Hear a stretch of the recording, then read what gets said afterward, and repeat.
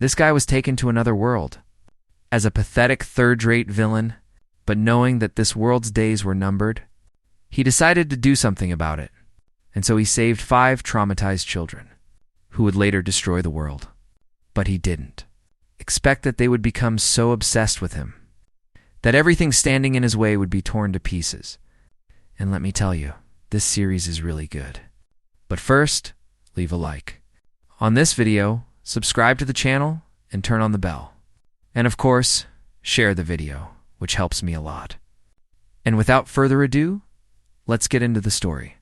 It all begins by telling us that within 10 years, the Eastern Kingdom Federation will be completely annihilated at the hands of 5 great villains, and to prevent this from happening, this guy has to save them and become their patron. But with this goal in mind, he didn't expect things to escalate to this level, where everything he planned and envisioned was turned completely upside down. And for us to understand what's happening, our protagonist is a corporate, slave working 78 hours a week, until simply out of nowhere, he possessed a noble in a fantasy world. That might actually be a good thing. And he himself knows that yes, it is good. But even so, his life and the person he possessed are quite strange, where he can't even read what's written in a book, but the butler right next to him knows that this guy is completely crazy because the fucking book is upside down, and in this world, basically, he is illiterate without any special powers. But at least he has a very luxurious life, with an entire banquet just for his breakfast, and clearly, he is very happy with that, because the food is delicious, and even his baths are given by beautiful maids. And he thinks that being a young master of accounts, family, where he can be useless and spoiled, at the same time, is indeed a wonderful life. And he doesn't even know where he ended up, and right next to him. As the maid washes his back, she says that the young masters will return tomorrow, so he should go to sleep early tonight. But our protagonist is doubtful and asks who she is talking about. The maid, looking a bit confused by this, says it's the young masters Leo and Tony Palazzo, and she asks why he is speaking like that, as if he didn't know his own family. But at that exact moment, his reality is completely shattered. He asks, "What do you mean, Palazzo? And why does this sound so familiar?" To him, but right after that, he realizes the mess he has gotten into, and he is completely shocked by it. Because from what he can see, he is in Psychodelia, and this Psychodelia is a turn-based RPG that he used to play in the past. And the thing is, no matter what route you choose, when the 5 great sins appear: fury, greed, sloth, pride, and obsession, the kingdom, the nobility, and the city, basically everything will begin to perish. And among them, obviously House Palazzo, where their oldest son, Leo Palazzo, is the king of prostitutes. And the second son, Tony Palazzo, is the drug kingpin. They are basically a family of troublemakers. That is part of a subquest before the main episode starts. And after he takes a bath, he goes outside and is shocked to see that view. The same view he saw in the game, where subquest 1 begins with the objective of investigating the kingdom of Hysteria, especially House Palazzo, which is involved in prostitution and drug trafficking. He recognizes that scene, knowing he is completely screwed now, and the Palacios are the first to be attacked by the 5 great sins, and he is basically an extra villain, the third son of House Palazzo, Alan Palazzo, a completely useless young master who serves no purpose in the story. Back in his bed, he just prays to God that, please, he can go back home because he wants to be a corporate slave. As a corporate slave working again, an incredible 78 hours a week, he cries in despair and wonders what the point of living a life of luxury is. If he is going to die in 10 years, this, for sure, is worse than 6 months of back pay. Completely devastated. He doesn't know how he ended up possessing such a useless character, with absolutely no power, but soon he notices something strange. What does he mean, no power? Since he played this game, he knows what happens 10 years into the future. So basically, he is a prophet.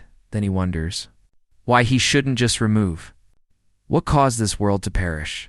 So, it was on that day that he decided to change the 5 great sins so he could have a peaceful life.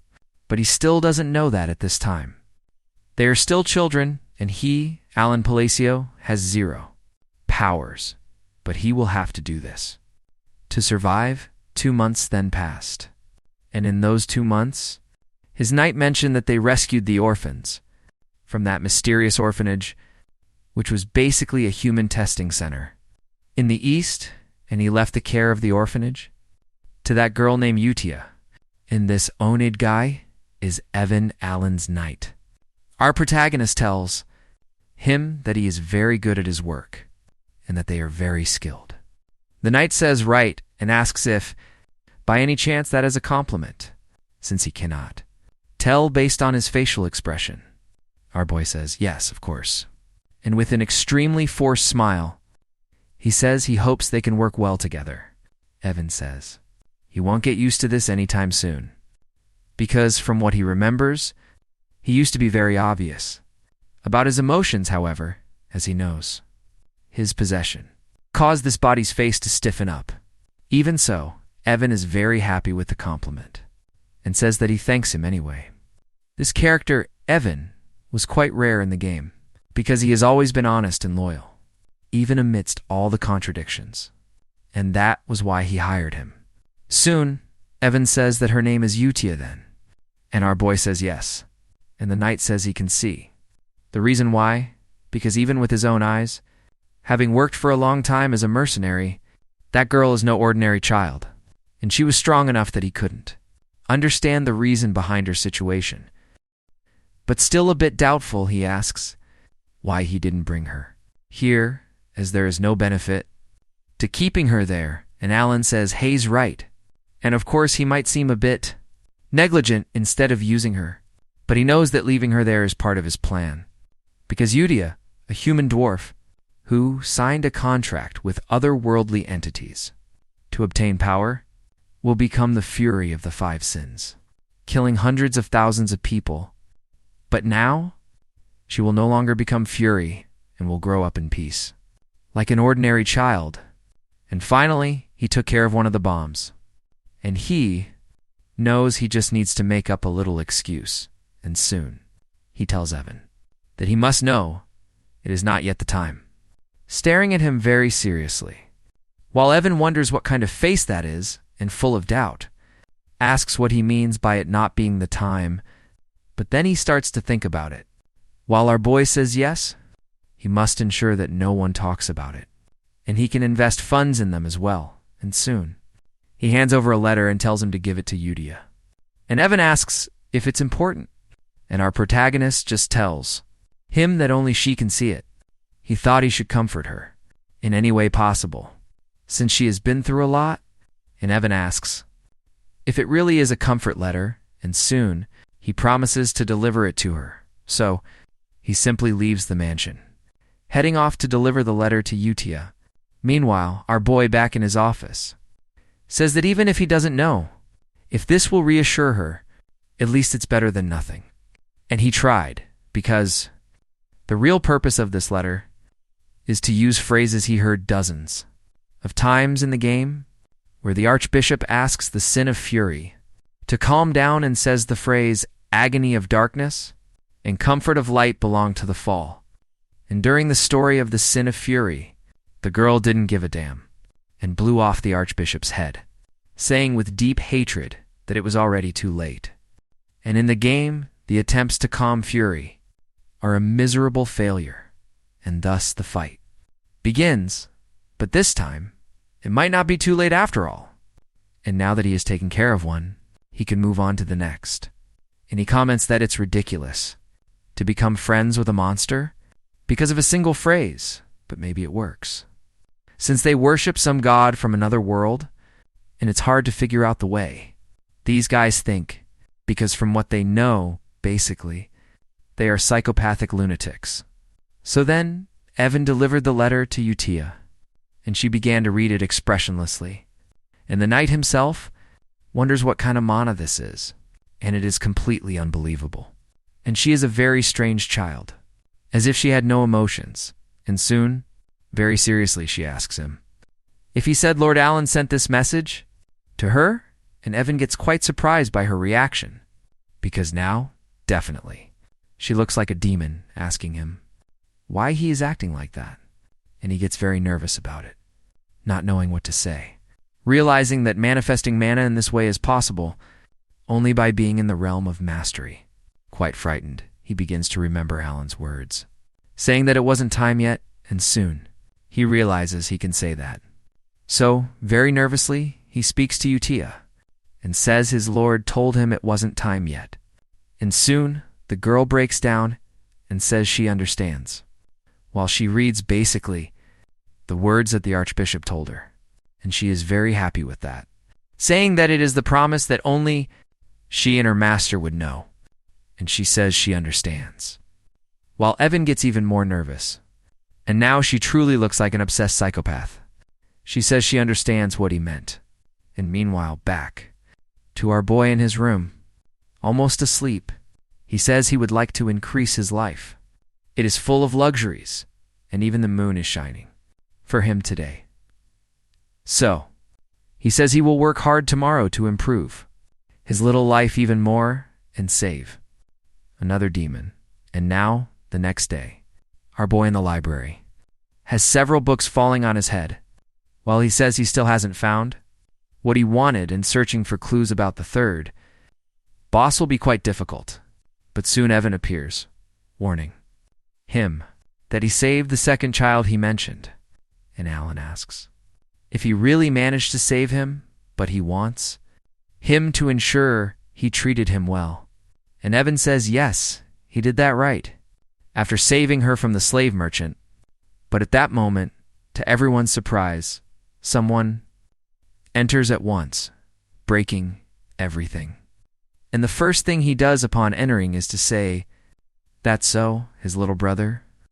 Alan was there, and this guy is the second son of the Count, Tony Palacio, and he starts to tease our protagonist, asking why an illiterate person is holding a book out of nowhere, and he hears what he was studying recently. But he gets pissed, because Alan didn't answer him when he demanded an answer, now from his older brother.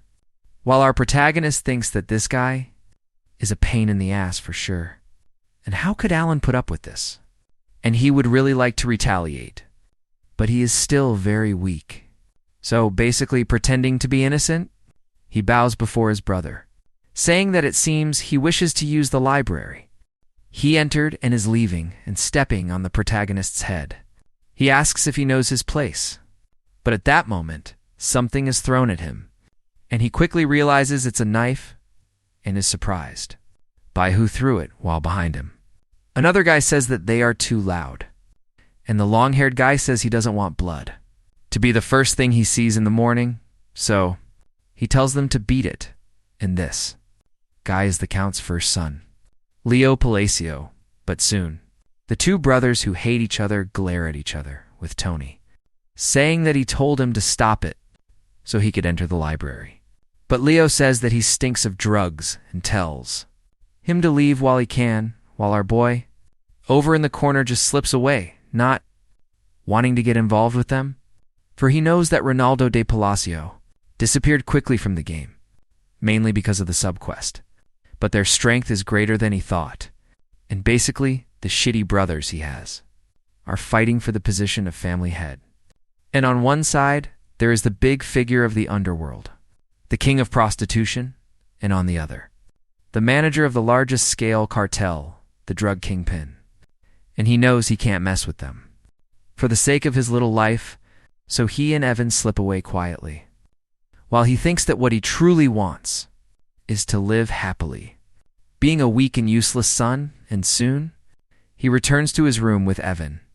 And Evan says that the second son doesn't seem normal either, and our protagonist just stares at him, wondering what he means by that. But Evan, deeply in doubt, wonders how he found out about the slave market and the biological experiments happening in another region, and it seems he has really been preparing a lot.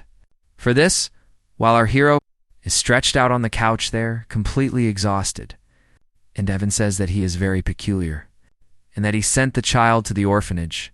Our girl says that, yes, that was it. Exactly.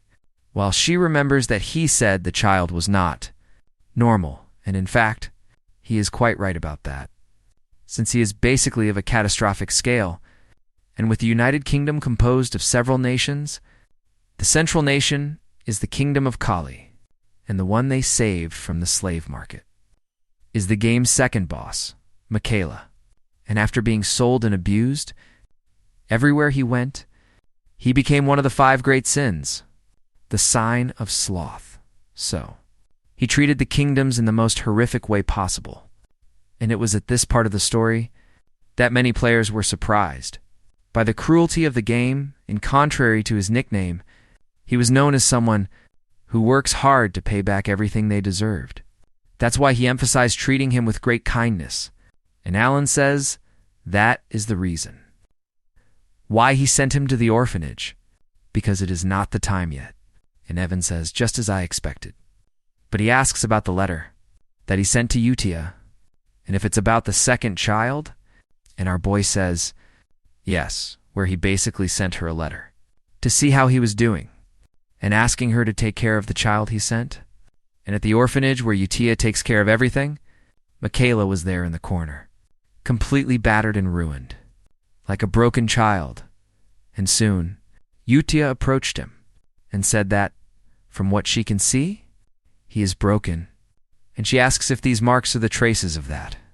And she asks if it was the black goat, which greatly surprises the boy looking at her and looking completely like a demon again.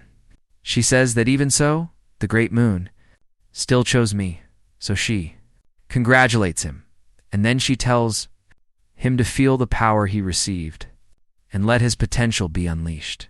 And if he is loyal and follows orders, he will be able to have his revenge, which greatly surprises the boy, with a very strange power coming from him. Meanwhile, Utia reads her master's letter and comments that now she must send her response with a brief greeting. And the next day back at the library, our boy wonders where the third sign is. But at that moment, Evan opens the door, saying that they have a problem, and he doesn't even know how to explain the situation. And our boy asks what is going on and tells him to speak up, but soon he notices something strange and asks if that piece of shit died. And he hit the bullseye. His second brother, Tony Palacio, had passed away, and at his funeral, he went up to the coffin, staring at his deceased brother, while over in the corner his parents and some noblewomen were making moves on him. And when they ask how this could happen, saying she is very upset, while another just says she is very hungry and wants to leave soon. And he thinks to himself that he knew this family was troubled, but this is truly on another level. It makes sense for the genre of this fantasy to be dark, but either way, for Tony to die from an accidental fall like that is very different from what he remembers, because in the game, his first brother was the one who killed him, saying that finally, he killed this worm after 50 years, and now he will be the heir. The new Count, Palacio, and staring at the long-haired guy, he notices that happiness is written all over his face, as if he thought he was very lucky. And looking back at his brother, he thinks that even so, he has to solve other problems. So he can't worry about this right now. And basically, a year passed. And during this year, the succession problem was resolved by Leo, who became the one in charge of the cartel, and the county became even more peaceful. Meanwhile, he and Utia became pen pals, because he knows that if he keeps in touch with her, will be useful in the future. And as he reads the letters, he says that these children are really good. And at the end of the letter, there is the list of sponsors. How funny the list has grown again. And it is very interesting that more sponsors continue to contribute to the small orphanage, and Evan says that yes, although it is uncommon, it is a good thing. But soon, he remembers something, and tells Alan about what he was looking for, and he received a call from an information broker friend about them having found a clue, which greatly surprises our boy, asking if it's serious, and it is a relief, thinking they must be ancient books. About the third month, and finally, he is going to find something, and he gets very excited about it. Because finally, his life is going very well and is very peaceful, by the way. But now, in another location, basically in the drug den of the city of Margot, there are two petty thugs walking through the city. While the bald guy says that the eldest of the Palacio family is quite generous, always giving many massive rewards. And the other says that yes, this organization has grown a lot, with hundreds of members. If you want to get out of that alley, they ask, what the hell is going on? There, with all the agents dead, and soon, they notice the others with their own daggers and knives, pointed at their own necks, and they ask, what the hell's going on?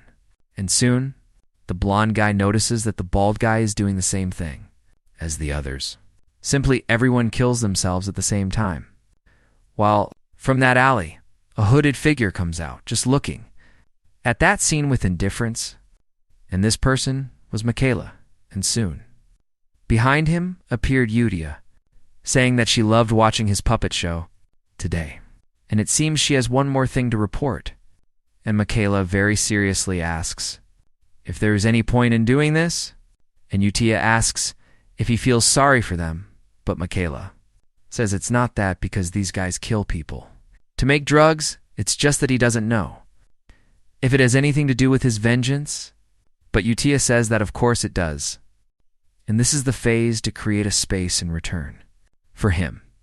And she asks how they can leave it dirty there. When he arrives, and Michaela, very seriously, says he understands, and simply, the two of them vanish from there. While Yudia says that the blue moon, will be his sword, a symbol of an inverted ring right in the middle of the city, where it indicates the beginning of an organization that is extremely dangerous. And since then, it has already been 2 years that our boy has been exchanging letters with Yutia, and inside his mansion, Evan walks through it looking for the young master.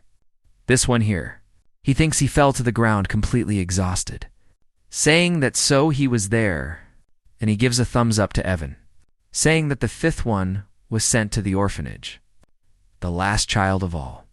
And our protagonist gets very emotional about it, because it's finally over, and in the meantime, they found the missing scenes.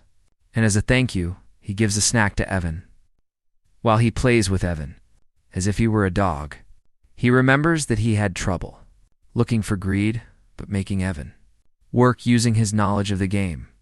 Worked very well, so he tells Evan that he did a good job, and he can rest now.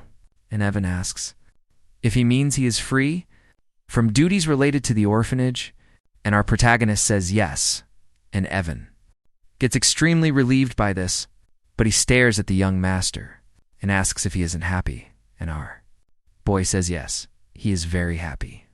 But Evan says it doesn't look like it.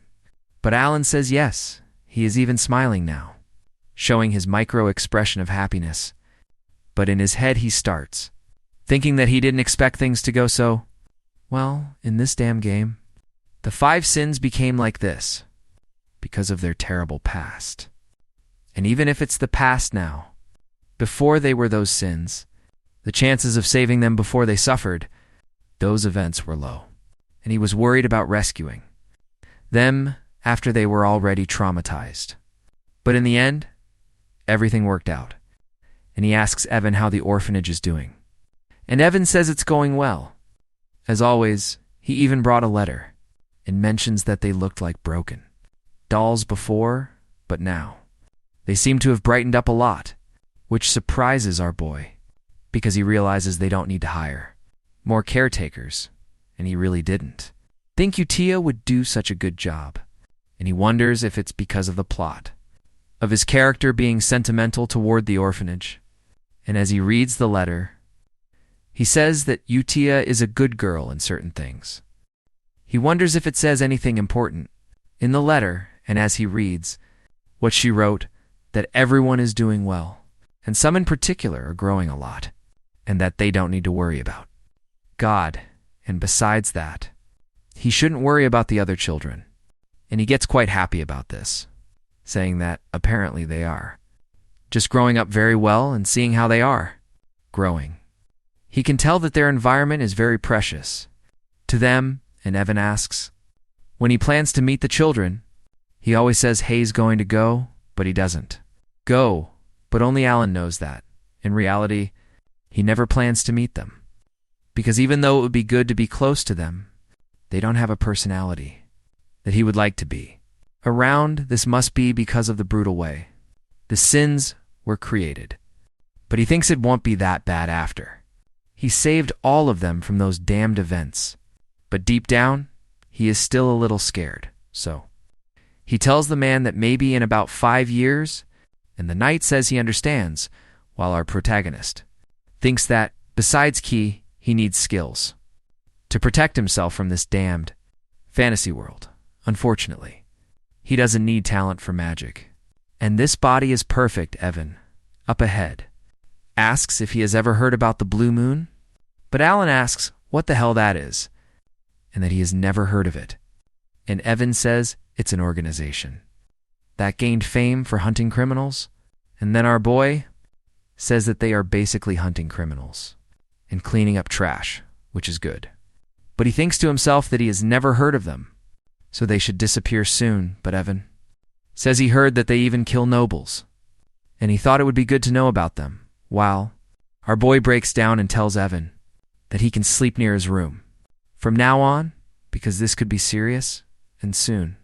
The scene cuts to the orphanage at night with Utia, saying that they will now listen to the weekly report, and she asks about the North first, and the little beast-like girl says she ripped off all the heads of the slave traders, looking very cute, while speaking of such an atrocity, and this girl is the sin of pride, Cyrong. And as she jumps around having fun, she says she told them she would let them live if they told her the color of her eyes, but no one could say it. And the girl with the book says that their bodies were burned. She is the sin of greed, Rini, and on the other side, the boy sitting on the stairs says that the South is also finished for him, and he took care of all the centers of illegal human testing, and he turned the bastards of Avalon, who were causing trouble, into minced meat. This crazy guy is random, the sign of obsession, and then Utia in the center says that this is great to hear, and everything is going according to his will, and they exist for the sake of the Blue Moon. And this is basically the great secret organization that works for the Blue Moon, which lately has been striking fear into everyone. But at that moment, Dea says that a problem has appeared, however, and Utia furious glares at him and asks what problem could possibly happen when everything is perfect according to his will. But Michaela asks her if the head of Alan's family isn't the eldest son of the Count's family, and he found a dangerous written order while he was in the South where the Count's eldest son seems to be going after his greatness, which makes Utia even more furious at that moment, exuding a dark aura, which scares everyone, and she says, utterly enraged, that she understands. And she begins to read that letter, which says that after the Count dies, they must kill him with poison. And holding that, she feels hatred in her heart, and says she truly understands, and that this guy wants to cross the line. And what's more surprising is that 2 years later, Count Palacio, who is the protagonist's father, actually died, and our boy thinks that his death was reported as heart failure. But of course it was from an overdose, and over on the side, his brother is talking to other people and asks if the Blue Moon really attacked again. And his subordinates say yes, they attacked last night, and he asks if the others were killed again. And our boy listens to this and thinks that it seems they are becoming wary of this so-called Blue Moon. He knows that with the Count's death, without anyone caring, everything ended in silence. But obviously it wasn't that quiet, because his brother had set something up for him. And back in his room, Evan asks him what he plans to do now. And at this point, that piece of trash, The first young? Master, but he notices something strange and asks what those bags are for. And our hero just tells him, to get things ready, because they will run away today, Evan. Asks what he means by running away today, and if his plan is really to take off. But Alan says not entirely, and that they are just going down. And Evan asks if this down he mentions is the city of Rodney. Our boy says that's exactly it.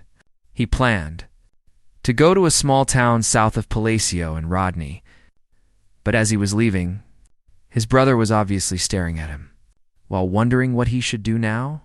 But truly not caring about his brother, he finally found a house in Rodney, and in the morning he prepared his breakfast, and he and Evan were very excited eating homemade food, except that after 3 days of vacation, our boy had to return to the mansion, because now it's the damn funeral of his oldest brother, and he says he really can't believe he returned there, and they ask if he died differently.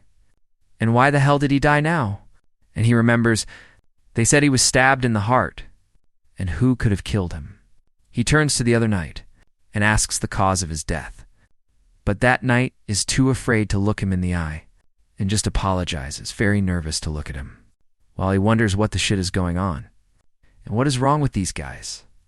Now, but as he walks through the house, everyone lets him pass out of fear while Evan follows behind him, and soon Alan asks Evan what he thought. But Evan, very serious, asks Alan if he was the one who made Avalon disappear in a single night, greatly surprising our protagonist. But he looks from side to side and notices everyone is afraid of him, and he himself wonders what the shit is going on there. But to understand what is happening, let's go back a few moments. Not long after the day Alan went to Rodney, in the carriage, the knight asked him if it wouldn't be better to go to a larger city, but Alan says no, absolutely not, because Rodney is the place where he decided to stay, and saving the great villains from misfortune and preventing the ruin of this world was already dangerous and satisfying enough. And Rodney has nothing to do with the original story of the game. And the Palacio town, it is there too, and it is a perfect place for a noble to live. He wants to live a peaceful life without any trouble, while doing absolutely nothing, but he strikes a pose and tells Evan that he has a reason for it. But Evan tells him not to deceive him anymore, because he always says these enigmatic things when he is bored, while our boy says that good things are good. But watching the carriage leave, his older brother wonders what he should do with him, and whether he should kill him or not. But it doesn't really matter if he is. And he was killed. He planned to kill this guy with poison when his father died, but he quickly told him to leave quietly, far away, so he had no reason to kill him. And he wonders if it's because things are not going well in Avalon. But this younger brother of his really irritates him, and soon he calls Alma and orders him to follow the carriage. Except Alma asks if that means he is supposed to kill, which greatly surprises Leo, because from what he remembers, he never talked back to him, no matter his orders. But he wonders why he asked a question now, and, quite irritated, says that this is his job, and he must do what he is told. Except to Leo's shock, he receives a sword strike to his chest, while he asks how he dares to betray him. But Alma says that playing war was fun until now, and this Alma who worked for Leo was actually random, a member of the Blue Moon. And he tells Leo that they have a belief from what they were taught by the Red Moon, and as the Blue Moon, he is that man's sword, and it is natural for him to move according to his wishes. But if anyone tries to harm the Great Moon, I can act on my own, already finishing Leo off. Well, he says that this is why he was waiting for him to say that, and to think it actually took 2 years.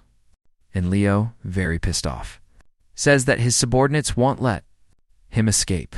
Except Alma says that with his words, Avalon will disappear from the map, and it is really sad. And the Great Moon gave him a chance, but he didn't know how to take advantage of it, with his soul simply vanishing from there. But even the Great Moon, who didn't know a single thing about what the hell was going on, had just woken up early in his new city, saying that it was a very beautiful day, another peaceful day where he wakes up when he wants and eats what he wants. He is able to live life like a true noble, and he wonders if maybe he should open a toast shop, when right in front of him, Evan appears telling the young master that they have received a letter, and Alan starts to read the letter, but asks what the hell that is, where it is written that due to the death of Leo Palacio, they request that Alan Palacio return to the mansion, leaving him completely mouth wide open. And it was basically with that his vacation ended. For good, so back to the present. That was how he returned to the Palacio mansion. And he really wonders what kind of reaction this is from all the others, while Evan asks, once again, if he really became the leader of the shadows. Meanwhile, our boy asks what the hell he is talking about, and very sad, not knowing what to do. He asks Evan if he can explain what the hell is going on, and why he heard that name out of nowhere. And Evan says that he is the only one who benefits from this situation. And after they left the estate, Leo was assassinated, and he has a perfect alibi, which leaves Alan in shock. And Evan continues, saying that Avalon is gone, and with the death of the Harley Quinn guy, he won't be a bother anymore, which means he is the leader of the shadows of the county who ordered his brother to be killed. And Alan asks if he really thinks that's funny, but he really doesn't know how the hell this happened. And no organization is capable of killing a big shot of the underworld in an instant like that, as if it were nothing. But he says that, coming to think of it, there was an organization that hunted other organizations. And Evan says yes, the Blue Moon. And our boy says that maybe it was them. But Evan says that the information is that they are not involved in this. And the Blue Moon left a mark instead of a body. But meanwhile, it was said that the members of Avalon were killed. With a sword, the road to hell was opened, and our boy, trembling with fear, says there is a legend of the shadows. That killed his older brother, but he keeps thinking that this so-called Blue Moon didn't appear in the game, and there's no way these weaklings could be involved in this, since they disappeared before the original story, but he himself doesn't know who the hell did this at the Blue Moon hideout. Their leader asks if there is any trace, but the girl next to her says no. They didn't leave anything, and Cyrong says that it's the same. Nothing there but the bodies. And at that moment, two others return, with Michaela saying that 486 soldiers of Avalon were eliminated. And in the back, Random appears. It's like he said, he cut them in half. While the psychopath Utia says that this is perfect. And so it was basically like this that Avalon, a huge organization that dominated the kingdom of Asteria, turned to dust in just 5 days. And Michaela speaks up, saying he doesn't think the cleanup was perfect, and she asks what he means by that. He says he found this with the nobles connected to Avalon, and House Alsha has a very deep connection with them. And Loria Alsha begins to read it, and right after, she becomes indignant, saying that they already know what she's going to say. While she glares at Michaela, the two girls, and also Random, who says excitedly that he will take care of it stealthily. And after they say that, Utia sighs in relief and says, another thing. She asks if this information is reliable, and Rini says yes. And this matter is being handled separately from the Blue Moon, and Michaela beside her says that all guilds act the same, and they call it the Hell Sword, made by the Swordmaster Jin. And Rini asks if she should continue copying the movements, and Utia says, yes, that's exactly right. But this must not reach that person's ears. But he already knows that, except Michaela says that it only threatens his family. But Utia says it wasn't an order, and they are swords, and she asks if a sword cannot think for itself, and the Blue Moon must move only by orders, and they must. Remember that, because he knows everything. They must never disappoint him, leaving everyone very nervous about it. But Michaela, a bit suspicious, says he doesn't understand one thing. For someone with impressive abilities Like Utia, why does she feel so much anxiety just because she's afraid of being found out? This is truly incredible. But quickly changing the subject, he tells Utia that he understands. And everything is for the great moon and for him.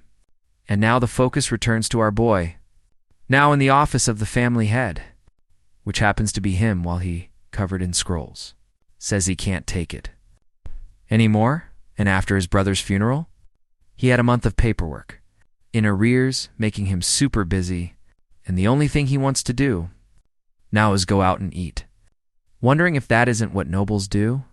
And even though he made enemies, Leo's death was supposed to happen in about 6 years, but he realizes that the death pattern of the game has changed. So all this paperwork fell on him, the supposed heir.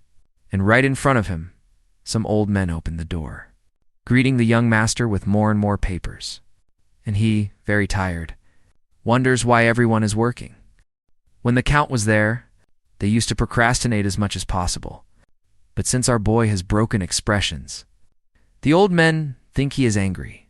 So they have to work hard because they don't want to die, and Ellen wonders if they are working so hard because of the rumors that he is the mastermind behind everything lately, but in reality, they are just corporate slaves who want to do their job peacefully. And later, talking with Evan says that, to be honest, he is very surprised.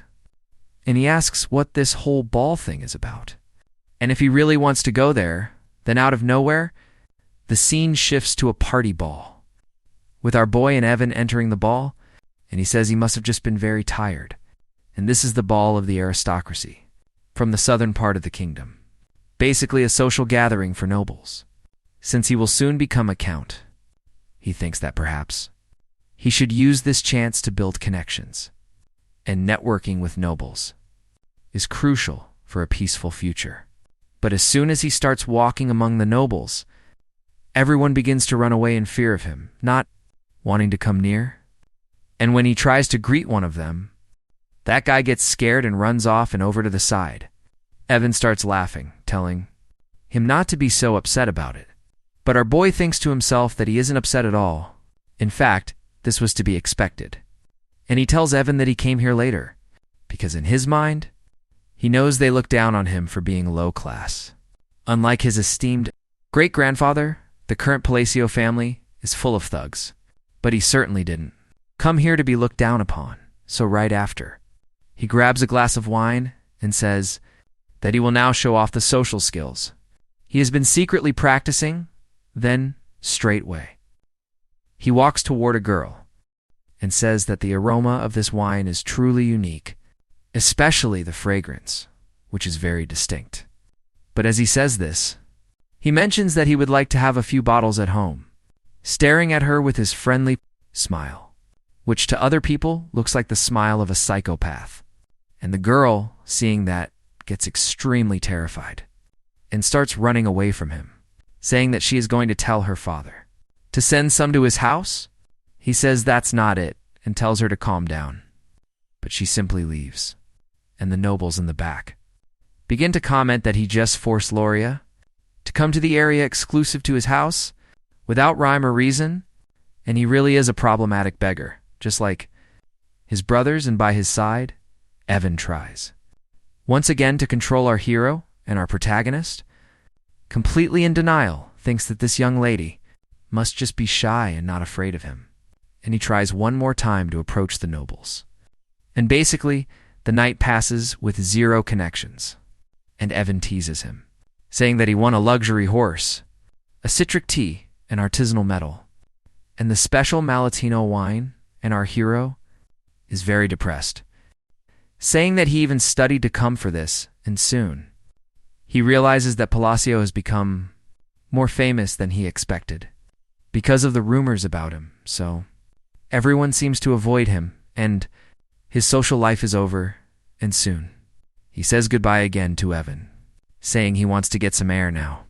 But there in the corner, there is a guy who is observing him from afar, while commenting that so he is the heir of the count. And now, our boy, outside, keeps looking at the sky and wondering where everything went wrong, but right behind him, someone appears, asking if he has a moment, and he gets quite excited by this, wondering if someone wants to talk to him, but as soon as he looks back, he doesn't see anyone. But as soon as he lowers his head, he sees a little girl, saying that she is Loria, the daughter of Duke Alsha. And hearing this surname, our boy is in shock, saying that then it makes sense. And from what he knows, the Alsha family is one of the main families that play in the shadows, known as the troublemakers of the North. And from what he knows of this family, there is no way she could be someone normal. But he doesn't know why he doesn't remember her from the game, and he really doesn't. Thinks she appears there, but Loria, who is a bit nervous, says she will be direct, so she wants him to lend his strength, which greatly shocks Alan, wondering what the hell this girl is talking about, and she continues nervously and tells him that she will be assassinated soon, leaving him even more shocked. And after she says this, our boy wonders why she wants his help out of nowhere. But she begins to tell her story, and she said she was protected as the daughter of the mistress of her father, but the Duke's condition worsened, and her siblings will definitely want to kill her after her father dies. And soon, our boy realizes there is a downfall of 2 people from the Count's family, but he thinks he can't remember her, and she should have already been dead when the game started. And the little girl, very cute and nervous, says that with Lord Alan's power, she can have a chance, except at that moment, he says he will have to refuse, surprising her, who says it won't be charity. And if he saves her, she will give him half of her fortune. But our boy says he is leaving, now leaving her even more nervous, still not knowing what to say, while he goes, thinking that he can't even protect himself and stay safe, let alone guarantee her safety. And even if he wanted to help, he is not the person they say in the rumors. But he looks back and notices her looking very sad in the corner and feels very sorry for her. And soon, he sighs and says he wishes her luck and hopes she finds a strong ally. And after he returns to the banquet, watching him from above is Michaela saying that it seems that Alsha girl approached the Great Moon, and he wonders if he should show kindness to her now, but Rini says no. Everything is going well. And according to the information, she is the only Alsha who isn't connected with Avalon. And she is the only one who isn't part of Random's mission. And Michaela says that this complicates things. And soon, the rest of the Alshas will die. And Rini says yes, but they will proceed according to the orders of the Blue Moon. And they will ensure the lockdown of the area and ensure that nothing reaches him, because he cannot find out about this mission. And as our boy walks through the ball, he notices that there is a barrier that repels people from him. And it's really getting very boring. He wants to leave, but right by his side, the girl appears, waving hello to our hero. While inside, he gets quite emotional because someone actually wants to talk to him. So now he can activate his social mode, and he says hello to the girl. But after he looks at her, he recognizes her and says that here it is. Again, another character who lives in the shadows. And of course he knows that someone like her wouldn't approach him like this unless she were in trouble.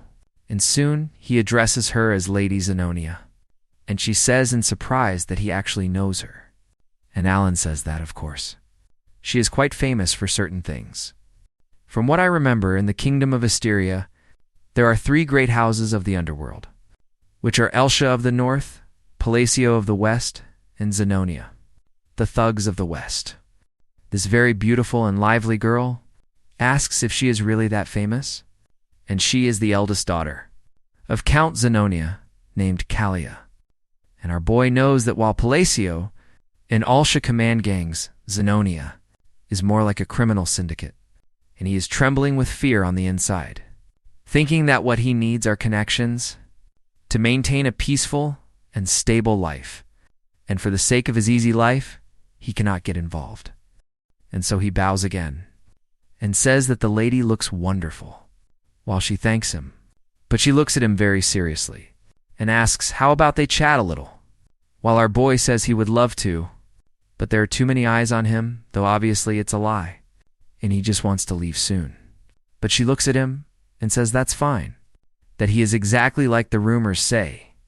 She is looking forward to seeing him again, which surprises us given her reaction, and she simply walks away, while he remains confused, wondering what that was supposed to mean. But little did he know that the Queen and Michaela were watching everything, and in fact, Michaela says that they have a problem, and that entity is still keeping an eye on the Great Moon, and it seems they are being followed. The Queen says they don't have any new orders, and she would tell him to keep an eye out and eliminate the others. But with a smash cut to the next morning, Alan and Evan appeared at the canyon in the night, asks if this canyon is the one he wanted to see, and he mentions that it's noon, but it's still dark inside. Meanwhile, our hero, who stayed up all night looking for this, says that he finally found his real goal, and the characteristics match perfectly. And as they head inside, he says that if it's empty, Hay's going to cry again, and this time, it has to work out. And he thinks about how it was easy to find in the game, but in reality, the reason he came all the way south was because of this labyrinth, the labyrinth of whispers, and if they solve the riddles in all 8 rooms of this place, they will receive a powerful artifact as a reward. And obviously, he memorized all the routes and challenges, and soon, the two of them arrive at a door, and our dear surprised boy says that it's quite different from the game, and it looks enormous in real life, being very different, even though he has seen it countless times. While playing right beside him, Evan says that inside the canyon, it looks very artificial, as if someone had built it, and he asks how he knew about this place, while our boy says that he has seen it around a few times. Evan asks if that's really so, but he has never seen him go out before, except our protagonist thinks he spoke too much in changing the subject. He says Hay's just joking, and that he simply has his methods, and invites him to go inside, while Evan tells him not to play around, making that expression because it is very scary, and as soon as they enter, they see several monsters crushing other monsters, and Evan, very afraid, says that they got a puzzle wrong. These things will crush them without mercy, and after the first room, they go to the second one, while Evan wonders what the fuck is happening, and how his young master stays so calm in a situation like this, and they have worked together for 4 years, and he still can't understand him in these missions. Don't even have a pattern, like eliminating criminal groups, saving orphans, paying random debts, helping slaves, and delivering messages. Without meaning, he really can't understand him, and he barely left the mansion, but seems to know everything about this place. And up ahead, a confident Alan says he succeeded, but opened only to mechanisms, and Evan thinks that even so. The reason why the young master says it is because it's quite simple. Everything he does somehow works out, but he wonders what he plans to do this time. And finally, after a long time, our boy arrived at the place he wanted, while Evan says that, finally, they have arrived at the treasure hall. And our hero says yes, he will take this ring and get out of there. But Evan back there, holding several gold blocks, says that this seems to be quite useless. But Alan says no, taking any other thing from there can cause major problems. And he goes for the ring, very happy with it, thinking that finally he got the oath of restriction. And right after taking what he wanted, they leave. While our boy thinks that it was very easy because he knows the game's route, so it was a piece of cake. But to Evan's surprise up ahead, he asks Alan if this was included in the package, seeing giant golems blocking the canyon, and he gets nervous about it, thinking that it's a new, unknown enemy, and this is the worst-case scenario. But if he can guarantee the young master's safety, he will give everything. Right then, at that moment, Alan takes a step forward, telling him to leave it to him this time, but Evan says that no matter what he might be thinking, they found the escape route and he should look at it first. But then he observes our boy out in front, and notices the movement of the golems going to attack him. And he shouts for the young master to get out of there, and that his magic of the second level isn't enough. But at that moment, our boy chants the spell, saying that he invokes the oath of restriction and extends his hand toward the sky. And suddenly a glow stops everything, shattering space-time itself, and a voice appears speaking from the fragment, which is the great will of Nyakula. He must state 2 restrictions that he can impose. And Alan gets a bit nervous, listening to this voice, remembering that in the game, this part appeared as a choice, but now it's like a voice, and it's as if a powerful and ancient being were staring at him, the being that answers the oath of restriction. But still trembling with fear, he says that this voice makes everything seem more real. And soon this being opens its mouth and commands him to speak. And then our boy says that the first restriction is that he will use Babylon hand signs. While he uses magic, and that being asks what he desires with this restriction, and he says that he wants the power to distort the laws of the world. A little, that being says, it has been granted. And for the second restriction, he says that when using magic, he will use the Babylon language. And the being asks what he desires with that, and he says that he wants a greater power to defy the laws of the world. And that being remains silent for a moment, while our boy wonders what is going on, and if he did something wrong, even so. He replicated the hand signs, and he knows that. By choosing restrictions of signs and language, he can unleash the greatest magical attack power. And because he repeated this gameplay, he memorized all the necessary combinations of the original game. So, he knows it should work, and soon, after a few seconds, that being says it has been granted, and says that he is the only one who remembers the gestures and mysteries of a forsaken god.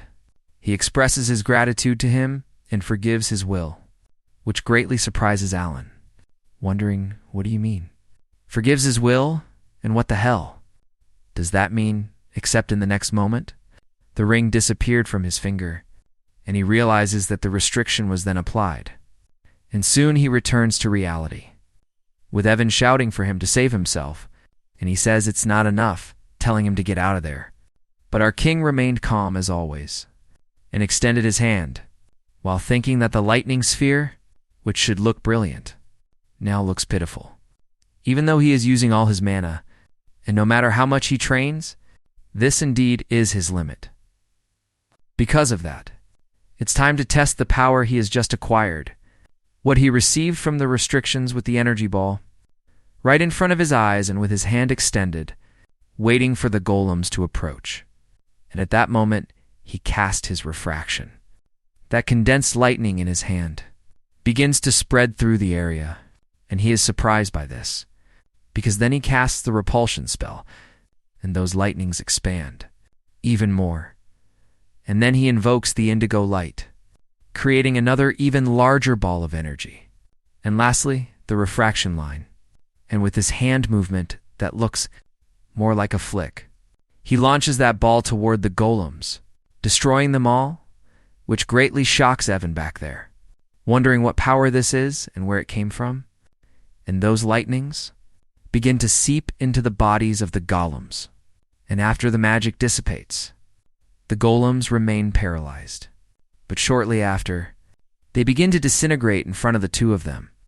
After causing that immense destruction, the path becomes clear again, as if nothing had happened. And seeing that scene, Evan is in shock and wonders what the hell he did, and he asks if by any chance he has been hiding his strength. But Alan says no, absolutely not. With surprise, Evan says that he has never seen this in 15 years as a mercenary, and he is only at the second magic circle. So how is this possible? But Alan says yes, this wasn't supposed to be possible. And inside his head, even he doesn't understand what is happening, and it wasn't like this in the game. But in real life, it's much more powerful.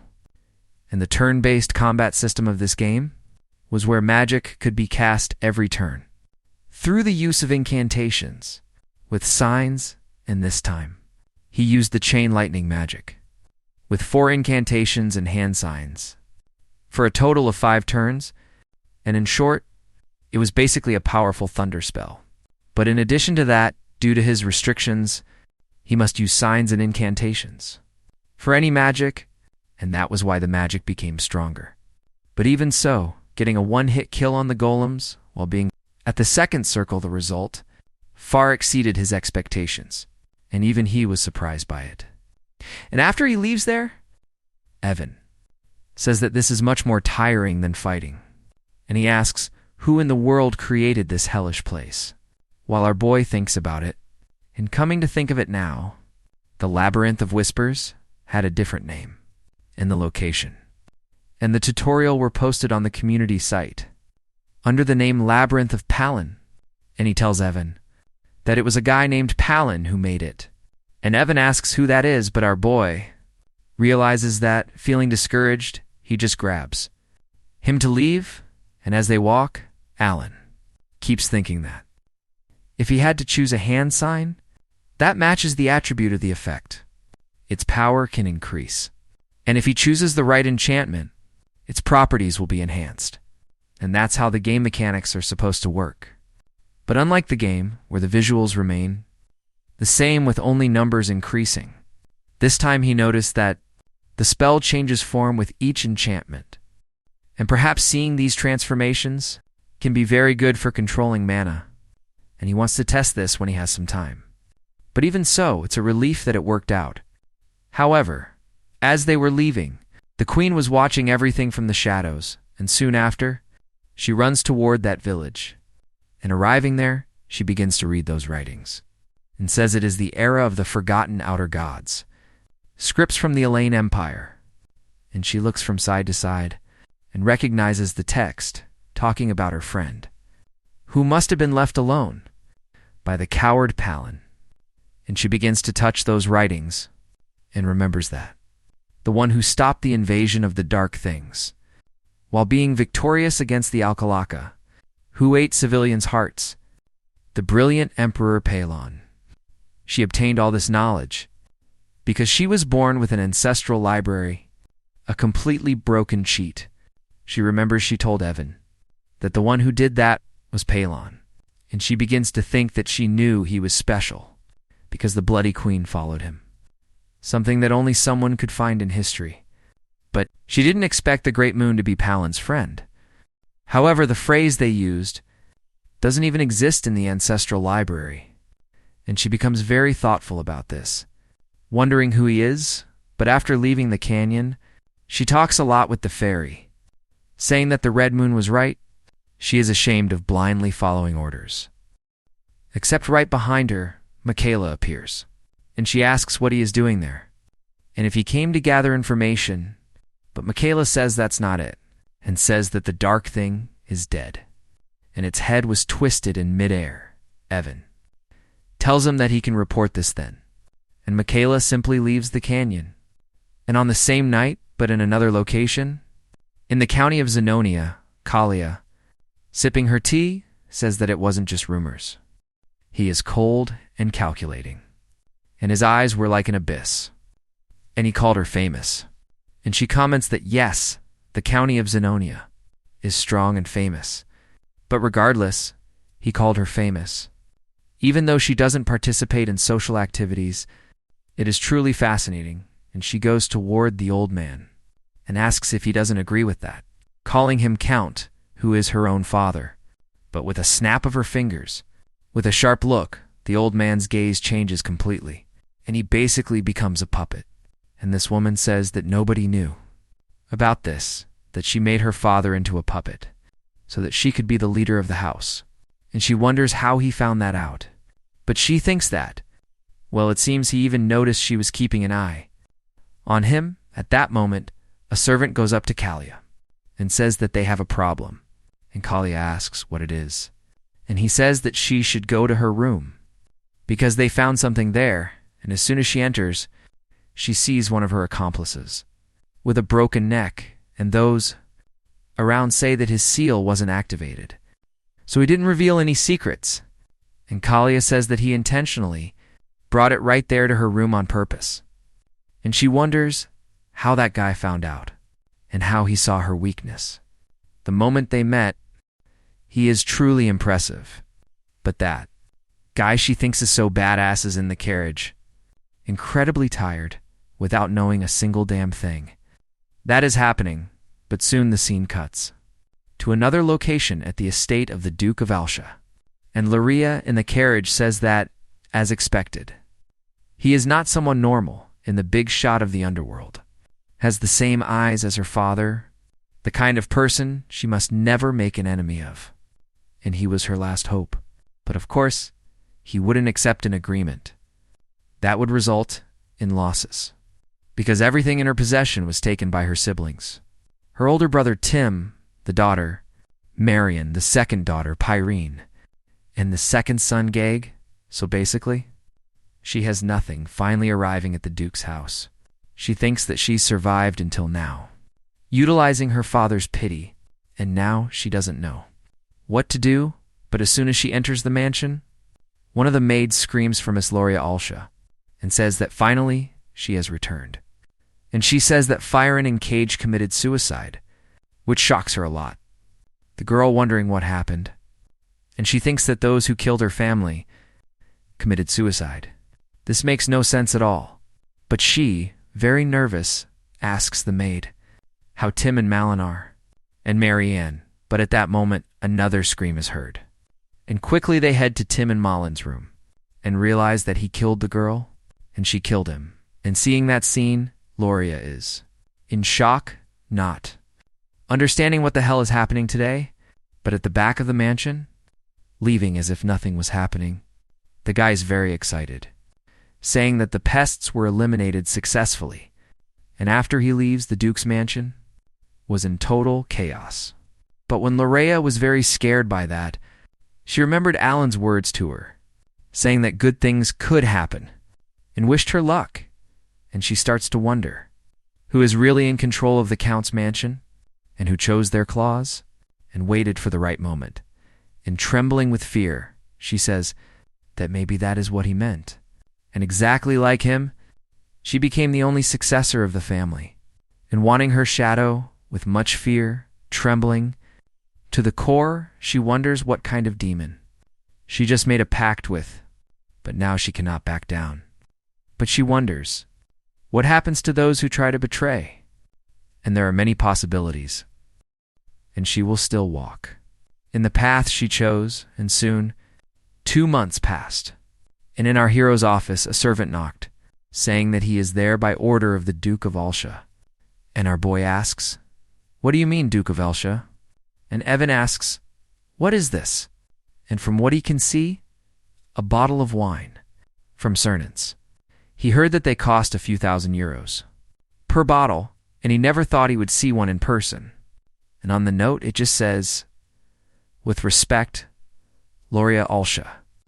And our boy realizes that then, that young lady was the one who sent it to him, not the Duke, but he doesn't understand why she sent this to him. And he asks the servant if he is sure it is for him. And the servant says yes, the Duke himself provided it and ordered him to deliver it. But he asks, "What do you mean, Duke?" But soon he realizes something strange. So this means that that little girl became the Duke. And back at the Duke's mansion, Lorea is there stretching and says that 2 months passed in the blink of an eye. And after the funeral of her father, who died from being sick, she became the Duchessa after the ceremony. And before, she couldn't even enter this office. And the death of her siblings happened very suddenly. But she was not a suspect, because she had an alibi, exactly like Alan. And during this time, her secret organization was eliminated by her siblings. And when she returned to the mansion, she was without any power. And she realized later that it was quite surprising. Thinking he would use the situation to gain an advantage, he refused in a way that didn't even seem like he cared, but he did a cleanup behind the scenes perfectly, and she wonders, very nervous, even when he predicted the future.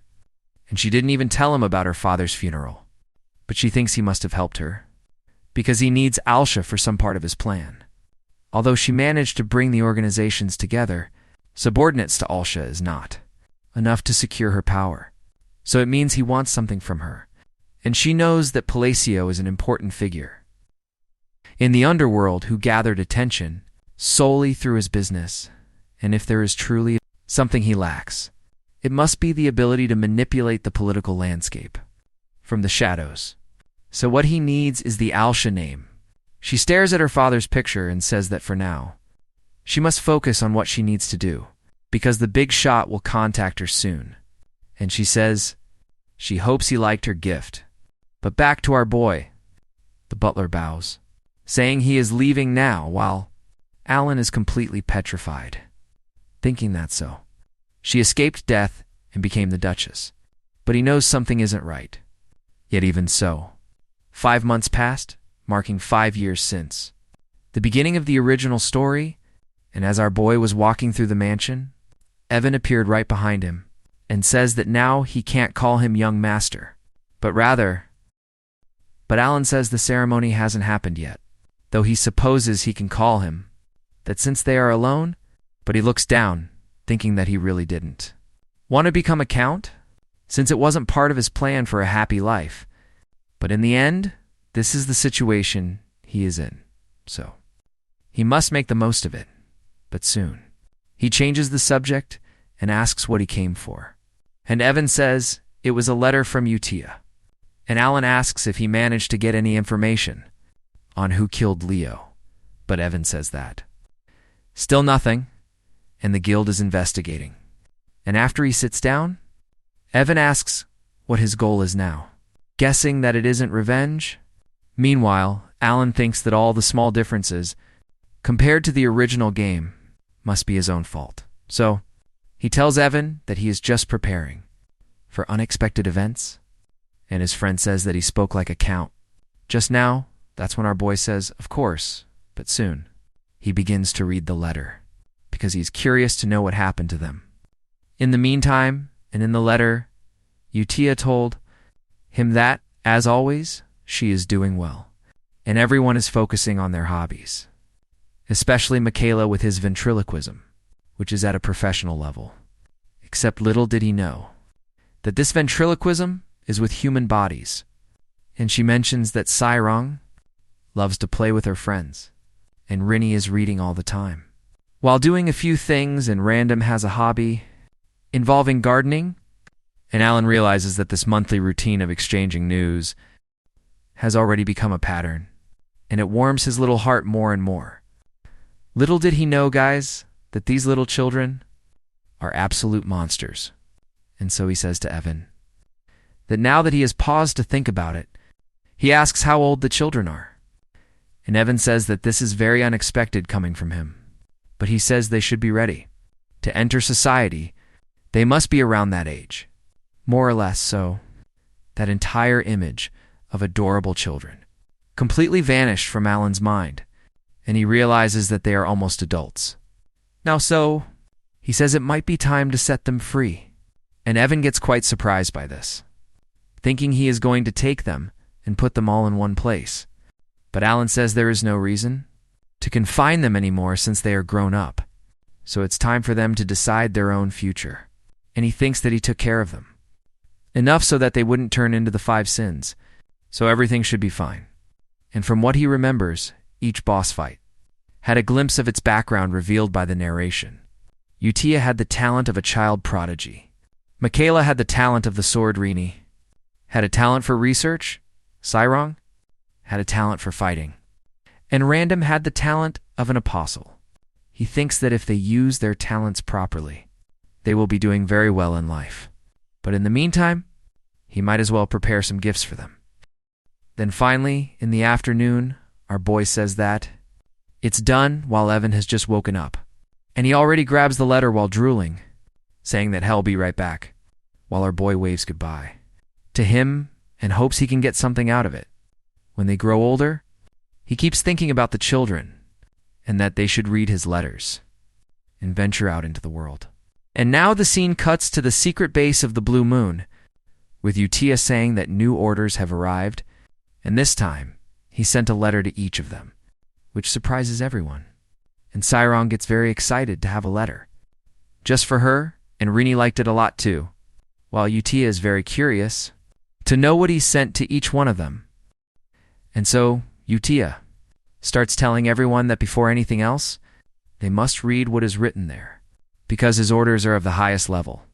And Sairong, very excited, asks if she can really read the letters, since only Utia had permission before, and Utia says that seeing that he sent one to each of them means he decided that everyone should see them.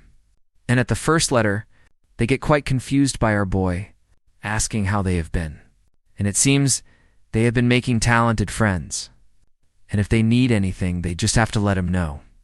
And Rennie says about the letter that it just seems like a normal conversation, and Udia asks if that isn't exactly it, and it's because he disguises his orders as normal conversations from the very beginning, and she tells her to take a look, and that this was the first order. After the thank you letter, and what he does is reform the mission target and report back immediately after completion. And in this letter was when he entrusted the blue moon to her. And as they can see, they were handpicked, but off to the side. Michaela gets quite suspicious, but in the end, says that he understands. And apparently, it's to prevent information from leaking. And then Yuta says that seeing this, they must understand the orders and carry out their mission. However, Michaela asks if it wouldn't be better if he visited them or gave them a magic communicator, but Utia gets very serious about this and says she hopes they haven't forgotten that they must follow everything he orders, and Michaela just keeps staring at her, sensing her unwavering confidence, and then says he won't forget that. And Sairong, on the other side, very happy, says that now they can read the letters. And they begin to read their individual letters. And for Mikala, it informs him that he must go to Kalidor, the nation of knights. While for Sairong, it is to Koloni, and she says dejectedly that she doesn't like desserts. And for Random, it is Rasha's, the city of fun. While for Rini, it is Lartania, the labyrinth city. And for Utia, she says very excitedly that hers is the holy kingdom, that Rosario, and she asks them if what they are supposed to do is written in the letters, and everyone says yes. And Michaela says he doesn't know the reason, but he told him to become a knight. And Sairong says that he also said he will sponsor them. And Rini says that he also mentioned gift locations. And Random says that whatever it may be, they will see. When they arrive at that place, and in the center, Utia says that this is great, but they must remember one thing until he says so. First, they cannot mention the name of the blue moon. So the next day, everyone leaves the orphanage, each heading in their own direction. And now we move a bit into the future. 3 months later, our hero is in his office, saying that, as expected, there is nothing about changing magic or phrases there, and he will have to test it himself. But he tells Evan that now that he remembers, he asks how the progress of the investigation into Leo's death is going, and Evan says that the guild hasn't found anything. Yet, while our boy asks if it's serious, and this seems more like a butterfly effect that spiraled out of his control, and it must be because of the 5 great sins. And from what he knows, even Loria, who should be dead, around this time became the Duchessa of Alsha, expanding her power and influence in the underworld in a very terrifying way. And so he tells Evan to stop the investigation, and the knight asks if he is serious, while our hero or villain actually keeps thinking that in this situation, remaining ignorant is the best thing he can do, because in the game there was almost nothing capable of escaping the intelligence network of the information guild, so it is definitely better not to look for trouble, and just thinking about it makes him shake to the core because he doesn't want to mess with the big players, because in the end, secret organizations are like that, and they won't bother him if he doesn't get involved. And soon he tells Evan that at this rate, it doesn't make sense to continue with the investigation. And Evan says all right, he will stop it. But soon, he says that he has other news. And apparently, Michaela became a knight of Kalidor. And Alan, not surprised at all by this, says that it's good for him, and after that, another 3 months passed. And Evan calls out to Count Alan and comments that it seems Michaela created a night order, which greatly surprises our king, saying that he must be at the expert level or above to have an organization, while he knows that the bottom of the food chain is the sword user, then the expert, and finally the sword master. But he asks, him, hasn't it been a very short time since he started? And Evan says people are talking about it and saying that the world will see the 15th Master Knight in less than 10 years. And our boy gets very excited about this and asks if Hayes talking about the swords of Calidor. And Evan says yes, that's exactly it, and Calidor must be celebrating right now. So, another time skip is made, now by 6 months, and basically a year after he left the orphanage. And during the time he has been the Count, it's been basically at the same time, and in the office, Evan talks to him saying that he has new news. He says that Michaela became a sword of Calidor, becoming the 15th Master Knight, which greatly shocks our boy, who wasn't expecting any of this. And he thinks that just being a sword master is not enough to become a Master Knight, because from what he knows of this world, a sword master is a superhuman who has gone beyond the aura blade and unlocked a unique ability, a derivation, and few characters were capable of doing that, and soon. He asks Evan if he is saying that Michaela is a sword master, but Evan says that to be more exact, he is about to become one. But he hasn't created his derivation yet. However, the nation gave him the title of Master Knight. Anyway, and he didn't just win a duel against the fourth sword, but Calidor also lost a knight in the battle against the northern barbarians, and our Count says right, and they must have been at war for a decade, and Evan says that gathering mana and mastering it takes about 15 years, and the derivation should take a few decades as well. And from what the protagonist knows, the first sword, Howard was 32 years old when he became the youngest Master Knight, and this character appeared in main episode 3, stating that he was Howard, and he had been wielding a sword since he was 5 years old, and Alan still remembers him, because he knows he is very strong, and even with his talent, it took him about 20 years to reach that level. And now a child with no formal knowledge of swords has become a Master Knight, out of nowhere, and if he is just waiting for the derivation, it means he has already surpassed. Howard is a Master Knight, and he tells Evan that perhaps he can make use of him sooner than expected, or perhaps not. Staring at the only letter he received in all this time, but Evan says no. They would never do that, but our boy says to him that he only receives letters from Utia, and none from the other 4. He keeps thinking that after she went to the Holy Kingdom, the letters from Utah that she sent very frequently contained news of the 5 great scenes, and it seems they kept in touch. But even if they haven't seen his face before, they could have at least thanked him for his gift. This really makes him sad, but soon he pats himself on the face, telling himself, hell, go back to the beginning.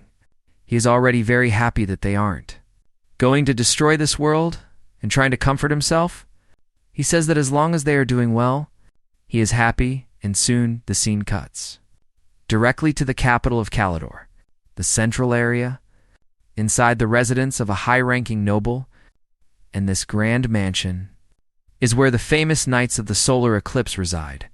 And watching the knights, down below is Michaela, heavily armored, and now he has become the captain of the Knights of the Solar Eclipse, the youngest Master Knight, and down below he watched a girl, and the girl looks at him, calling him her little brother, while Michaela, the psychopath, believe it or not, smiled back at her. And soon he remembers that a whole year has passed, but thinking about his past makes him feel very ashamed. When he lost everything to those dark things, his sister was also taken away, without him having a single chance to defend her, and all that was left for him was anger, and along with that, of course, a deep hatred. And the fact that the great blue moon had saved his life wasn't a good enough reason to swear loyalty to him But because he had promised that he could have his revenge, he followed the orders of the Blue Moon and working. As part of the Blue Moon brought him into many dangerous situations. In intense training, however, he didn't care about his own well-being. And for a few years, he carried out missions that would be fundamental to going against the dark things. And right after, he received a direct order. And as he read the letter, they were asking if this really was from the Blue Moon, and that so-called gift that he would give.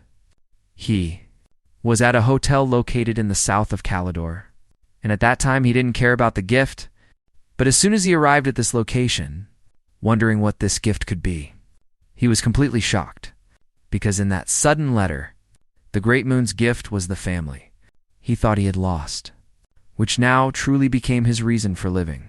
And this gift was something much more precious than his own life. And Michaela keeps thinking that his sister, whom he thought was dead in reality, was alive and staring at Sally. He asks, "What happened?" Then, with the two of them walking, she begins to tell her story and says that after those things separated him from her in the darkness, she had to wait for her turn for a long time, and when her time came, she was about to die. But she was able to escape with the light and survive. Then, a few years later, when she was almost sold to a slave merchant, someone came to her rescue, saving her life. And it was a mercenary named Evan who saved her then. After that, she received treatment from her benefactor with a card, saying that he would continue to send her medicine and help, and she would be safe under the Palacio name, and she doesn't need to worry about her brother. Signed Alan Palacio. And so, she says she is very grateful to him for everything he did. And Michaela, completely shocked by this, asks if he protected her under the Palacio name, while he wonders how the Great Moon knew all of this, as he had never spoken about his family, and only Utia knew that he was taken by the Black Lamb, and he is full of doubt, wondering how he did that. But soon he remembers Yusha's words, saying that he knows everything, when the two of them were still children. And now, he realizes that his doubts came together like a jigsaw puzzle and disappeared in the past. He couldn't understand Yusha's anxiety, and the way she spoke about him. However, the only fool was none other than himself. And he also remembers the words that Alan said to Loria Alsha, that good things happen. And now he thinks about what he said. Before, he knew everything, and even warned that child about the future. And he breaks into a cold sweat, thinking about it, but there by his side, Sally, listening closely, asks her brother, "What's going on?" while he shakes it out of his head and thinks that his sword dared to act on its own. But he decided to be generous and merciful, and his head had always been full of thoughts of hatred against the Black Lamb. And in the end, he ended up being presented with a gift of priceless value. He remembers Yushe's words again, that soon he would realize why she follows that man. And now he knows that she is not just a fanatic, nor was she trusting him blindly. And now, the only thing going through his head is that he has to repay him in his current mission is to become the pinnacle of Calidor, a master knight, and create a personal order of knights with the best swordsmen. Then, back to the present. A knight goes up to Michaela and says that the time has come. So, Michaela goes toward the other knights, while Michaela thinks that this expedition will serve as the kickoff for the solar eclipse. And no matter what difficulties appear, he will be waiting for the day when he can reward him in a satisfactory way. And he, with his sword, says to his organization, they must prove themselves before the moon and the nights of the solar eclipse. They went on an expedition to fight the barbarians. But the cut in the story happens there, and we return to our boy, who is relaxing at home, chilling, not thinking about anything. But in the middle of those books, several notes begin to fly, and seeing this as a sign, he returns to work, which is basically translating the phrases and formulas he can use in his magic. And after a little while, the report is ready. And now he knows that refraction strengthens the imperfection of a complete spell, increasing its contact area, just like in the past when he fought against the golems, and refraction changes shape, affecting the transition of the projection, and the indigo light reinforces magic. Parallel to something like electric magic, and that was exactly what he did before as well. And lastly, the line of refraction that ensures penetration, resulting in a critical hit, and he says that with his mana. He can use only one spell per day. It took quite a long time for him to discover all of this, and by the predefinition of this world, the hand signs in the language of Babylon were forgotten, so there is no information about them. And in the end, what he had to do was self-research, and he ended up finding something he really likes, even having learned magic for protection, and so he begins to conduct the tests, and says that now it was time to see the final result of 2 months of research. So he makes the hand signs, and this time he thinks that he must eliminate the focal point of the manosphere and cause an imbalance to provoke the lightning. And this weak and useless magic is fixation. And soon, a very large amount of energy appears above him, and the next step is comprehension, and the next is collapse. And by speaking these phrases, it starts to have a certain purpose. And then he says, blooming, and makes one more hand sign. And soon in the sky closes in, and a huge lightning bolt falls in the direction of the mansion, right on top of our hero's power, and basically a gigantic tree of energy, as if it were. A tree made of lightning appears in front of him, and he says, so it's a surprise that the order matters.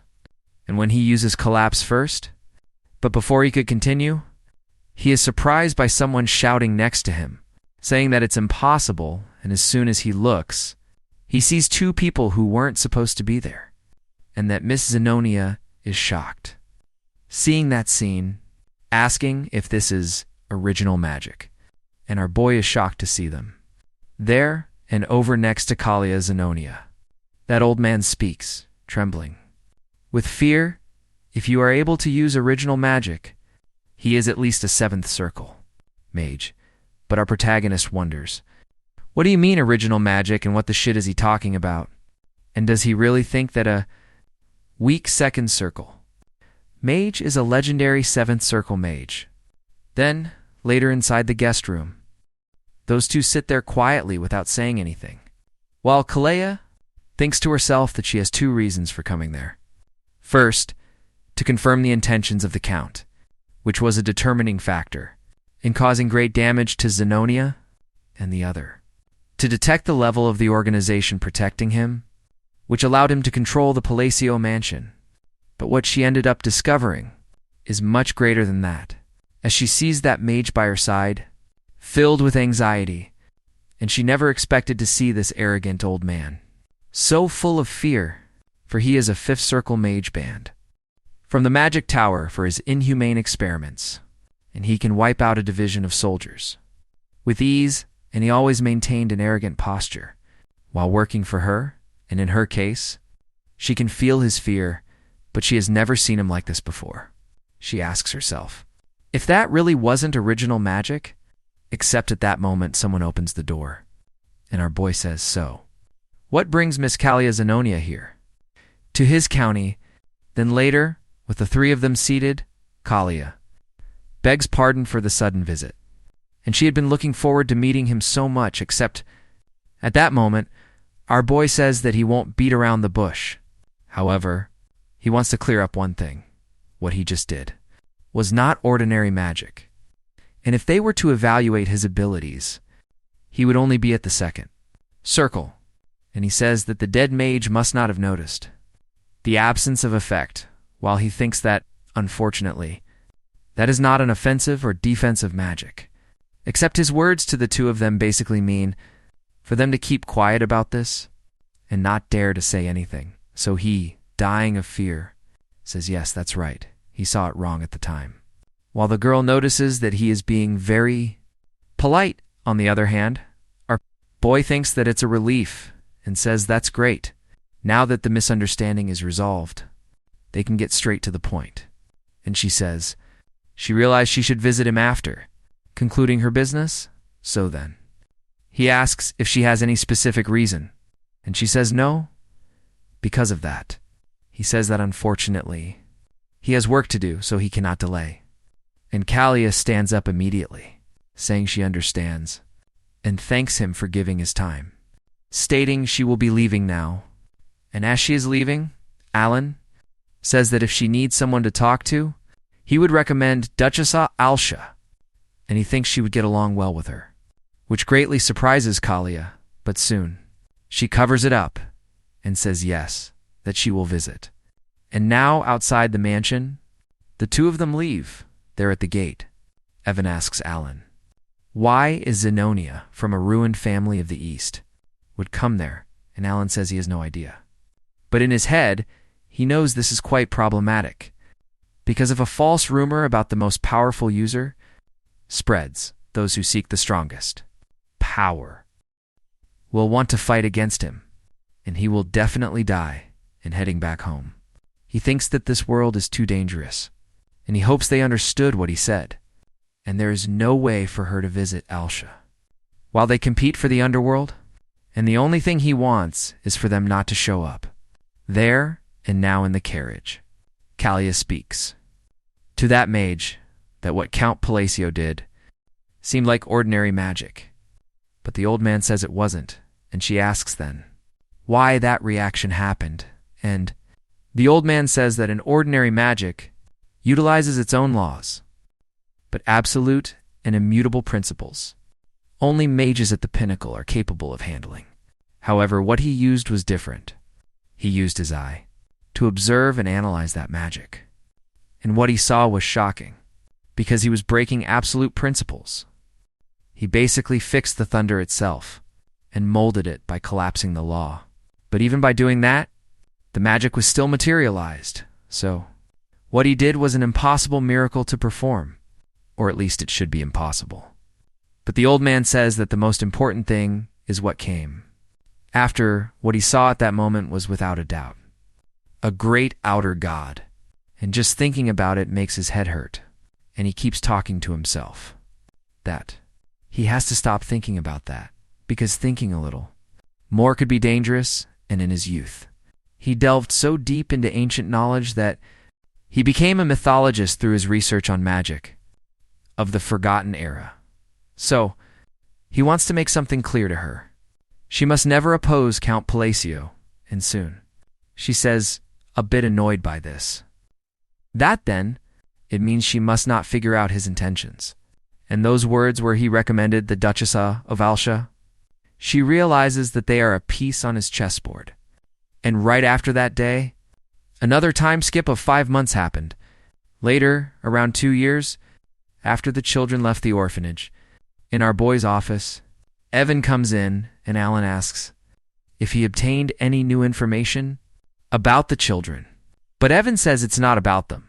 But what he discovered is that the county of Zenonia and the duchy of Alsha have allied, leaving our boy shocked, who asks how the two biggest forces of the underworld allied like that, and Evan said it might be related to the underworld, and no one on the outside knows. However, he is sure of it, and our boy worried about this. We'll think about the situation of the sins in another way, but right now he needs to deal with the alliance of the two, and the kingdom of Asteria must be on alert now, and he wonders if she really took into consideration what he said to her that day. But he thinks no, he is overthinking. And there is no way the arrogant daughter Kalia would listen to what he said, but he thinks he should prepare for it, and soon. He starts writing a letter addressed to Kalia. Look, he apologizes if he was blunt and rude. And the reason is that he is not very good with words. While he keeps thinking, hoping that she doesn't think it's a lie. And after he writes the letter, he gives it to Evan to deliver to Zenonia.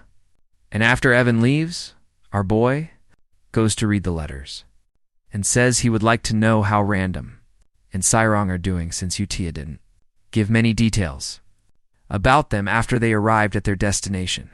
And he really hopes she isn't dead, out in the woods, And if she really finds his gift that he mentioned in the letter, she should become the pinnacle of all fighters.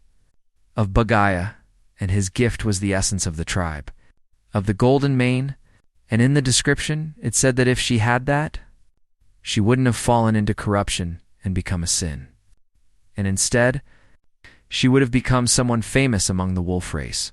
And he thinks that letting her know the location of the hidden treasures, which he planned to use as an emergency fund. He thinks she must be quite talented to earn money on her own, so everything will be fine. And the nation where she is located is a nation of fighters, where power grants you the entire world, the desert nation of Colonia. And soon the scene shifts to the desert nation of Colonia, and at night in the desert. Walking through a cave, Sairong is very happy and excited, saying that the trial is finally over, and highly excited, she deeply thanks the great blue moon, and she thinks that the essence of the Golden Mane tribe was just a legend to her. But in the end, she succeeded, and it wasn't just some fairy tale, and she remembers when her mother told the story to her, when she asked about the essence of the Golden Tribe, and her mother explained that they of the wolf beastkin race are descendants of the kings of all beasts, and the essence of the tribe is a legendary treasure that has been with them for generations, and it grants them strength and authority, and she thinks that the fact that she obtained the essence and passed all her trials in the end was really true, and the great blue moon is indeed her benefactor, the one who saved her from death as a test subject and gave her the power to take revenge on the black dragon that killed her parents, and exuding an immense power, she vows to return his favor. But she is sure that he doesn't want her to become a mediocre gladiator, and from then on, she needs to become the strongest gladiator, restore the Golden Mane tribe, and finally kill the black dragon. And outside the cave, looking up at the moon, she says that all of this is for him, the great blue moon. And now her adventure will begin, because the great king of beasts of the Golden Mane tribe will reappear after hundreds of years. And with the two of them sitting down, Evan tells our boy that he wanted to remind him that he found out information about the children, and he wanted to have mentioned it earlier, but forgot. And they said that Surong is doing very well in Colonia, and she has already won the title of Golden Ray. And Alan asks, "What do you mean Golden Ray?" But says that, well, Hay's glad that she's doing fine. And Evan says that's right, and in that place you can do anything if you have strength. And soon Alan asks about Random, and says he hasn't heard about him after being sent to Raj's, and Evan says he has some information on him, but he is still verifying the truth of it. And his master asks what that is all about.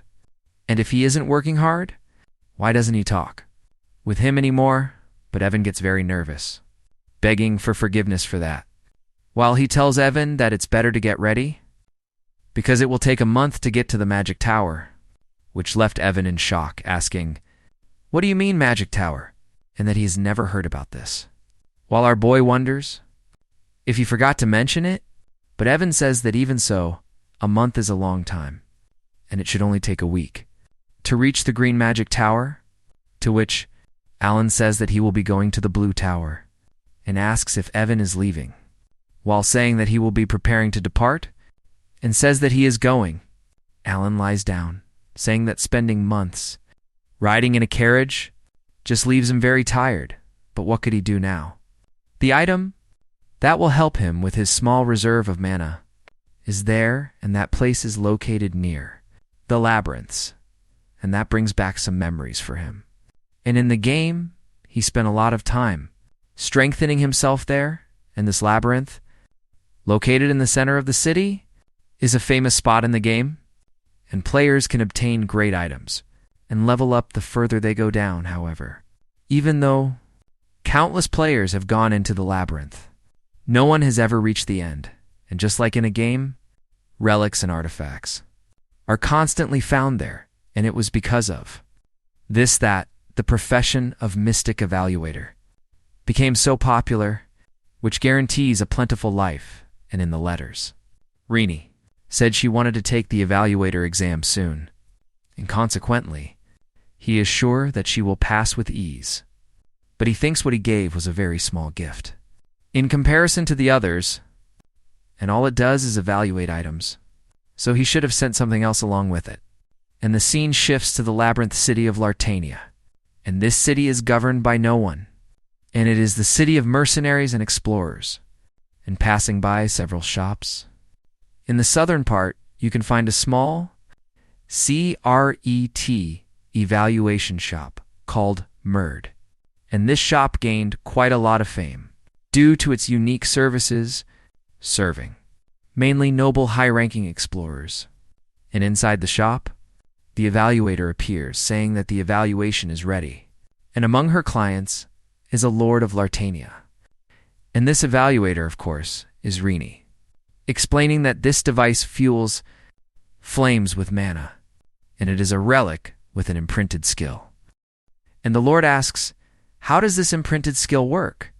And she says that, with just a small amount of mana, your flame can stay lit for at least 1 hour, and the lord gets very excited about this, saying that its efficiency became even better. And after they leave, our girl takes off her mask, showing everyone her appearance. Looking a bit older, and right behind her, she stares at an item that looks like binoculars, and she says that this item also has an imprinted skill, and the reason why she has this shop located on a corner is because of the imprinted skill. And soon, she steps away from the counter and goes into the back room, while she stares at the gift from the great moon, and very happily, she says that when he told her that he wanted her to become an evaluator, she couldn't understand the reason, and its true identity is the eye of the persecutor. From the era of the outer gods, she understands that everything was to eliminate the dark things, but in the letter he told her to go to Lartania and become a magic evaluator, and she wasn't able to understand the mission. And when she arrived, she wondered what becoming an evaluator has to do with killing dark things. But the moment she saw his gift, she was able to understand, because it's the eye of the persecutor, which quickly identifies items below a certain mana threshold and serves to assist with evaluation. But Rini says they are different from what she knows, and its substance doesn't even exist in her library. And after the cracked, broken seals, the imprint was unlocked. And she says that to defeat the dark things, she must awaken this item. And for that, she needs to obtain sacrifices. And she is already reaching halfway through the sacrifices, with the number being 249 with this current item. And she says with a smile that she only needs another 251 sacrifices. As she thinks that to increase the counter, the relic needs to absorb something, modifying the eye. And it reacts only to high-level relics. And if the wrong item is sacrificed, the counter resets, and she thinks that evaluating relics and identifying them as a high-level sacrifice with her imprint is something that only she can do, due to being born with the Library of Eternity. And in the end, all of this is to kill the dark things. And everything is part of the Great Blue Moon's plan. But after making up her mind, the scene cuts. Again, 2-3 weeks later at the Blue Magic Tower, and as soon as our boy enters, he comes across a girl, saying that the Tower Master is currently away, and he can tell her what he wants, and then leave. And this girl is the Vice Master of the Blue Magic Tower, a six-chirical mage, the Phoenix, and he notices that she is quite irritated, but soon he thinks that her face is very familiar, and he must have seen her in a quest before, but she is only a Vice Master, and in the game, she is a unsanalified time genius, managing to reach the 8th circle at 20 years old, and becoming the Tower Master. And not only is the Magic Tower strong, but they also monopolize the production of certain things. Their status is equal to that of a noble, but even with the authority of a Vice Master, this girl is very easily annoyed. And soon Alan says that he is Count Palacio. And as he said before, he came there to talk about the temporal portal, But Penelope is quite irritated and asks what he means by that, while he tells her that he can eliminate the temporal portal, making her stop right then and think that the so-called temporal portal is a rift that connects with the mysterious underground, appearing in places where magic is frequently used, and it creates anomalies that cause huge damage. So, soon, Penelope stares at our boy with her revealing eyes and says that someone with so little talent, like him saying that, she just tells him to go away right now, but he tells Penelope that he needs an answer. But she gets quite irritated with him and says that Tony wants to go into a temporal portal and take the treasures. And yes, of course he will. And being very pissed, she asks if he knows how many people showed up. They're saying that kind of shit. But he says very calmly that he is just telling the truth, and he asks her to take him to the portal because he can show her, but she, very indignant, says she understands that he needs something grand to change public opinion about him because they think he became the Count by having the luck of his brothers dying. However, he cannot come there and cause trouble, already expanding her aura, scaring the two of them, while our boy wonders, what do you mean rumors? And it must be because he lives quietly.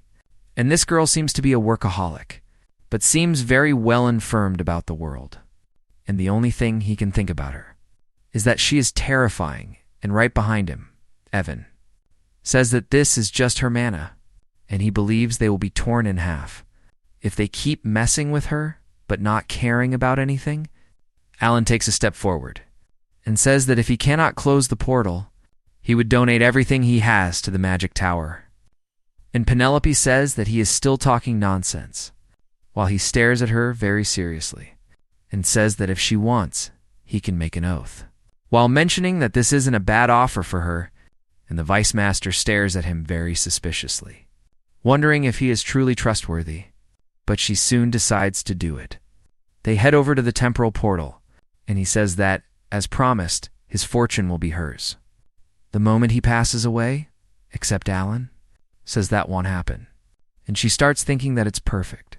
She wanted to know if he was just lucky, or the one behind everything in the county, and after a bit of conversation, she can see that he is quite full of himself, and unlike the inhuman atmosphere around him, his mana is that of a mage at the peak of the second circle. So, she wonders how he can act like this. And it's truly pathetic, except in Alan's head. He thinks that. The truth is, there's no reason to close the portal. And after 3 months, it will disappear after the relic is removed. And during this time, it turns out that no mage is capable of closing it, however. The temporal portal of the Blue Magic Tower had been active for 2 years. These two stand face with the temporal portal.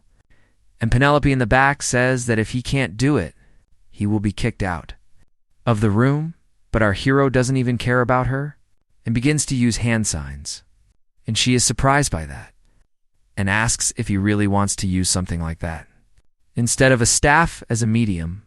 And she starts thinking that ancient magic classifies this as a primitive method, a method considered to be a fairy tale. And getting irritated, she tells him to stop embarrassing himself and just leave. Except at that moment, he begins to cast the spell, which greatly surprises the girl, as that whole room turns completely black and white, and she, frozen in shock, finally realizes that she cannot even move a single finger, and she doesn't understand what the fuck is happening. Right there, but quickly, she channeled magic into her eyes and begins to stare at our protagonist, and a gigantic eye appears right above him, which shortly after opens its eye and begins to stare at her, as if she were a tiny ant, leaving the Vice Master completely in shock, and in her mind only one thing passes, that she wants this video and your subscription to the channel. And guys, if you liked it and want the next part, the goal for this work is 3,000 likes. And please, like this video, which helps me a lot, and to support the channel even more, become a member by clicking on Become a Member down below. And that's all, guys. I'm heading out. You'll see you in the next video. Bye. And thus, The Vice Master realizes that this is the eye that sees through her essence from the complete unknown. But she manages to think that, in reality, it's simple. That thing is, except at that moment in her head. There are several thoughts, saying no, absolutely no. She cannot think about what that is, and she must just stop thinking and give up now, because fate has already been predetermined, like a cup full of poison, and doom is predetermined. Listening to her own thoughts, she becomes terrified of it, and soon notices that this gigantic being is reaching out its hand to her. But since she is just a simple ant, that being uses only one finger, signaling that she must remain in absolute silence, while she continues to be terrified, staring at our guy. But now she finally realizes, because she understood his order. And after the being is satisfied with her attitude, it just closes its immense eye. And the Vice Master finally calms down a little bit, and soon, after the spell is dispersed, they return to the mortal realm. She remains in complete silence. Well, Alan just turns around saying that the portal has been closed, but the Vice Master is frightened by the tone of his voice because he seems so calm. While in our boy's mind, he thinks it was a piece of cake for him. He just used an item and special methods, and so he tells the Vice Master that he will take the portal's relic, while he remembers that he had to use it a few times, so he used some rather random magic, and he truly hopes she didn't notice. But apparently, that's not quite how it is, as the Vice Master, very nervous, says yes, that's exactly right, and she'll won't tell anyone what happened today, being very afraid of what the protagonist might do to her. And so Alan approaches her, saying that he will be eternally grateful, but she doesn't need to do that. As she gets scared by his approach, already trying to get away from him, while saying that she will remain completely silent about everything that happened today, and she'll won't say anything to anyone. And keeping secrets is what she does best, and she sincerely asks that. Please, he believe her, while Alan remains completely without understanding a single damn thing about what's going on, wondering to himself why she started acting like that out of nowhere. But anyway, in the end it worked out, so returning from that place, our boy goes to his guard, who says that now they can leave, but right behind Alan, the Vice Master appears, asking him to please wait a little bit, while she shows him a box, looking very nervous, saying that these are potions she made herself, so she asks him to take them as a gift, and Alan, who is a completely expressionless guy, realizes it's a homemade mana potion from the Vice Master of the tower, and it's of supreme quality. In the Vice Master, a bit nervous, asks if he likes them, but while our boy shows no reaction on the outside, on the inside, he is very happy, because 2 of those bottles are worth at least a mansion, and he is starting to get stressed, just thinking about this absurd price. And soon, he wonders if she really is so grateful to him for closing the portal. But in reality, she remains very nervous from having seen that immense power, and she tells him that regarding what he ordered, she swears she will remain silent forever, and going completely crazy. She says she knows what to do. She will make a mana oath, and they can make the mana oath right now, if he prefers, which even left Alan quite frightened by it, wondering what is going on. But while he was thinking, feeling that there is something strange about this girl, she simply doesn't think twice about it. And without hesitating, she activates the mana oath, and the chains of magic surround the 2 of them. And very nervously, she asks if he sees it, that she is very sincere about it, and is very good at keeping promises. And Alan, still a bit disconcerted, says that yes, he sees it.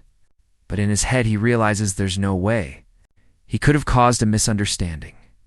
Little did he know, and it was basically like this that he obtained a relic.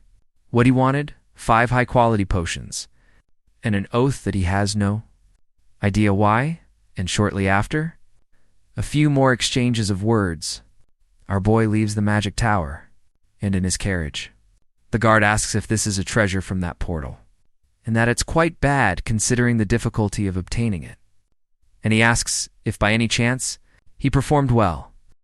Alan says he isn't very sure, but even so, he needed it, and he is happy, because he finally got the mark of the corrupted, and this is an item that can absorb and store mana from the air with the gems, and testing the item, he says it works perfectly. While he thinks that, even if it's not very good, it's enough for him, but after all that, he is very tired, and he can't even believe that his body has less mana than a support item, which is a complete absurdity.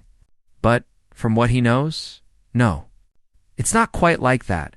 It's for a magic investigation and self-preservation, and his purpose is not to fight, and in the end, it's already a good amount, but soon. Afterward, he remembers the Vice Master again and realizes that he still can't understand what went wrong with her, because for some reason, she started acting very politely toward him, remembering when he was leaving and the Vice Master went to the exit and wished him a safe journey, while our boy told her that, just to be clear, he is a second circle mage. But she, still very nervous, says that if he doesn't understand, he really looks like a second circle mage. And thinking about it, he realizes that this reaction is very similar to the one he got from Kalia, and that made him a bit uncomfortable and suspicious, because she was making the exact same face as that mage from before. But in the end, it's not like Hayes going to see her again. So whatever, and he can go home peacefully now. But while our boy was returning home, at the house of Duke Alsha, Duchessa Alsha said that it has been a while, and she hopes that her stay there is comfortable, speaking face-to-face with Miss Zenonia. Meanwhile, Zenonia herself says that she truly remains the same as always, and above all, she is honored to see her again. But the Duchessa, on the other hand, says that she feels comfortable by her side, because there is no need to measure hierarchy or power between them. And Zenonia says that Count Palacio's foresight continues to impress her more and more, because she remembers the word he gave her, that he would recommend her to visit Duchessa Alsha, and she remembers that once she followed his order, she was finally able to understand what he meant. While they were talking that day, and the two realized that both were under the influence of Count Palacio, or at least that's what they think they are under. And in the end, they ended up forming an alliance under his orders, without asking any questions, and a power struggle will not. It makes no sense when a supreme leader exists. And as a result of this, Zenonia and Alsha formed an alliance, which benefited both of them. Meanwhile, the one on the other side says that her schedule of meetings is set for next month. But she asks why she came today so much earlier, and Kalia Zanonia says that the Count sent her a letter using the day.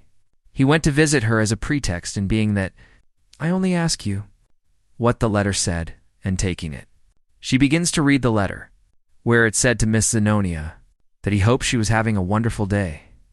And regarding the visit last time, some nobles complained to him, and since he doesn't have many noble friends, he asks for her understanding, and with that, Kalia says that it might look like an apology letter. But right after, Loria also interrupts and asks if this is some kind of order. And Kalia says yes, and that is why she came to deliver the letter and discuss it with her. And in the letter it said, quote, since I do not have many noble friends, that's what he said in Baron Kenya, is from the aristocratic faction, and Marquis Malentino is a key figure among the royalists, and Viscount Villinda is affiliated with the royalist faction, while Duke Paul John is important to the aristocratic faction. These were the nobles he talked to during the ball. So seeing this, they can reach a conclusion that he doesn't like the royalist and aristocratic factions. And Kalia says she thinks the same thing as well. So his order is to kill them, but right after the Duchessa says she believes they have reached a consensus. And Kalia says she agrees, and from what they can see, he wants to purge the current nobles and establish a new regime. People think that is definitely it, and the Lady Dusa looks up at the sky a bit nervously, thinking that this was why he made her the Duchesa, because he needs Alsha's prestige. And Kalia, on the other side, says that she believes that's exactly it, but now she wonders how they will carry out this grand plan. But while they talk about this major misunderstanding, back at the Magic Tower, the Great Tower Master finally returned. While asking the Vice Master if Count Palacio really closed the portal, and the girl, completely discouraged, says yes, and the Master asks for more details, while the girl just stays silent, staring at him very nervously. But shortly after, the scene cuts back to our boy and his guard, with Alan choking on sweet potato. But then he says he's fine while drinking water, as he comments to his guard that he just wants to go home and rest a bit, remembering that he must have already received a letter from Utia. And speaking of her, the scene cuts again. Now to Utia, staring at a large statue of the moon goddess, while she herself prayed to her. Meanwhile, the scene returns to the Magic Tower, with the Tower Master finally arriving and calling for Penelope, his disciple, and he commented to her that he wasn't able to find the temporal portal, and he, Selene, the master of the Blue Magic Tower, an Achurkal mage. But as soon as Selene looks at his disciple, he asks what happened, and she, with a very discouraged face, says that he finally returned, and she finished all the work he gave her, and he gets nervous, realizing that something happened to her, and she isn't angry as usual, so he, quite worried, asks what happened, but she doesn't say anything yet, and he goes back to staring at her, not knowing what to do, while he himself remembers that, since Penelope became the Vice Master of the tower at a very early stage, and at a young age due to her immense talent, her arrogance skyrocketed. However, he didn't want her personality. Because of her genius with magic, it distanced her from people.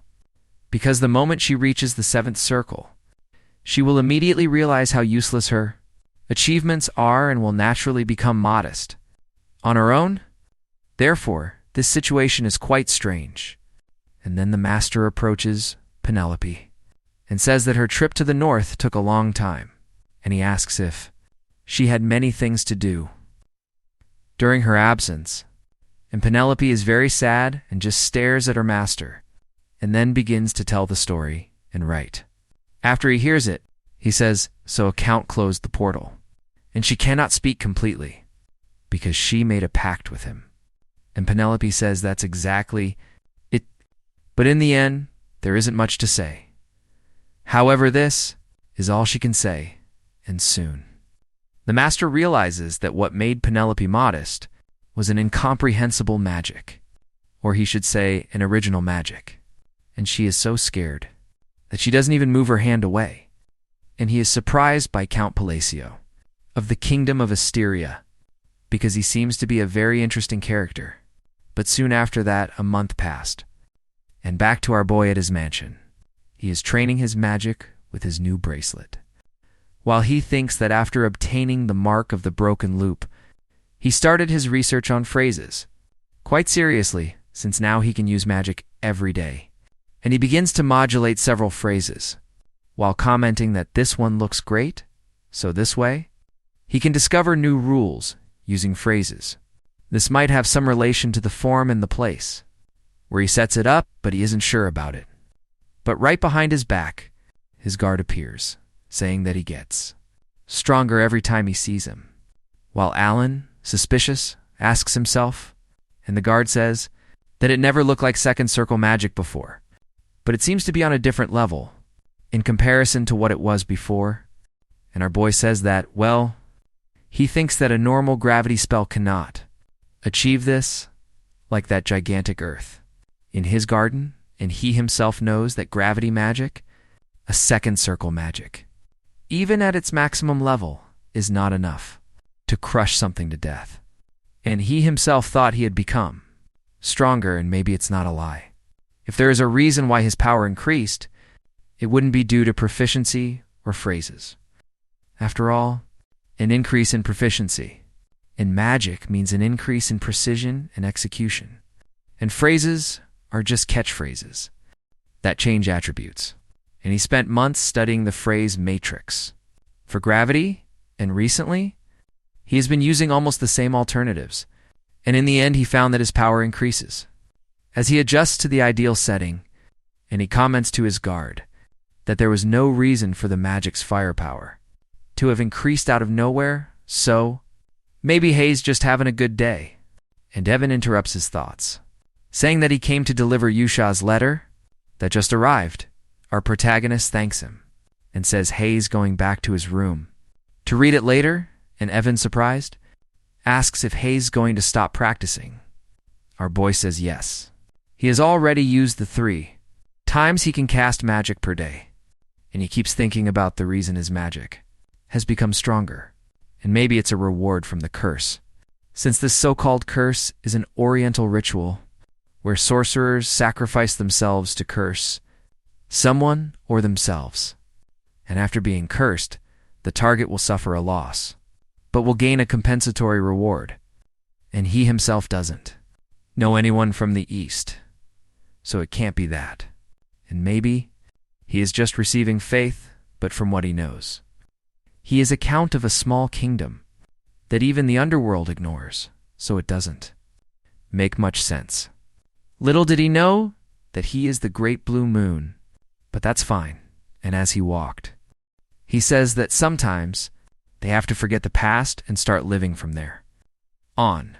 But shortly after that day, now at night, the scene cuts to the Holy Kingdom, the capital Rosario in Rional, in this purely white city where people work for the goddess of light and peace, Sharonia.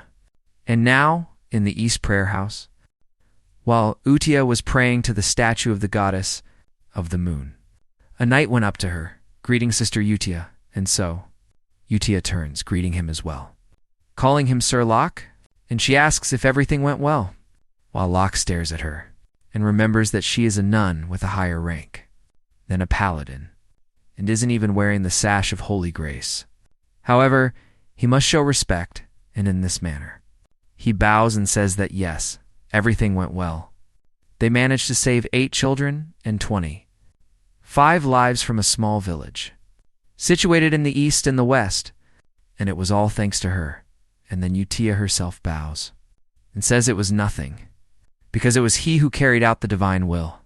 But Locke replies that nevertheless, it was she who taught him, an ignorant man, and he will always be grateful for that, because he knows that for 20 years he lived in despair, because he was unable to feel the divine power, so he was almost giving up. But at that moment, Utia approached him, and she said that if there was something he desired so much he could, try to place his hope in the moon. And at the time, Locke, very surprised, asked what she meant by the moon, and she told him that he would find out as soon as he tried, while Locke himself, at that moment, thought that he was so desperate that he could do anything, and he prayed to the moon for a few days, just as she explained to him, and miraculously, he learned to wield the divine power, and he was very happy about it. But he felt a moment of temptation, because he placed his faith in the moon and not in goddess Sharonia, and he fears that he will step onto the path of heresy. However, all power borrowed from gods is the same, and even the artifacts granted in the name of the goddess shine brightly in his hands, proving his own divine power. And a while later, he met with Utia again and asked her directly why she told him to believe in the moon. And Utia replied that it's because faith comes from an invisible belief, but it takes time to manifest, so it's easier to get what you need from something that already exists, and the moon will always be with him. And at that moment, Loki understood, and it was because the goddess is also the moon, and this is the way for skeptical humans to be able to believe so. He bowed to Sister Utia, thanking her from the bottom of his heart. And back to the present, Utia explained to him that if he wants to express his gratitude, they can pray together. And a happy Loki says he could do that non-stop then, walking together. Utia says that he arrived just in time for a mass, and there are already many people there, and the two enter the church. And Utia goes to the center and says that now they will pray to the great blue moon. And it is very bizarre how Isoli, Utia transformed into a sister of the holy Kingdom of Rosario, a church, accepting the devil incarnate himself. And now, the next day, the focus returns to Alan, in his office, reading Yusha's letter, and he comments that there is also nothing special in this letter, which means everyone is living a good life, and that is a good thing, but it makes him a bit sad that no one besides Utia has sent any letters. But he says he can understand their point of view, since he is someone they have never seen before, and probably they must think he is just someone who was kind to them.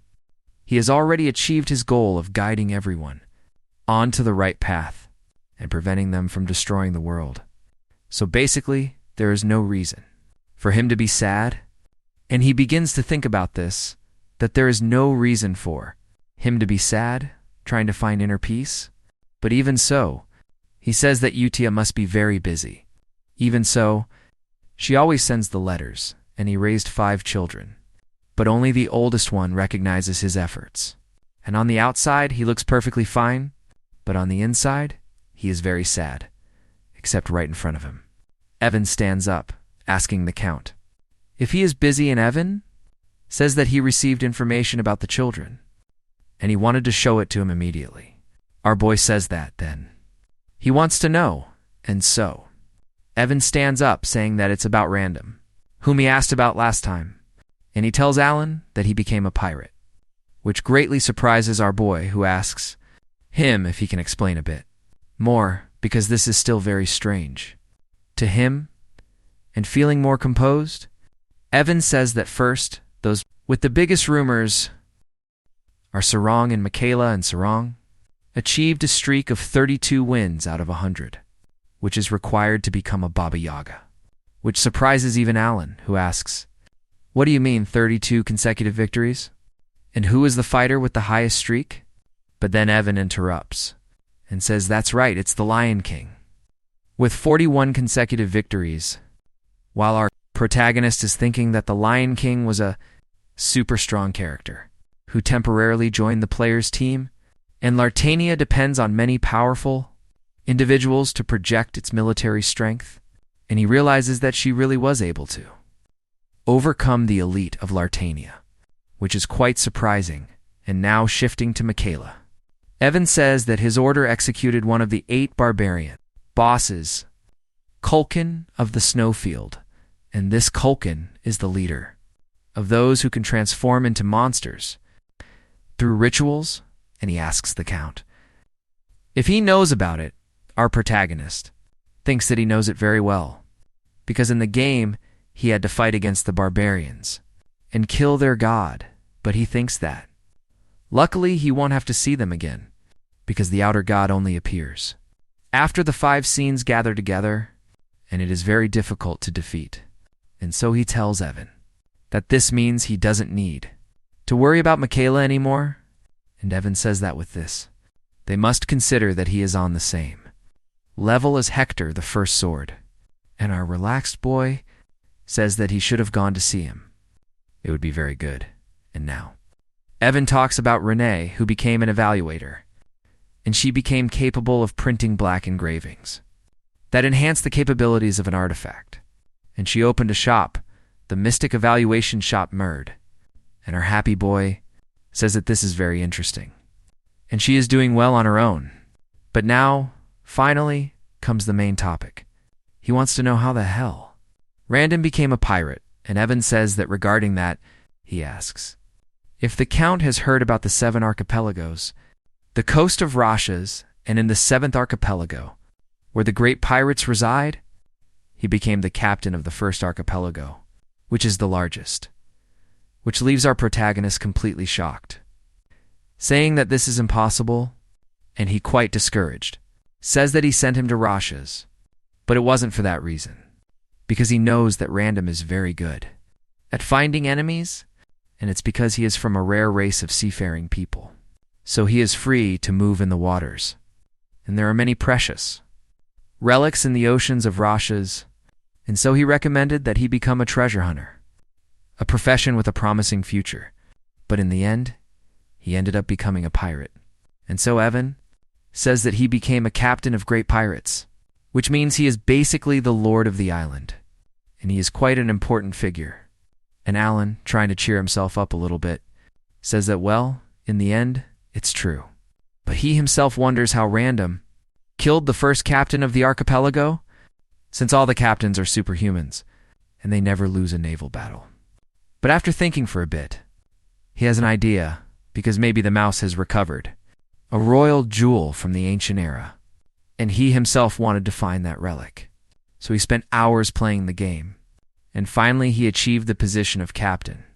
But he himself knows that the world is not always in his favor, and that really hurt him a lot. And it's as if he had a criminal son.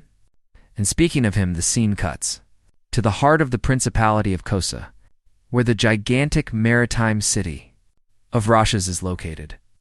And it is said that beyond the city's coast, the 7 pirate heavens are located there.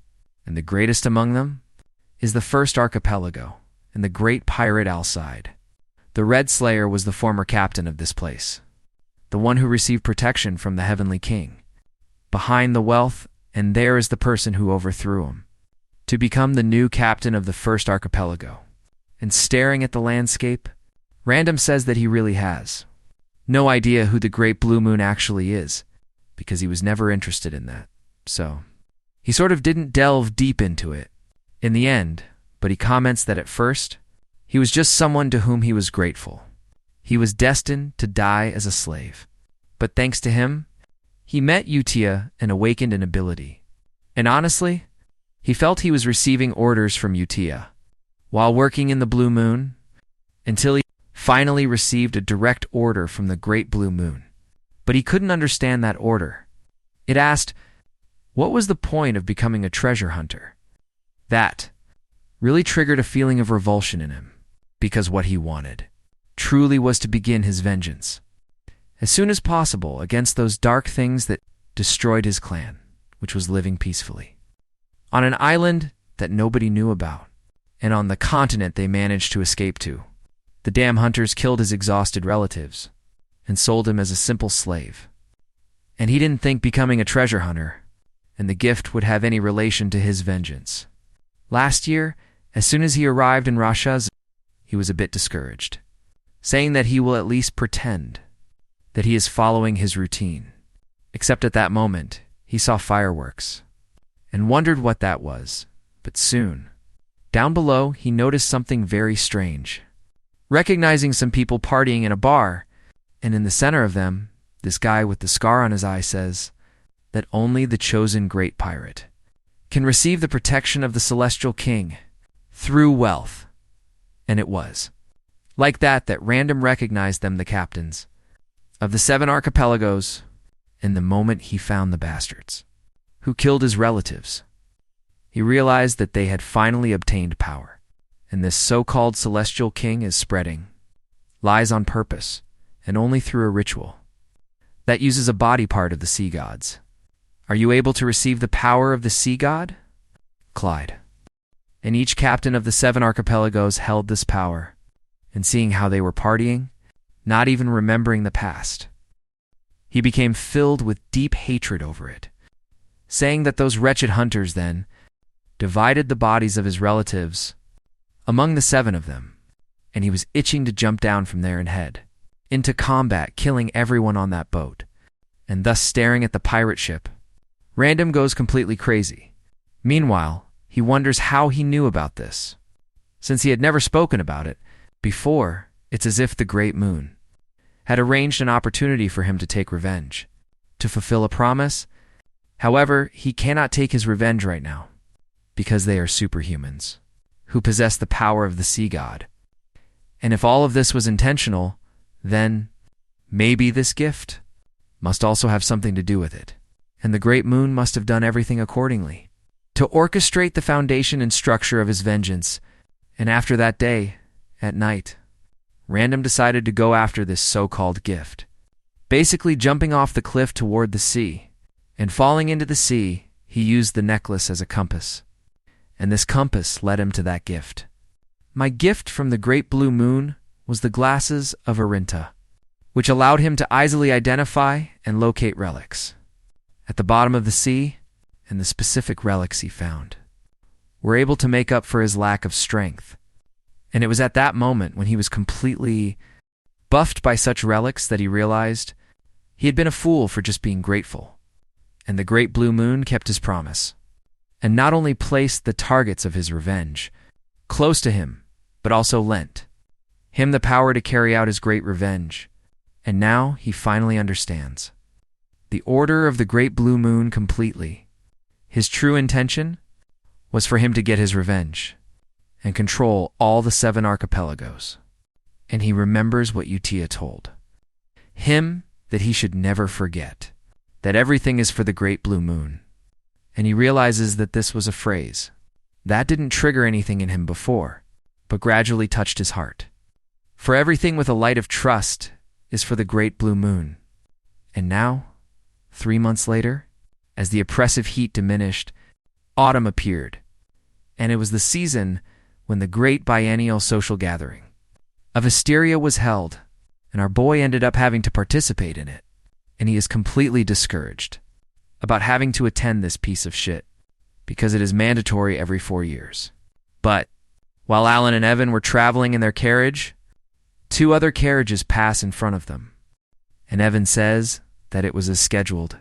The carriages of the Kruger and Eden families also join them, and Alan thinks that they want to join forces so as not to have problems with bandits, and this is the strangest and most annoying thing ever. However, what he learned that night was something much more annoying than he thought with those 2 nobles. Wondering how Count Palacio can have only 1 escort, and it seems his finances are a mess. After the death of the previous count, so that was how, he noticed that nobles are bigger trouble than bandits with the 2 idiots simply laughing in their faces nonstop, and he certainly preferred that they talk about this behind his back. But it makes sense for them to think that way, because the Palacio household came to dominate the underworld of the East and built wealth from that underworld. But since he is satisfied with how things are, he abandoned the underworld businesses, and at any rate, he is already making a living through other means. And he really prefers to stay away from danger, for sure, and from what he knows, the current underworld of the East is full of small fry, trying to take the vacant position, and the rumor that he became a count merely by pure luck was accepted by everyone without even questioning it. And he knew he had been upgraded from a lucky man to the one who is behind everything in the county. But even so, this is very annoying, and the 2 nobles continue talking about him, saying that it is very sad he is out of money, and the other says that if he is in need, he can ask for help from them. While Alan, very innocent, never thought they would insult him so openly like that, and they are too old for this. But these guys are really crossing the line. Only soon he realizes what happened is that basically they are victims of Count Palacio, because his family used to walk all over the 2 of them, and they were considered errand boys for Palacio. And now they are getting revenge for all the humiliation they went through, but he knows that for sure. It wasn't him who humiliated them, for sure, and it seems like he is facing major internet haters. But at that moment, Evan approaches and says that they really are very troublesome and are still at it. And our boy knows that the best thing he can do is ignore them, and soon he asks Evan where he was, and the guard says he was in the kitchen getting some food, and he brought some roasted corn. And Alan says that it looks very delicious, and simply the 2 of them start eating as if nothing were wrong, while the 2 nobles continue talking a lot of trash, and one says that all the humans from the underworld took off because of his incompetence. And the chubby guy next to him says that it seems his carriage was found in the dump, and even it is very heavy. Except the silver-haired boy doesn't give a damn about any of that, and says it seems like they are rapping, or something like that, which is even stranger for their age. But while this was going on in the east, in the north, it was a bit different, where it was an endless land, with freezing cold filled with barbarians, and in this place, there is only accursed gray light, and not to say there is no life. There actually is that of the barbarians, who were completely defeated by Michaela.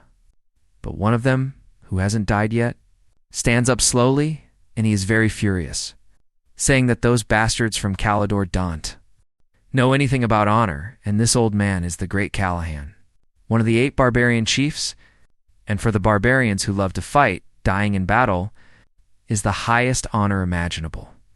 However, they were tricked by a knight of Calidor, who said it would be an honorable duel. He is completely weak and defeated, falling to the ground, dying slowly.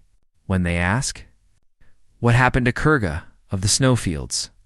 But in the midst of this, he speaks to Kurga, as if he were there, saying that he met a shameful fate. So shameful that he can't even close his eyes. In the face of death, except to this old man's surprise, someone begins to speak to him inside his mind, calling him brother, and this being asks him to call. He must call upon his great name, the name that he worships, and this completely messed up guy whispers his name, Ultras. And then after a few seconds, he builds up willpower and slowly stands up. And he begins to speak louder and louder, calling out for the great outer god, saying that he dares to call upon his great name, while the outer god observes him, saying that this is great, and he will grant him his desire. Except right after, that scene cuts back to our boy, walking together with the other nobles, and he keeps thinking that the uncomfortable company continues until they arrive at the social gathering area, and even in the presence of other families. They didn't stop mocking him, so he just decided to ignore everyone, not falling for bait is a player's skill.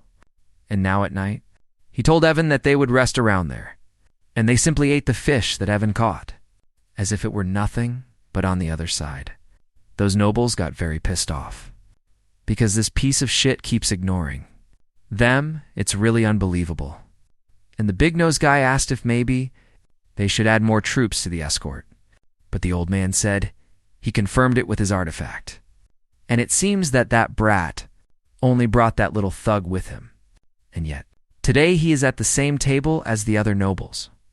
They comment that it seems the rumor is true.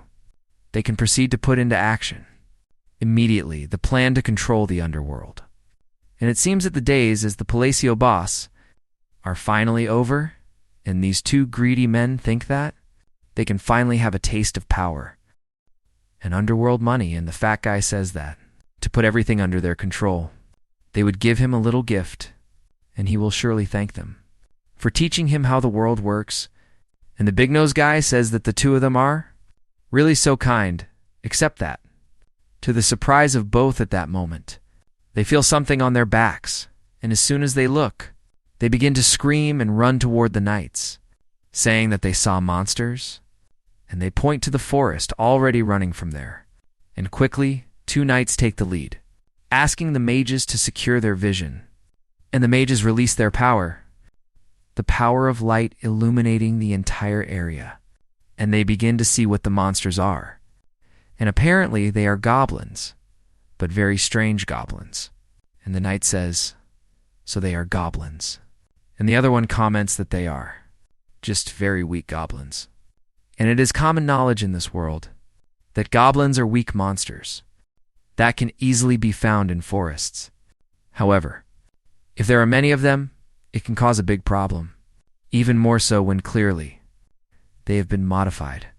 And seeing that the goblins easily and quickly defeated several knights up front, the knights in the back became very afraid of the goblins. And that guy says, it's a drag. Everyone who was on guard is dead now. And the long-haired guy on one side asks what the hell's happening there, because he has never seen goblins with such a strange appearance, and they are also much bigger. And they ask if it's a new variant. and from what they can see. They even have mana, which means their physical abilities are totally different from what they know, and they are enemies that they have never faced before with the different. Goblins already rushing towards the knights, but in the middle of the combat, a huge rock appears separating the two, the knights and the goblins, and the goblins begin to be stopped. It looks like a stone wall. But much like zombies, they try to climb the wall, but at that moment, even though they are very dumb, they realize something strange, that here, the place where they stood, has turned into a sort of cocoon, and the female mage who is part of the guards says they are third circle spells, stone wall, and a second circle spell, and they ask if there are mages of those circles. There, because she doesn't understand who did this. Except at that moment they hear a voice saying enhancement, which is basically our protagonist. And when they turn around, they are surprised by our boy, closing his hand and saying compression, and at that moment, those rocks begin to close in around the goblins, and that barrier he created forms all around, them actually transforming into a cocoon. And this cocoon begins to fly into the sky, and everyone is completely, utterly shocked by that scene. Meanwhile, our boy takes a few steps forward, arriving in front of everyone, and while still controlling that cocoon, he squeezes his hand once more, saying vacuum. And at that moment, several stones shoot out from his cocoon, and he orders them to return to their origins. And at that exact moment, his bracelet is activated, and using the magic from the bracelet, his capsule is compressed more and more, crushing the goblins inside and the surrounding rocks, turn into bullets that hit the modified goblins. Below, and in the middle of this attack, those two nobles, the knights, and everyone around are completely shocked by Alan. Meanwhile, our protagonist speaks, calmly, as if it were nothing, saying they can't just stand there watching, and tells them to get ready, as they see the remaining goblins charging right at them. And the knights, who became a bit more confident, go on killing each of the goblins that approach. Meanwhile, Alan extends his hand once more, activating another spell, transforming those rocks into bullets, defeating the other modified goblins, and at his back, Evan also appears, defeating other goblins.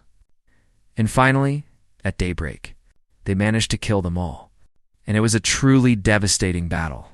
And the nobles who are hiding in the forest begin to look around, realizing that it's over.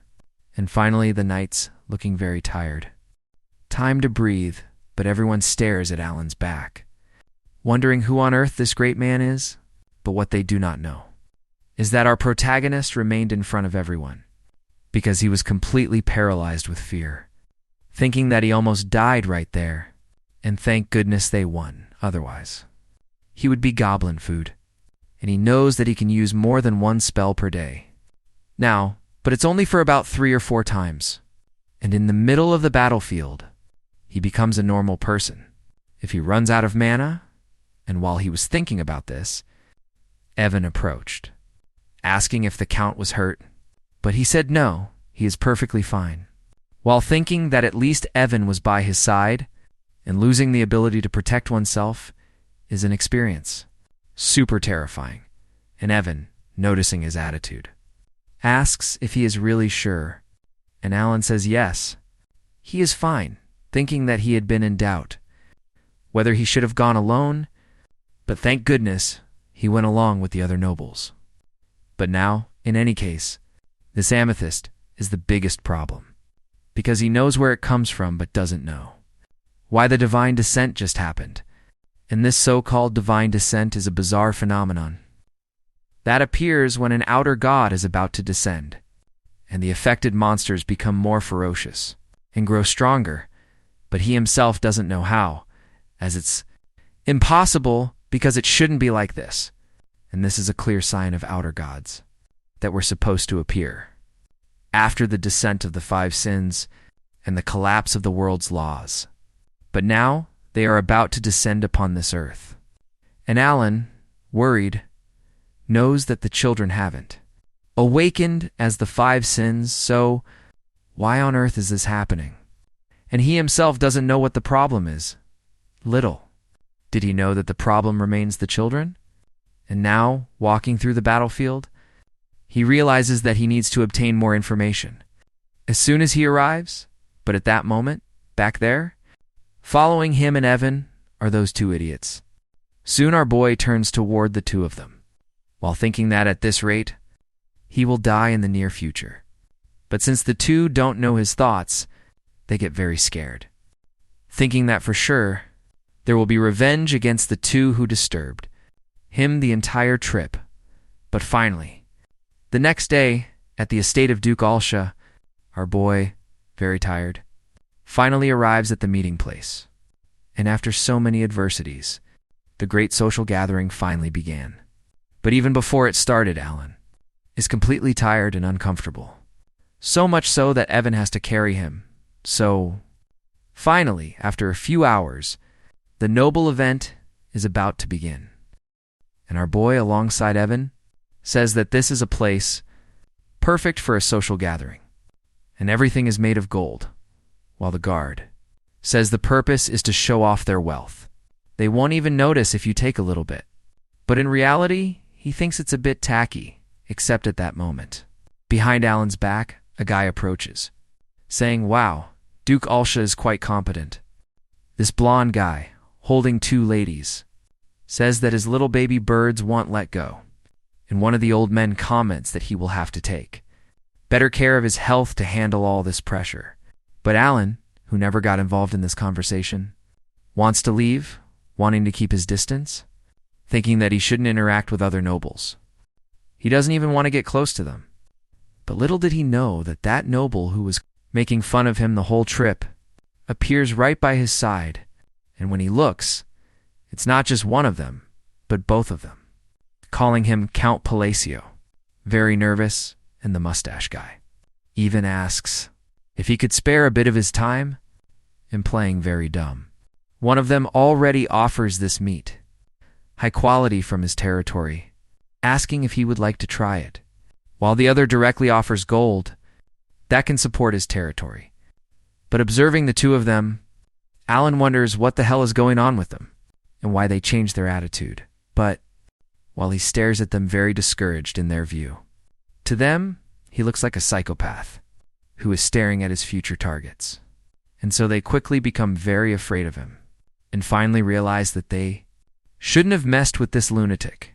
And to explain this huge misunderstanding, the story goes back to the day before.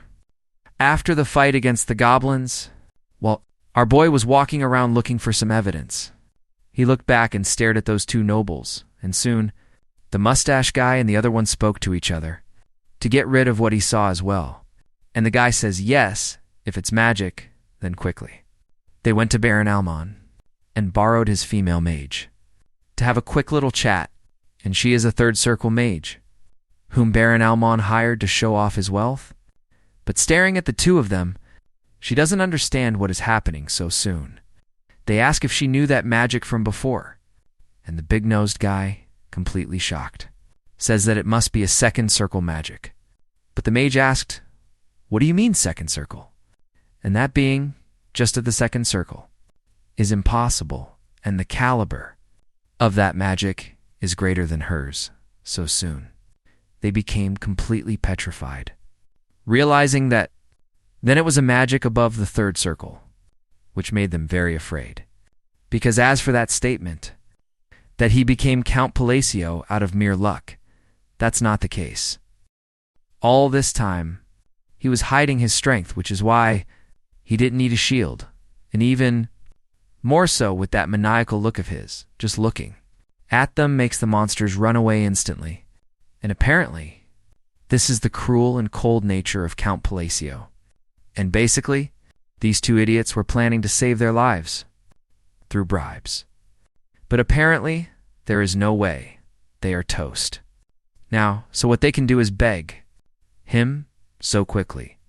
The two of them, very clever actually, very smart, bow before Count Palacio, asking for forgiveness for their previous arrogance, and for treating him badly, and because of their horrible dream, They were completely out of their minds, so simply crying in fear. They beg Alan for forgiveness, while our protagonist himself doesn't understand what the hell is going on. And Evan, behind him, asks if he should throw them out, but our boy says it will be too much of a hassle, so there's no need. And even though he is usually merciful, these guys cross the line, so he glares at the two of them and tells Evan that he will take care of this himself, though internally thinking that he doesn't even have the power to do it, but whatever.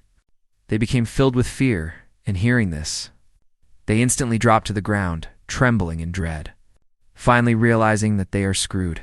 But now, later, walking through the event, our boy thinks that now that he has sent Evan to take care of the Information Guild, it's time to look for some information about nobles. And he begins to look at some of them. And from what he can see, it seems those two are having a very secret conversation. And watching them from afar, he thinks that by enhancing his hearing ability with mana, he can begin to overhear them. And so, listening to the conversation, one of them says, "So it's true then?" But he asks the Baron if he also heard that about Duchess Aloria Alcia and Countess Kalia Zenonia. And the other guy says that of course he heard, and they are creating a faction. And the first one asks, "What do you mean? A faction?" And can hardly believe that they formed an alliance. First, and the protagonist, listening to this, thinks it's nothing important, and he doesn't need to worry about it, since the two family leaders don't get along, so their alliance won't last long. And as he eats this sweet, he realizes it is delicious. And this candy is made by the gods. Except soon he goes back to listening to another conversation, where one of them says, there is something even more surprising, and he must ensure that no one else finds out about this, because he discovered who the leader is of this faction is not part of those houses. And so the other guy asks who it is then. And the noble says that it's Count Palacio, which was totally outside of Alan's expectations, leaving him completely shocked by this crazy claim that the leader of this faction, Kalpa, is Count Palacio. And he gets so startled by this that he drops his dessert. But soon they turn around as if nothing had happened. While he wonders what kind of nonsense this is, he met Duchessa Laria Alcia when she was much younger and also the daughter of Zenonia twice. But he has never met Count Zenonia. So how the hell did this rumor spread so much? But he should have expected it, as it's just groundless gossip. Except to Alan's surprise. At that moment, a man approaches him, calling out to him directly, and our confused boy wonders why people are talking to him. And so, the long-haired guy introduces himself, saying he is Carmine, the third son of Duke Camelon, from the kingdom of Achutalon, and it is a pleasure to meet him. On the other hand, our boy thinks that, right, names from other countries usually appear there too, so he says yes, it's a pleasure to meet him. He is Count Palacio, and soon, this very arrogant Carmine says he heard that he became a count by luck, and he got so envious that he came to see what he looked like. So, he asks what the secret is. Meanwhile, our boy realizes that this guy is a complete piece of shit, and these days, even worms talk big. But while our boy was saying nothing, two other old men appear in front of them, asking what he just said, and if he is mocking a noble from the kingdom of Asteria. Stepping in front of Alan, but a nervous Carmine says no, that wasn't what he meant. Meanwhile, he wonders what the shit is happening. There, he thought it would be fine to mock this boy. Since he is Carmine, Cameron, a handsome and romantic guy from a country far away, and he came there to have the youngest daughter of Alcia as his wife, and he is so perfect that no woman can refuse him. But back to reality. When he met with the youngest daughter of the Duke, he was analyzing the women around, saying that that one really needs to lose weight, and the one next to her has a huge nose. But shortly after, he turned around, because now it is time to strike, telling the girl that of course it is a blessing for her to have received such a magnificent appearance like her mother, except after she hears This, she gets even more pissed off right then and there, and says that their marriage is over, which greatly surprised Cameron, calling out for the daughter of Alsha, where he, apparently, didn't even know her name in his head. He doesn't even know why his marriage was canceled, and it is very annoying for him to have come from so far for nothing. But as he walked away irritated, he recognized Count Palacio, and from what he heard, he is immature and has no connections, and is perfect to vent his frustration on. Only to his surprise, in the actual present, those three old nobles approach, asking if he has lost his respect. And the kingdom of Ashuteron has been their ally for a long time. And our boy observes, finding it very similar to a fight between chickens or penguins. I'm not sure what that cartoon is, but in the end, he knows that no matter how different he is in politics, he knows who these three guys are. And the blonde guy says that this means Count Cameron, the pillar of Ashuteron. And the other old man completes it by asking if he is belittling the kingdom of Asteria.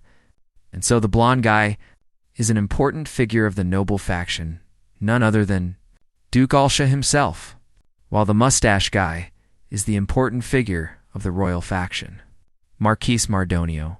And right in front of them, another old man says that he doesn't see any reason to be so disrespectful, like this. And this guy is basically the center of the moderate faction, Count Palacio. But Alan, very confused, wonders why the central pillars of the kingdom of Asteria are right in front of him now. And soon, Duke Alsha says to the boy that then Duke Kamalan must look down on them quite a bit, but the long-haired guy says no, it's not that. While another old man says, then, for what reason? Did he treat a noble with such disrespect? And Carmine, very embarrassed, says that he made a mistake. But the Marquise comes to his side and says that the main point here is that he adopted a condescending attitude toward him. And our boy, observing everything from the back, cannot understand how unlikable he needs to be for these three guys who barely know him to come protect him. But anyway, he was wondering why this scene looks so familiar to him. But after a while, he finally remembered his time in the army. And so Carmine, filled with fear, begins to run away instantly, saying that he begs them to please forgive his lack of courtesy. And finally, after he leaves, the three turn to him, asking Count Palacio if he is all right, while our boy says very nervously that he is fine, yes, but he still cannot understand why the hell this is happening. And what is wrong with these guys? Except soon, he goes back to overhearing that conversation, where the Baron says that seeing these important figures in action proves that the rumor was true. And once Alsha and Zenonia began their politics, the power of Count Palacio will be enormous, leaving our boy very uncomfortable, realizing that it's all because of this rumor, and this will surely end up troubling him. And maybe he should warn them that it's a lie. But while he was thinking about this, the Marquise begins to speak to him, asking that, now that Hayes thought about it, he thinks he never had a proper conversation with him. And also the Duke says that he understands that he has been very busy. And when the Marquis mentions he heard he was doing a magic research and obtained a great artifact, he tells Alan that he would like to present him with an artifact that can store mana, asking what he thinks. And this blonde Duke says that he will also present him with one, while Alan is asked if he would also accept his, and soon, that thought, that he should warn them that it's a lie, vanishes instantly because, basically, our Alan cannot overcome his temptation and keep the secret, since basically he can get to magic artifacts in 5 mana potions, which is absurd. And soon, after this great scene at dusk, in the annex of Duke Hautcourt, face to face, a woman asks that old man from before how it went. And the old man says that he accepted the gift. While it is said that small gifts between nobles represent a greeting, but important gifts, like artifacts, carry great meaning. A person who would like to enter his faction presents a gift to the faction leader, meaning they want to join it. And so the young lady in front of the marquise lifts her veil, saying that it is good to hear that he accepted, but the smiling marquise says that it's all thanks to Duchessa Alsha. And so the Alsha girl says he is welcome, and now they can officially share the same purpose, increasing once again this great misunderstanding. And after she says this, she asks how it went with the others, and the old man says that it was a great honor, and everyone readily accepted, while thinking that Duchessa Elsha, who rarely made a move, appeared in person and spoke with only a few chosen ones, and he knows that this is, of course. After selecting the necessary pawns, they were forced to go through a rite of passage. With a sincere bribe, and although the rumors seem to be spreading like wildfire, it is clearly a political trend, and he knows that he must certainly seize this opportunity soon. Duchessa Larea Alsha says that finally now they can proceed in earnest and right. After that, on the 4th day of the banquet, our boy Alan was receiving lots and lots of gifts, and he thinks it must be because they are treating him this way, due to the false rumors involving House Alsha and House Enonia. But he, being very shrewd, knows that if he accepts these gifts, they might want something in return. And his plan is to take the gifts and then run away from there as quickly as possible, except at that moment, our boy gets startled by his servant appearing right behind him, and he asks why he is so surprised, since he is just back, and Alan says he was lost in his own thoughts. And so after a while, Evan takes Alan to another location, and after explaining the situation to him, our protagonist asks if another outer god really descended in the north, and Evan says yes, and says that Calidor is at risk. And based on ancient texts, they are. Speculating that the amethysts are related to the outer gods, soon, our boy asks about the additional information he requested. And Evan says that the person who is investigating is in that village in the north of Estelon. And our boy says that's great. They can stop right here. Because now, inevitably, they would have to go to Calidor. Very surprised, Evan asks, "What do you mean, all of a sudden? And why Calidor?" And if he is really thinking about going to the north, but Alan says that he will tell him the details on the way, as they go along, and for now, he should prepare to leave. And after Evan leaves to get things ready, our boy gets desperate, thinking that he was hoping it wouldn't come to this point. But he knows that chaotic entities, like the 5 sins and the outer gods, are basically more or less the same, because you can't know which outer god will descend or when that will occur through a divine descent. That's why he tried to gather information as quickly as possible, but he didn't expect it to happen this fast.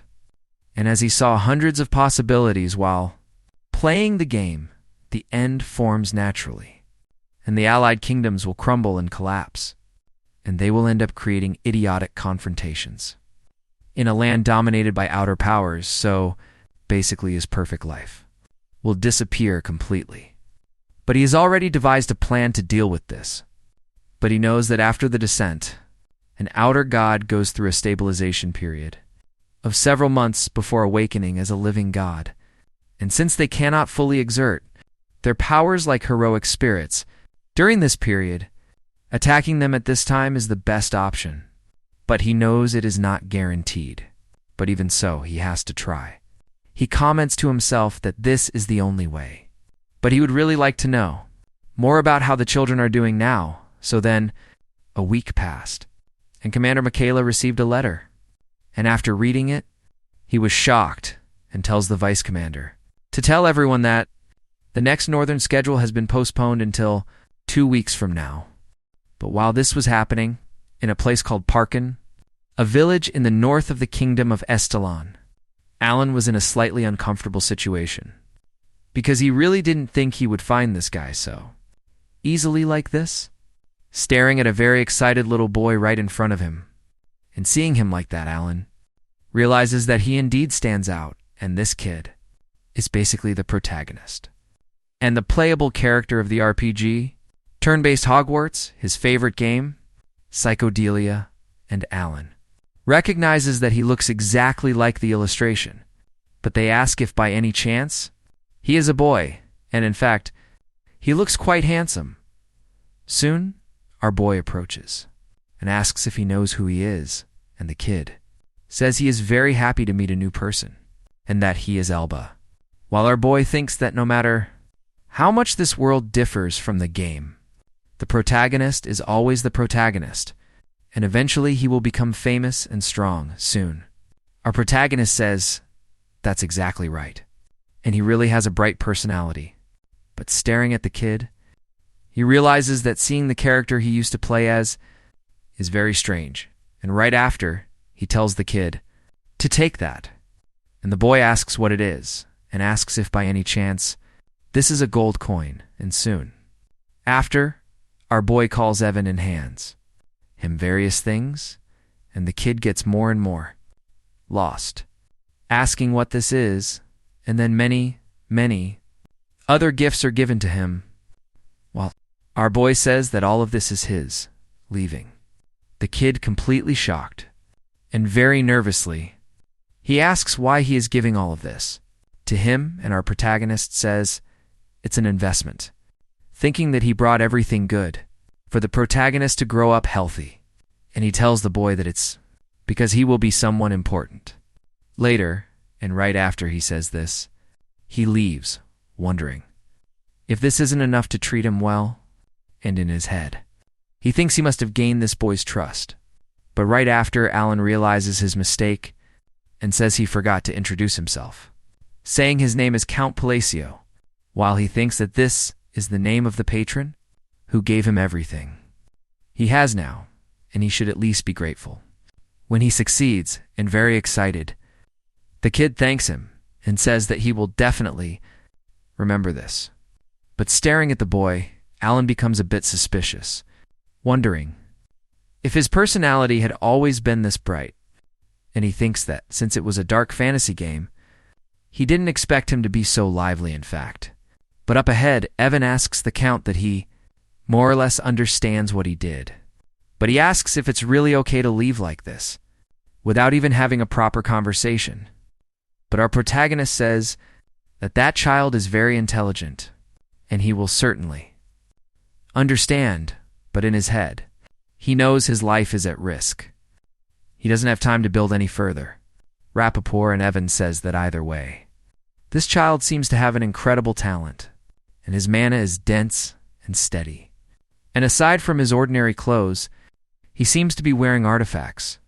And our boy says that he was also able to feel the mana, while he thinks that the original idea was for him to be an ordinary person before his adventure. And he knows this could be another butterfly effect, caused by him changing the game's destiny even more, since he is the main protagonist himself. But he knows that he still needs to preserve his plan for a peaceful life. And he tells Evan that the stronger he gets, the better it is for him, and it will certainly be worth the investment furthermore. The protagonist is one of the few people with a kind heart in this cursed world, so he doesn't need to worry about anything else except thinking about this kind heart.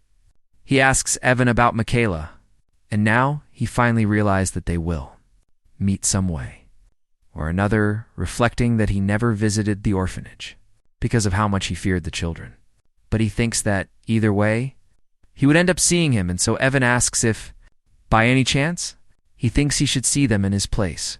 And our protagonist says, maybe. And so 10 days passed, and in the capital of Calidor, in front of the north gate of Kirka, our boy finally arrived at his destination, while Evan says that he is very, very exhausted. And our protagonist says that long trips end up wearing him out too much, while Evan says that if it weren't for that bizarre labyrinth, in the end, he felt he could at least walk with his head held high. And Alan says there was nothing that could be done, because they traveled to several places to prepare for the war against the outer gods, and with this many gifts, they wonder if Michaela will be happy. And inside the carriage, Our boy comments that it's almost time, and Evan says that the expedition should end with just an identity check, and soon he will be back.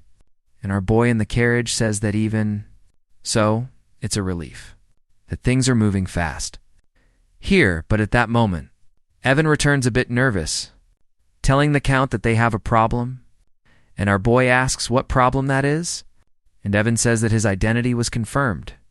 But even so, it seems they are making things difficult, and right in front of the Count, a guy takes a step forward, saying that he is Viren, a direct disciple of the Master Knight, Fiola, the so-called Fourth Sword. But our boy wonders who this Fiola guy is, and he doesn't even know, nor does he care who this guy is so soon. He takes a step forward, saying that he even brought several knights, and he asks what the meaning of this is. And Viren says that his friend from the kingdom of Asteria said he had something to settle with him. Except our boy says that something like that never happened, but at that moment, finally, he remembers something and wonders if it's that Carmine guy. And Viren says it seems he deeply offended his friend, and he said that he humiliated him without mercy. And at that time, the friend told him that that kid is heading to Calidor, and he must turn him into a cripple, because if he wishes to improve his skills, he needs more abyssal bodies, and that is his mission. Soon, he becomes very confident and says that he must honor him, so he needs to do this. Since the two are being surrounded by several knights, our boy remembers that that bastard picked a fight with him and then left, which really is pathetic. And now there's this crap happening. And Hiram tells Alan to give everything valuable he has in the carriage, and maybe he will have mercy. And that was the favor he asked.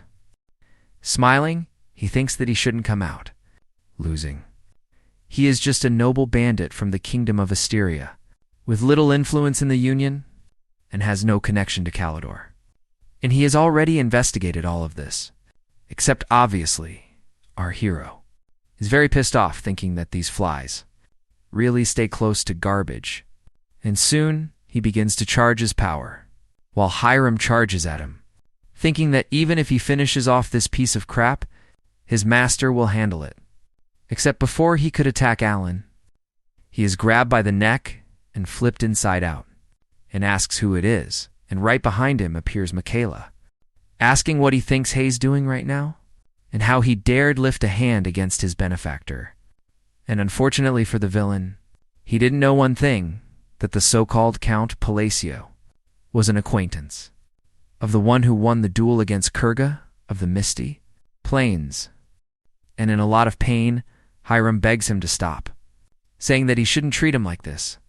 Meanwhile, Michaela himself, who won the title of Master Knight, says that's enough and tells the others that if any of them moves even a single centimeter, he will have to destroy all of them. And basically, he continues beating Hiram up, as if there were no tomorrow, making the guy scream and cry in pain. And observing this from behind, our boy recognizes this knight, who is none other than Michaela, and Michaela charges on top of Vera again, saying that he should be grateful to be in a situation where he cannot kill. And even as he begs him to stop, Michaela continues beating him anyway, and in the back, Evan says that he really knows how to beat someone up, while our boy thinks that just now. This scene was incredible with Michaela, saying, "How dare you raise your hand against your benefactor?" And our boy gets very excited, thinking that he just called him a benefactor, and when he was young, he might have been grateful. But now that he has grown up, he assumed he wouldn't welcome someone he didn't know, and he had never sent him a letter. And he feels that he is really receiving a reward for raising a child so fast, and observing his master so satisfied, Michaela continues beating that guy, while our protagonist realizes that with that damn kid, it's possible that he ended up taking very good care of him, seeing that he became such a righteous young man. And he comments to Evan that this is what it feels like to raise children. But Evan asks for permission from the Father of the Year and tells him that his so-called child is beating a person up right in front of him. And our boy, deeply moved, thinks that it looks this way because his father was looked down upon in a foreign land, so his child did all of this on his own account. And he wonders why his child is so adorable. And after bringing him to the brink of death, Michaela turns toward Alan. While her great partner, he just remembered something that Michaela was one of the 5 great scenes, except at that moment, to everyone's shock, Michaela simply bows to Alan, saying that he came to greet him, shocking all the knights around. But meanwhile, in another location, there were several bodies of barbarians being burned in the middle of the snow, and a knight in the center begins to shout that one of the 8 great bosses, Culkin the Great, and his clan have been annihilated. And this guy is Delman, the 3rd sword of Calidor, and the captain of the Crimson Flame, tells all of his knights that this is a victory for their order, the Crimson Flame, leaving everyone very happy and excited. And he says that they are going back to the main base now for maintenance, and he thinks that since he achieved accomplishments of this magnitude, he won't be surpassed by someone who just recently became a master knight, even if he uses dishonest means that nobody knows about, because he knows that Calidor and the barbarians have long maintained wars that respect each other's honor. But today, he basically tricked Kirkin and dealt with him when he went out alone together with the infiltration force, and with that, he managed to annihilate the entire clan, and because that bastard killed Kirkin of the Snow Fields, he needs a great result from this expedition. And Kirkin's body disappeared during the battle, and it's as if the barbarians had hidden it. But even if he is still alive, he must be dead because of the poison. In either way, everything will end as soon as he returns to Calidor and reports this achievement, except while he and the knights were returning to report everything. As soon as they got there, they realized that the entire base was annihilated. As well, everyone dead. And in the center of it all, there was a barbarian. And the barbarian turned and stared at Delman, cursing him, while Delman instantly drew his sword, very frightened by this guy's aura. But he knows that Kirkin should be dead at this moment, but Kirkin stares at him and asks why he defiled a great and sacred duel, like a rat, and basically what was inside Kirkin was what was communicating with Delman now, which was a terror that devoured even a superhuman who could end hundreds of lives with just a single swing of a sword. So finally, Delman realized that this was not Kirkin and asks who he is. But quickly, the being inside the possessed warrior demands that he answer right now. But Delman says that it was his own fault for believing in Alan's words while he was on the battlefield. However, Delman's attack was deflected by the possessed warrior, who mentions that he reached a very high caliber for a human, and this is his last chance. He must duel him right now, except utterly terrified. Delman orders the other knights to prepare for battle, but at that exact moment, the possessed warrior raises his hand and says that he is just a dishonorable mortal, and he does not consider it an honorable death for such a savage. And at that instant, he gives the order, and several undead rise up, surrounding all the knights. Meanwhile, the undead beg them not to kill right now, because they just want to die and rest. And with a simple hand movement, the possessed warrior tears off one of Delman's arms, surprising everyone, and with another movement, he throws everyone into the air, and then goes on exploding the bodies of each of them, with various kicks and punches, while still fighting Delman. And after piercing through his body with his bare hand, the man asks what the hell he is, but obviously, he received no answer and just fell to the ground, saying that this hurts too much, and he wants to die now. But the possessed warrior says that all the savages of this place, made from the dead who denied their deaths, are welcome to the bloody Colosseum. And finally, the god of all barbarians, Ultras, the father of duels, is reborn, saying that he sincerely hopes he has an honorable death and proves that they are not savages through a duel. But at that moment, the scene cuts to our boy as Michaela asks for permission to guide him, and looking Around, Alan wonders if the swordless knight is really bowing down, because he knows that in Calidor, the rumors about Michaela, the so-called swordless knight, are as high as the sky, and he wasn't punished for striking the second prince, who had harassed his sister, and he was never polite with anyone except the king. That's why it is so shocking that he is bowing to a count from a foreign nation, and they realize that. For the prince to bow like that, they wonder who the hell this Count Palacio is, and basically the giant car guy appears beside Michaela, asking him to please go inside now because he will guide him, while our boy notices that he is drawing a lot of attention with this, but Evan goes behind him and tells him to go ahead, as he will guide them with his carriage. So, finally, after a while, our boy arrives at Michaela's house, and it looks more like a palace than a mansion, and walking around, our boy notices that the silence is very suffocating, and maybe Michaela is uncomfortable with him. And thinking about this, he gets straight to the point, as this is the best way to show respect. In consideration to him, soon, he asks Michaela to wait, and says that the reason he came here today is because he has a request for him, which greatly surprises Michaela, asking if he really has a request for him. And our dear boy says that's exactly it. Michaela says he understands then, it's a request, while thinking that he wants to make a request and not give an order, which is very different but up ahead. Our boy asks if this, by any chance, is strange, and Michaela, hiding his surprise, asks that they continue the conversation after they sit down. Meanwhile, our boy thinks that normally the owner of the place should be in the head seat at the table. But why does it look like he is the owner of the place? And this feels a lot like Michaela treating him as if he were his own father. Soon, our boy says he has 2 requests for him, but Hayes worried that it might bother him, and he says that he has to go to the north, and asks if he could accompany him, and quickly. Michaela says yes, of course, while our boy notices that he was very quick, and Michaela says that he was about to go on a northern expedition, and now for the second request, but in Alan's mind, he thinks that this will be quite difficult.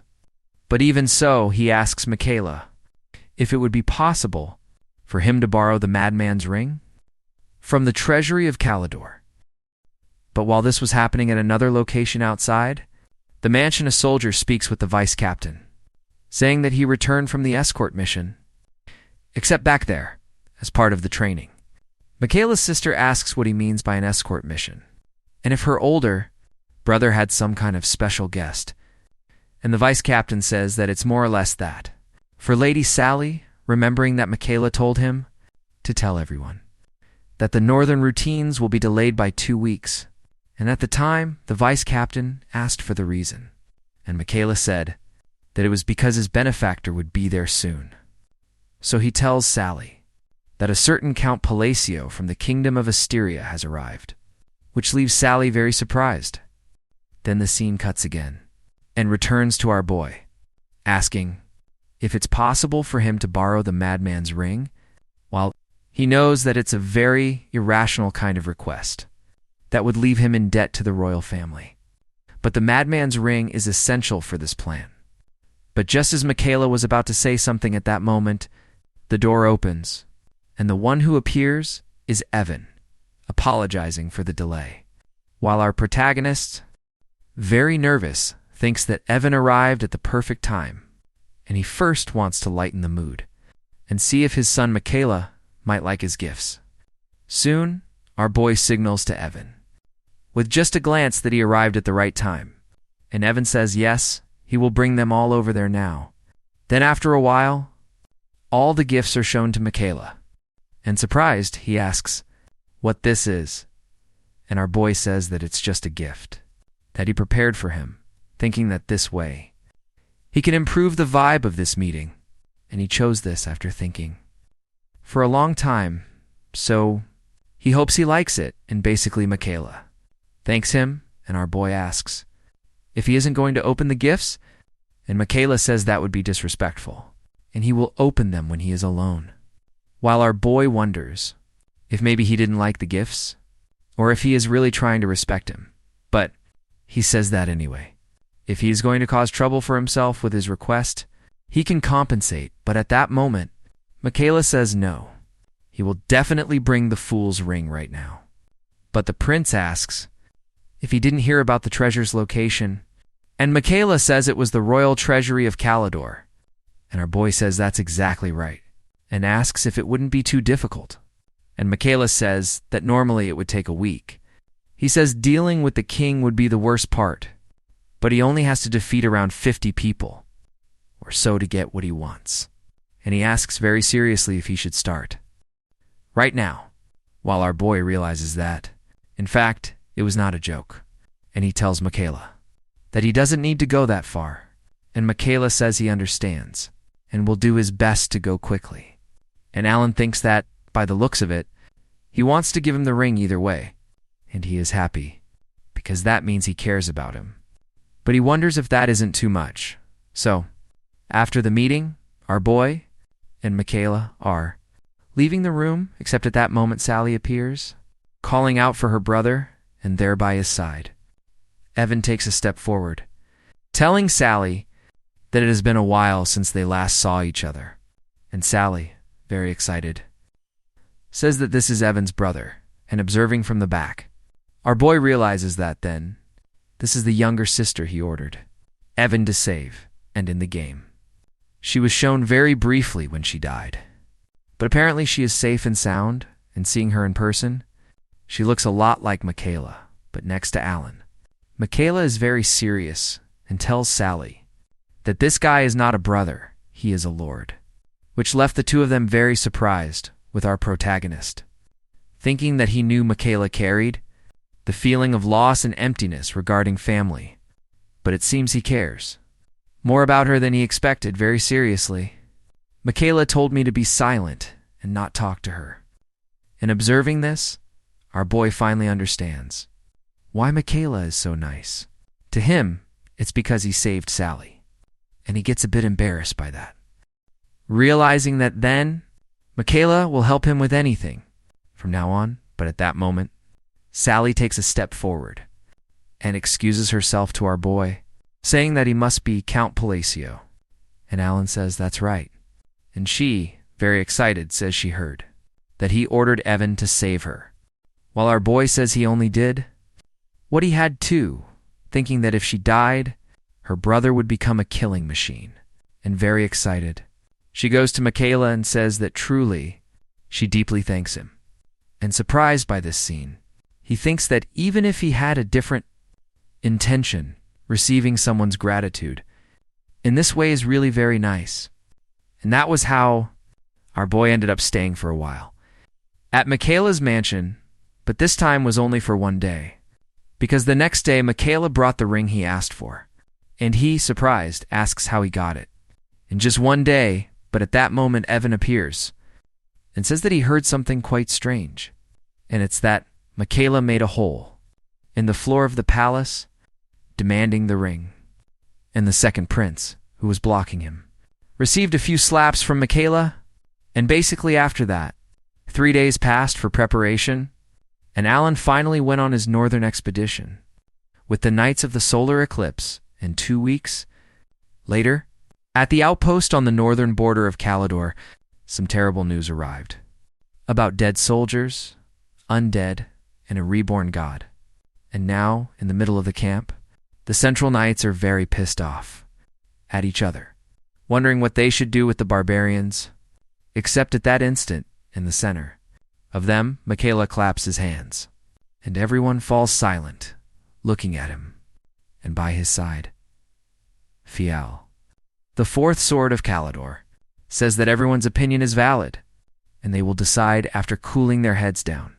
At least Fial and Michaela leave the tent, and Fial talks with him, saying that the outer god was overrunning their bases with the undead, and the third sword, Delma, died at the eastern base, and the second sword, Kiriana, was severely wounded at the western base, And Michaela says that he can already see it from there. And Fial says that's right. It is devoured by the ominous manna, a kind of strange, invisible red manna, visible only to those who have reached the realm and opened their eyes. To him, it's a chilling landscape of manna, and Fial comments that the threatening aura doesn't leave his sight. Perhaps retreating is the best option. Except at that moment, Michaela senses some smoke and wonders where it came from. And when he finally goes to the smoke, he notices our boy eating sweet potatoes with Evan, and while he himself wonders where they got.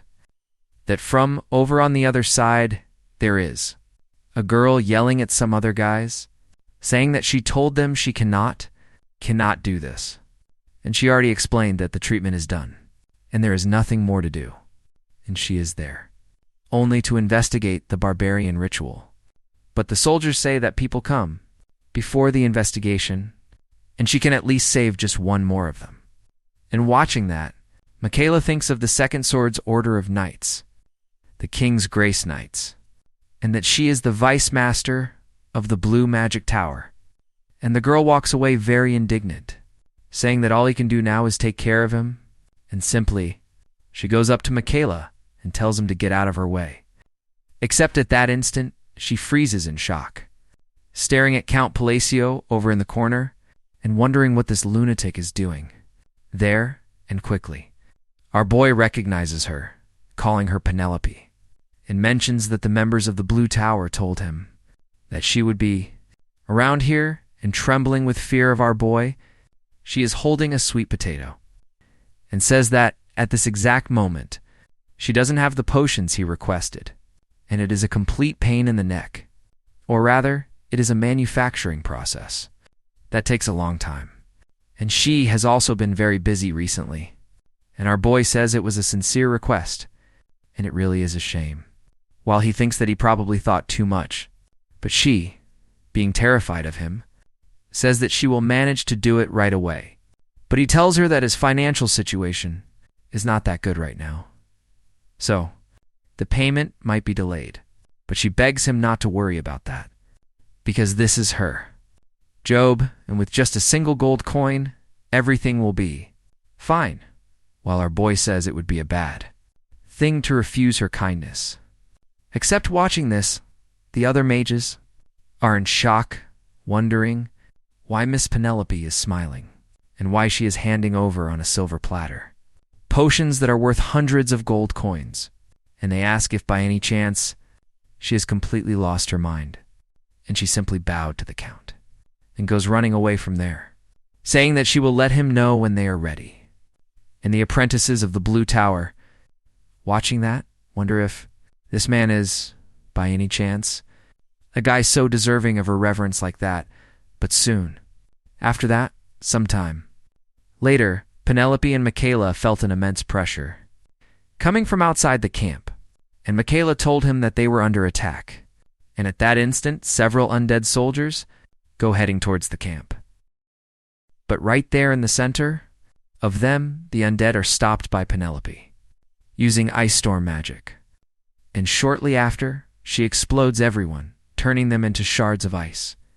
And on the other side, Michaela is fighting against several other undead, only they finally realize that the strongest of them is coming, the despair brought by the presence of a superior being. And at that moment, a massive lightning bolt strikes the ground, exploding everything around it. And this man appears, saying that they are savages, and they must not stand in the way of the honorless souls while they pay for their sins. Except to Athora's surprise, Fiona takes a step forward and attacks him with all his strength. Except unfortunately, he wasn't even able to wound him, and he realizes that even the speed of his divine blade didn't work, while Athora says he is a savage who has no honor whatsoever, simply cutting off his head.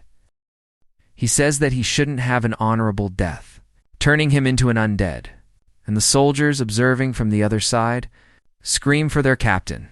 Except at this instant that no one expected, a random guy takes a step forward, speaking directly to Uthras, calling him the great god of duels. by the Sacred Pact of Babylon. He, Alan Palacio, requests a Babylon duel. And authoress, hearing this, starts to laugh and says that it is indeed intriguing and delightful that he knows about a pact from his time. And at that instant, the undead are being transformed into mist, covering the entire area around the two of them, while Authorus says that he is welcome, noble, and man, to the so-called bloody Colosseum, where no one can interfere. And by the seal of the sacred pact, he, Authorus, accepts the great Babylon duel, and he begins to emit an immense pressure towards Alan, while Alan realizes that this guy is really very strong, and he is. It was completely wrong. He is already close to the state of a human god, and outer gods become stronger the closer they are to awakening as a human god. And once he achieves a complete divine form, his strength will match the 5 sins at their peak. And if he hadn't taken the potion of transcendence, he would have already blacked out. And this is basically the last chance to stop him. While he isn't completely awakened, soon, he tells the others that they will begin now. While it is said that the great duel of Babylon, from the forgotten era of the outer gods, is a turn-based confrontation and rule number. One is that the one who accepted the duel request starts by attacking, and at that moment, Ultras told Alan to listen to the sound of destruction. While outside, the other soldiers begin to shout that they have to run away, but they get surprised, wondering why he is just standing there. And rule number 2 is you cannot move outside of your turn, and you cannot reposition during your turn. And observing him completely still, Ultras says that then he knows true honor. And now, rule number 3 is that the player and the opponent choose between attack or defense turns, and for Alan's side, he chose defense for this turn.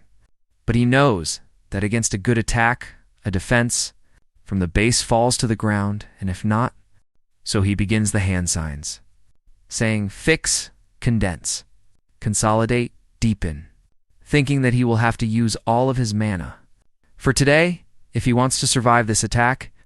And at that moment, the immense power of Ultras goes toward Alan, while our boy remains in his pose without moving a single muscle.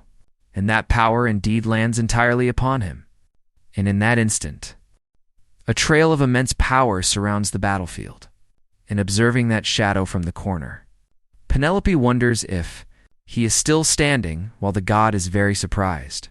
He is still standing while God is very surprised as well, and at that instant, a gigantic mandala appears behind Alan's back, while our boy actually remains standing, but he is almost 100% spent. Though still holding the only potion in the day before, Penelope told him that she knows he must already know this, but this is a transference potion, and the Hamilton potion serves as a painkiller.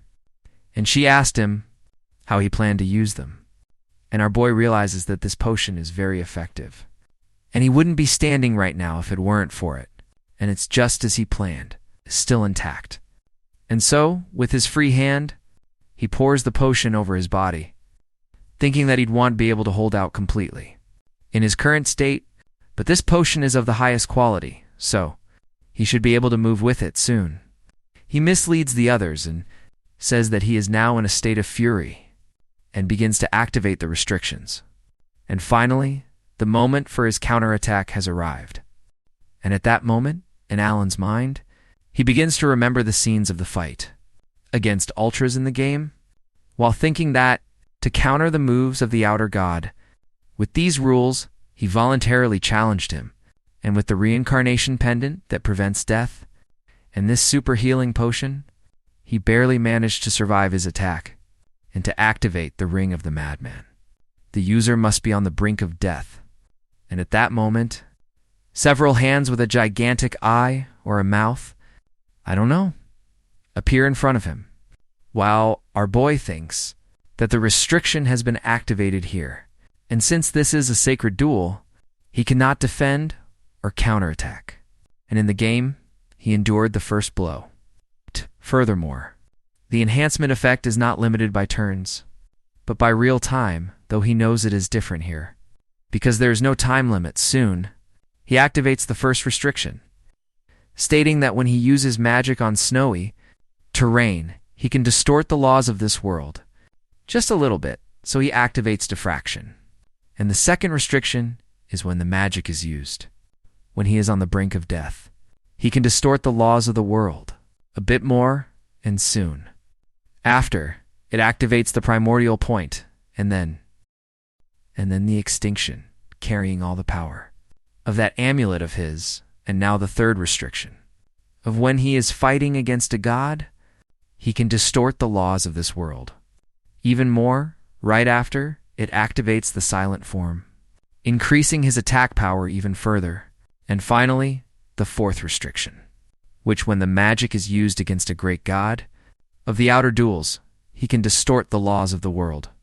One more time, hitting right on target with all, that immense power right in Outer's chest, causing an immense explosion, and observing that. Our boy thinks, here we go.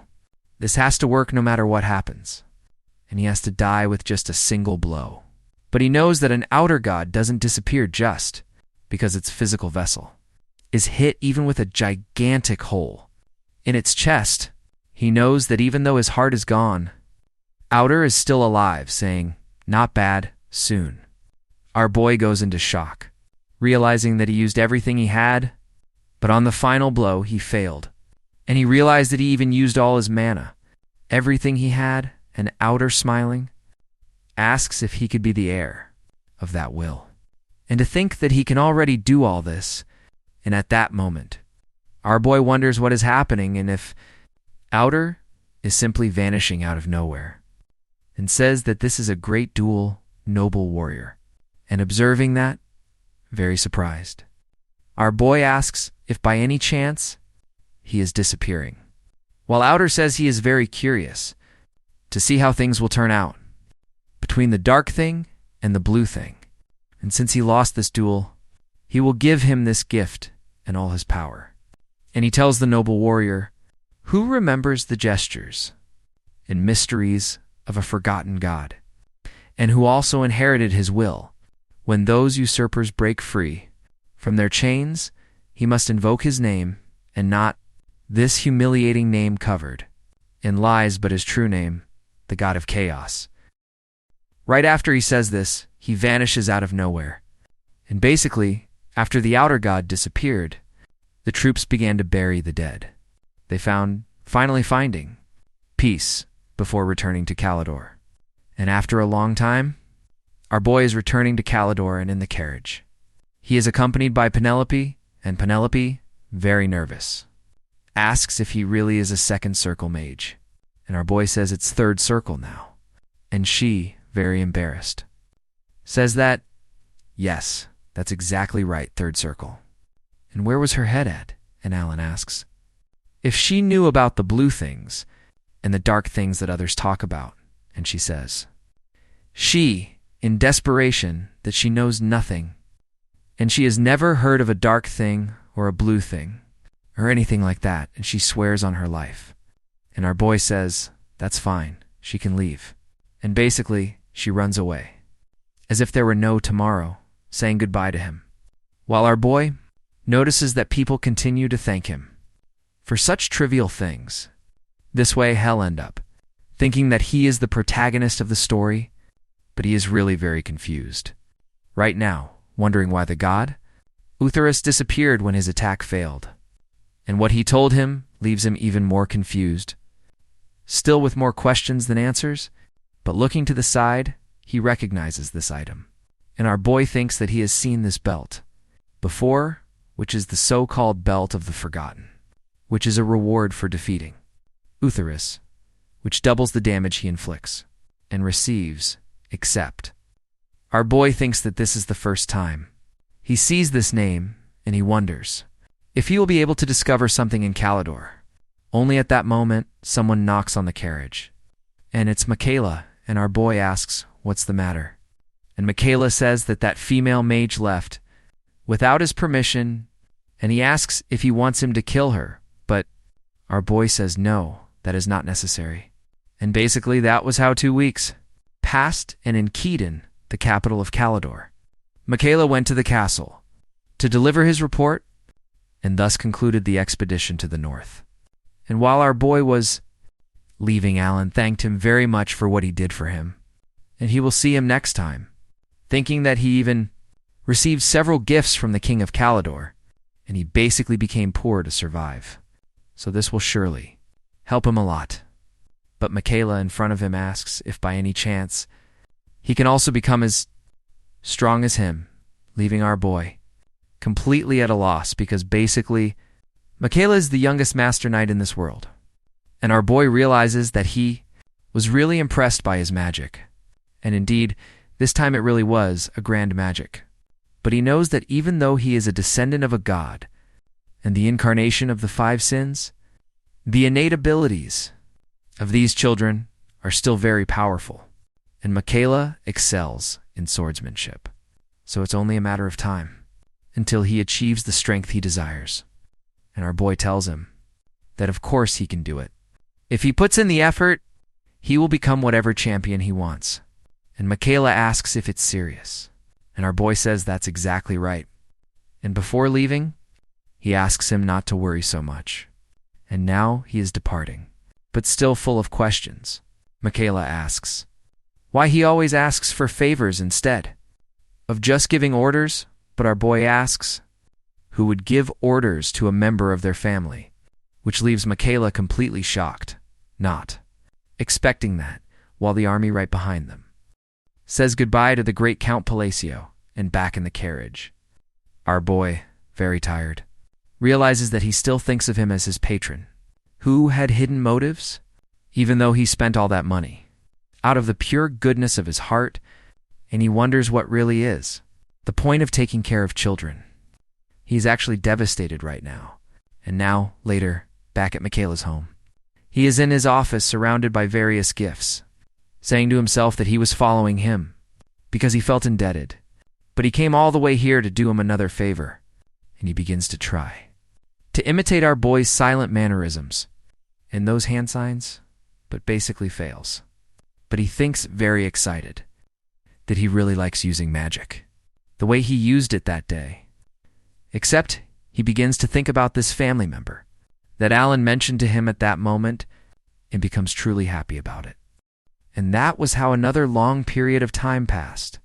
And finally, after months, our boy returned home, saying a little hello to his mansion, while remembering that 3 months have already passed, and it was very exhausting. But as soon as he opens the door to his office, there is a pile of documents waiting, welcoming their little boss. Except in the very next second, our boy closes the door, saying he thought this was his bedroom, but it certainly isn't, except after he stops to think about it. He realizes there is no way to escape, because this is basically the destiny of a worker. And after all that paperwork, he took a week off to rest. As a reward, just eating, enjoying himself, and living comfortably.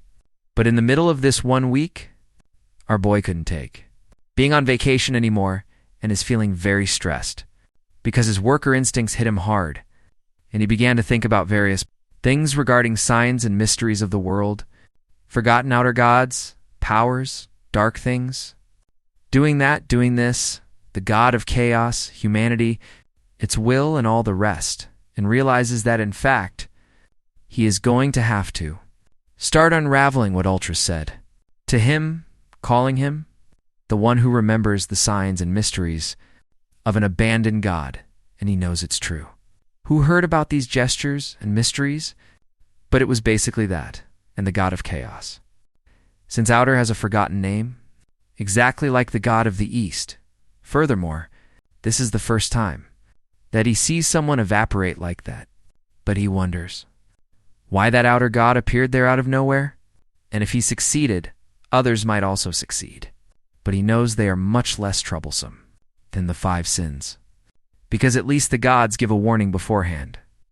And now, at this moment, he would like to go to Calidor, but even if he knew where it is, he cannot go. And he begins to analyze his little notebook, which has all the information he remembers from the game. And he remembers that this city has not yet been discovered by explorers. So if he hurries to find it, he will only complicate things even more. But at that moment, Evan enters the room and tells the Count that it's extremely cold in there, and he asks if it's because of magic. And our boy says it's more or less that, and thinks to himself that it's getting better and better, because he basically made an air conditioner with magic. And Evan tells the Count that the secret city was discovered in the colony, which greatly surprises our boy, because it was exactly what he was looking for right now. But while this was happening in another place, Utia is there communicating with everyone, saying that this is all for today, and this is basically the semi-annual meeting of the Blue Moon, through a crystal ball, and most of the meetings last less than 10 minutes.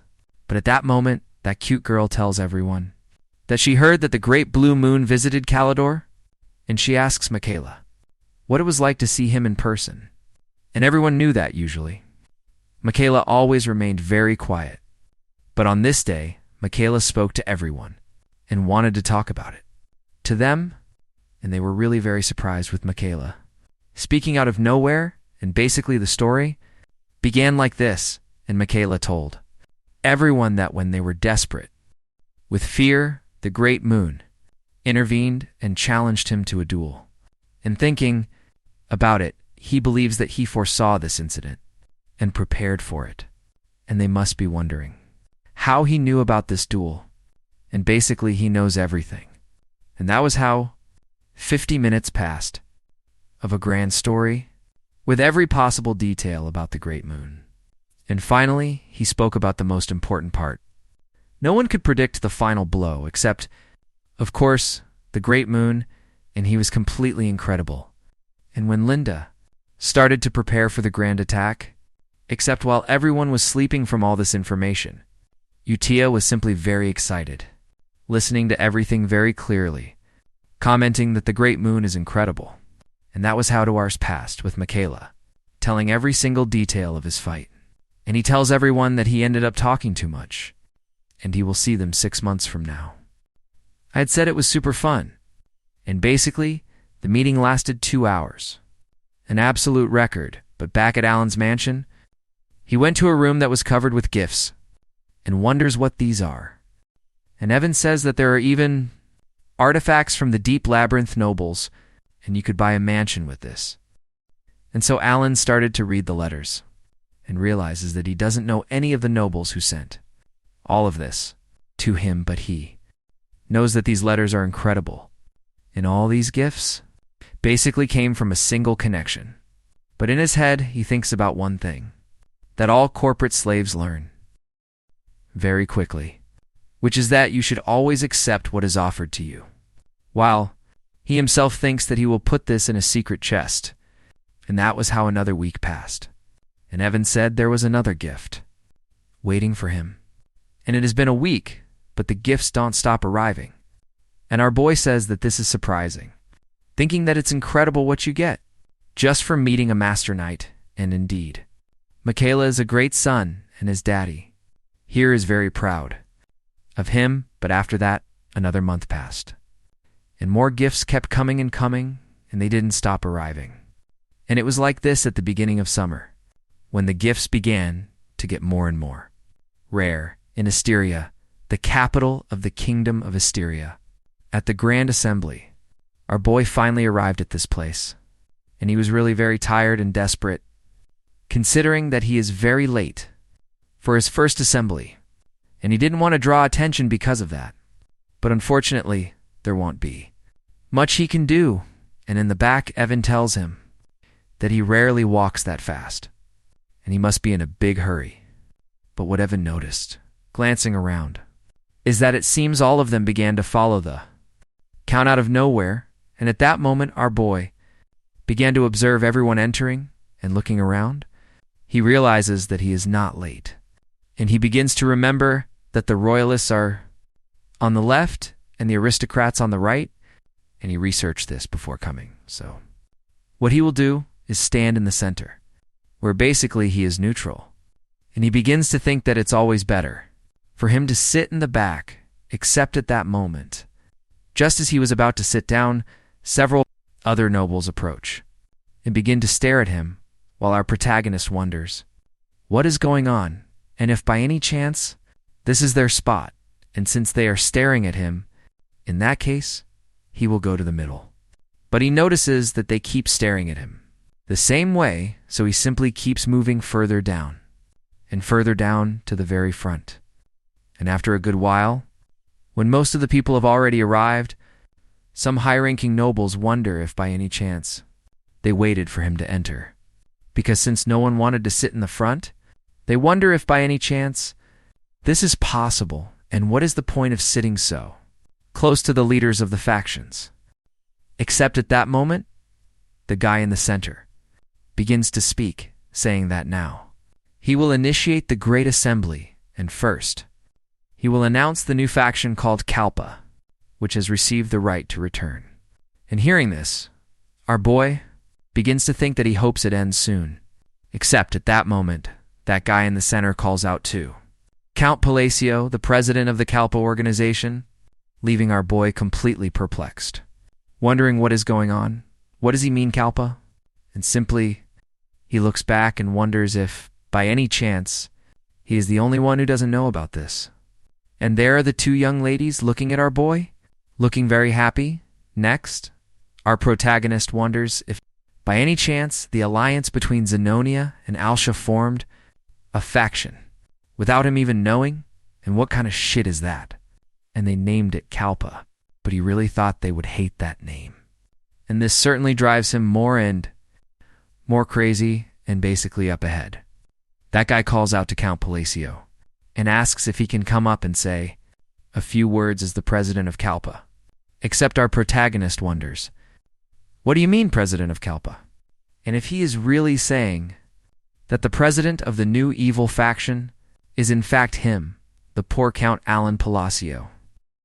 But while this great assembly was taking place, back in a snowy field, a guy covered in a cloak is there, saying that this is very interesting, and he wants to see how far this attack extends. But now, back to our boy. With a very nervous attitude, he thinks that there is in fact no way he could have become the leader of a criminal faction. Overnight, that is basically impossible. But obviously our boy said nothing.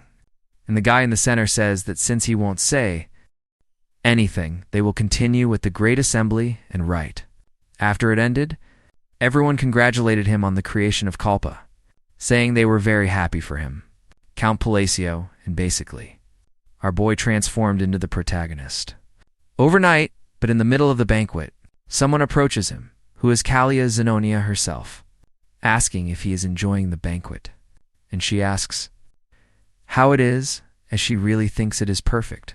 And right next to him, Loria Alsha, who really changed a lot and has indeed become a great woman, says that this banquet was created based on his taste, but our boy starts to think about Duchessa Loria Alsha, and the young lady, no, actually, Countess Zenonia, who only recently had her succession ceremony, wonders if by any chance he has a split personality, and his other personality did something he doesn't know about.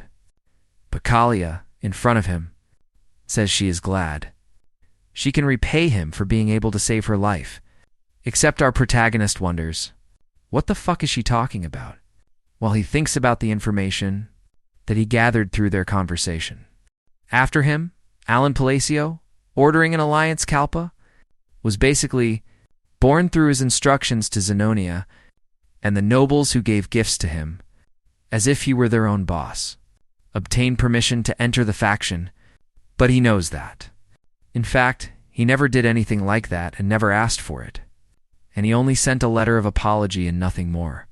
And now he realizes it's no surprise that there were some letters with those gifts, and he wonders if really he was capable of causing such a misunderstanding. And from his experience, crime geniuses have peculiar sensitivities. And surely, if he said it was a misunderstanding, after all those bribes, he would be killed by them. But he knows that crime masters are clearly sociopaths, even more so Zenonia, but he thinks that he should look for a chance to retire and he basically has already accepted a lot of things. But Loria, right in front of him, asks what he plans to do.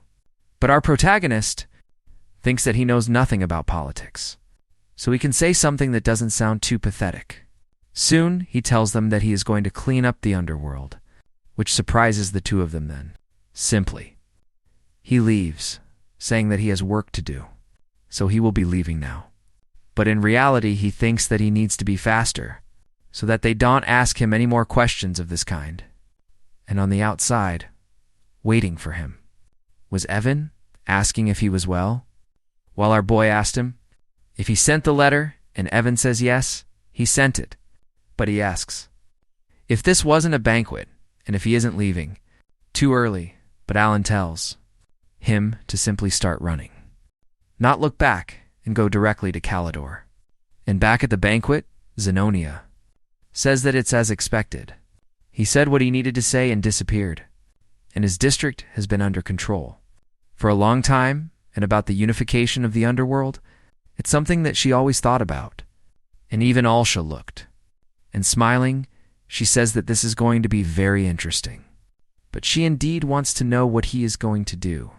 And right after the toast, the scene cuts to Alan's carriage, but in the sky there was a guy flying, saying that he finally found him, the Count Palacio, and killing him is easy. But the problem is the Master Knight, and besides that, the leader told him beforehand that he must avoid making unnecessary enemies, even if the reward is large, and that is a rule. But he comments to himself that the leader will understand this request, remembering that in the south of the kingdom of Asteria, at the estate of Duke Cameron, a long-haired guy was already waiting for him, asking if he was the agent. If he really is, he must know him. And this masked guy says that he knows him, because he is from the family of the persecutor. And this guy is the so-called agent, who is part of a group of assassins from the kingdom, combined with the skill level of a swordmaster. But he tells this kid that, meanwhile, he doesn't like rats during a request, killing everyone who is hiding nearby. And when this guy says that, as expected, he's very strong, and he wants him to get rid of Count Palacio. And he knows he wouldn't refuse his request, the one known as the Tyrant of Astalin. But the masked man says that if the pay is good, there won't be any issues, even if the target is royalty. But he wants to know if Lord Carmine can pay the contract fee. And Carmine says it will be for, he says these are not beads of the abyss, but rather entities of the abyss. And he knows that entities of the abyss are something that Duke Camallan distributes in small quantities to the black market, unlike the beads, which will increase physical abilities. They can grant special powers and are traded at enormous prices, and he gets very nervous thinking about it, because he remembers he has already seen this because of his leader. He can't even imagine how comfortable it will be if he uses 4, and these things were one of the reasons. The agents became the best.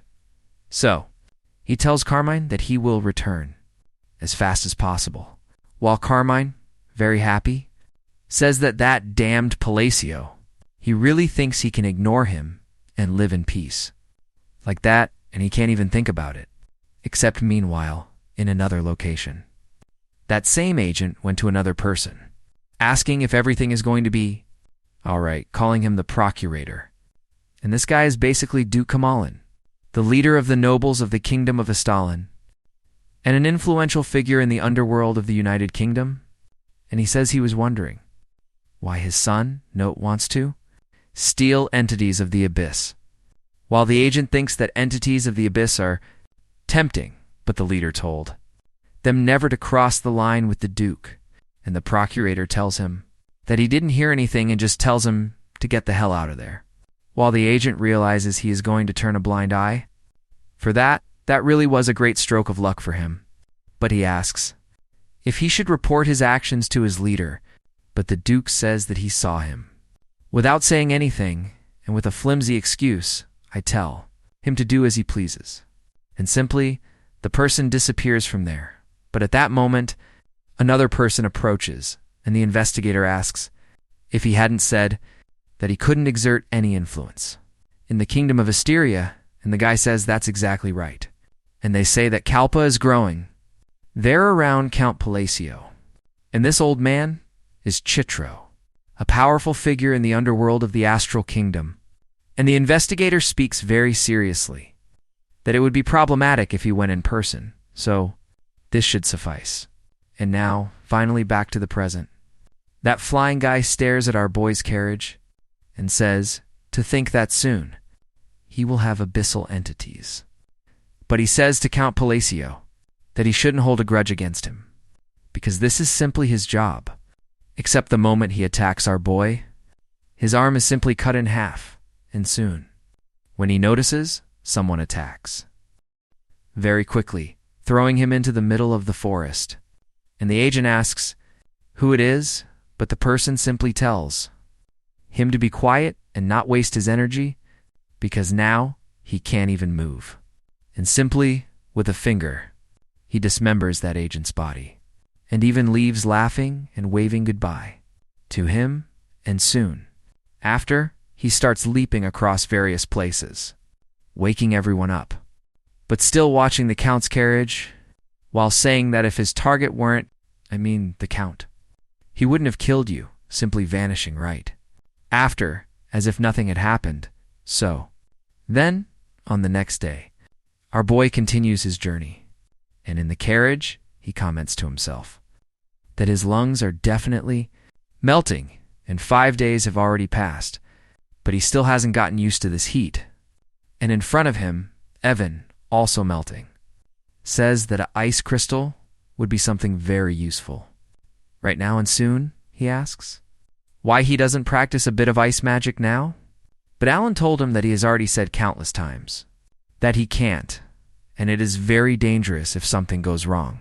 But Evan says he prefers that over being cooked alive, except our protagonist says that even so it was a good idea for them to have joined a merchant group, and indeed, they don't know the desert very well. While our boy looks to another carriage, staring at a girl who asks what he is looking at, and she asks if by any chance his hobby is spying on others. And this woman is Ryan, a Groz, a four-circle mage, daughter of the master of the Red Magic Tower. Except Alan quickly says no, and that he has no such hobby. But she gets very irritated with him, saying that he just played innocent, just like the mages of the Blue Magic Tower. While our boy thinks that this woman is very annoying, and Evan asks if he saw that. That girl had ice crystals in her carriage, and they have nothing. And obviously, our protagonist, quite annoyed, knows that the master of the tower has a fiery temperament, and he won't gain anything by bothering his daughter. But later at night, out of nowhere, several bandits appear, surrounding that girl's carriage and quickly kidnapping her. And the leader of the bandits tells them to listen for a moment, because it would be great if they delivered the goods willingly, because otherwise someone might end up getting hurt. And observing that man, the people notice his tattoo and recognize that they are the bandits of the bloody area. And even Miss Ryan was captured. And the leader says he was very lucky today, because he didn't know that the daughter of the master of the Red Magic Tower was in this convoy and very nervous. She asks who he is, and when the girl realizes that her trauma is reappearing again, it is certainly bad, except at that moment. To everyone's surprise, the leader senses a bit of danger and asks what is going on. Meanwhile, Rinny notices a freezing air and realizes that her breathing is no longer heavy, but right in front of him stands our boy, completely calm, as if nothing could affect him. And watching that, Rini becomes quite surprised, because she knows he is Count Palacio, but she thinks that this is impossible here. In front of everyone, our boy says frozen earth, freezing everything around them. And in her head, Rini begins to think that she, as the daughter of the Red Tower Master, grew up in that position and was exposed to many things that no child should ever suffer. And those experiences left her traumatized and taught her to detest lies. Because of that, she has a very sharp sensory perception for a four-circle mage. So, she knows that his mana barely reaches the second circle. Then how? Could she believe that he defeated an outer god? And she heard that he is the patron of a master knight? But that must be a lie he spreads. And because of this, she immediately began to hate Count Palacio.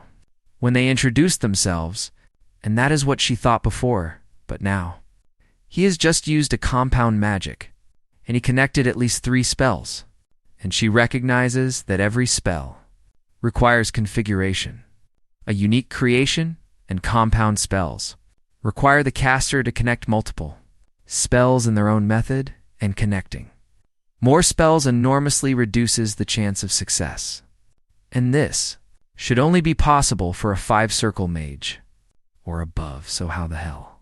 Can he do this? And also noticing that the magic matrix is very strange. The leader lets go of Rini and charges toward the boys, except once more. Alan says, freeze cycle, simply freezing that guy alive. And then he claps his hands, saying, destroy, shattering the body of the leader of the bandits into blocks of ice, while he himself thinks that bandits in games tend to flee.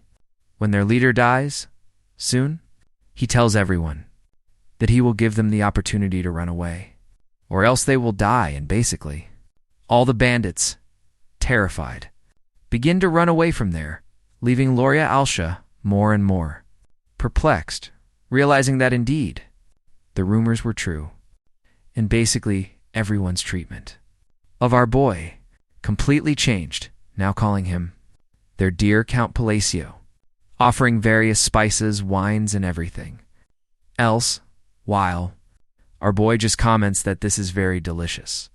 And after they leave, Alan is happy that everything worked out in the end. But he thinks it was less effective to reduce the penalties of the restrictions, and the spell he used now requires simultaneous ice and duration space spells, and it's a simple effect that transformed the surroundings into a land.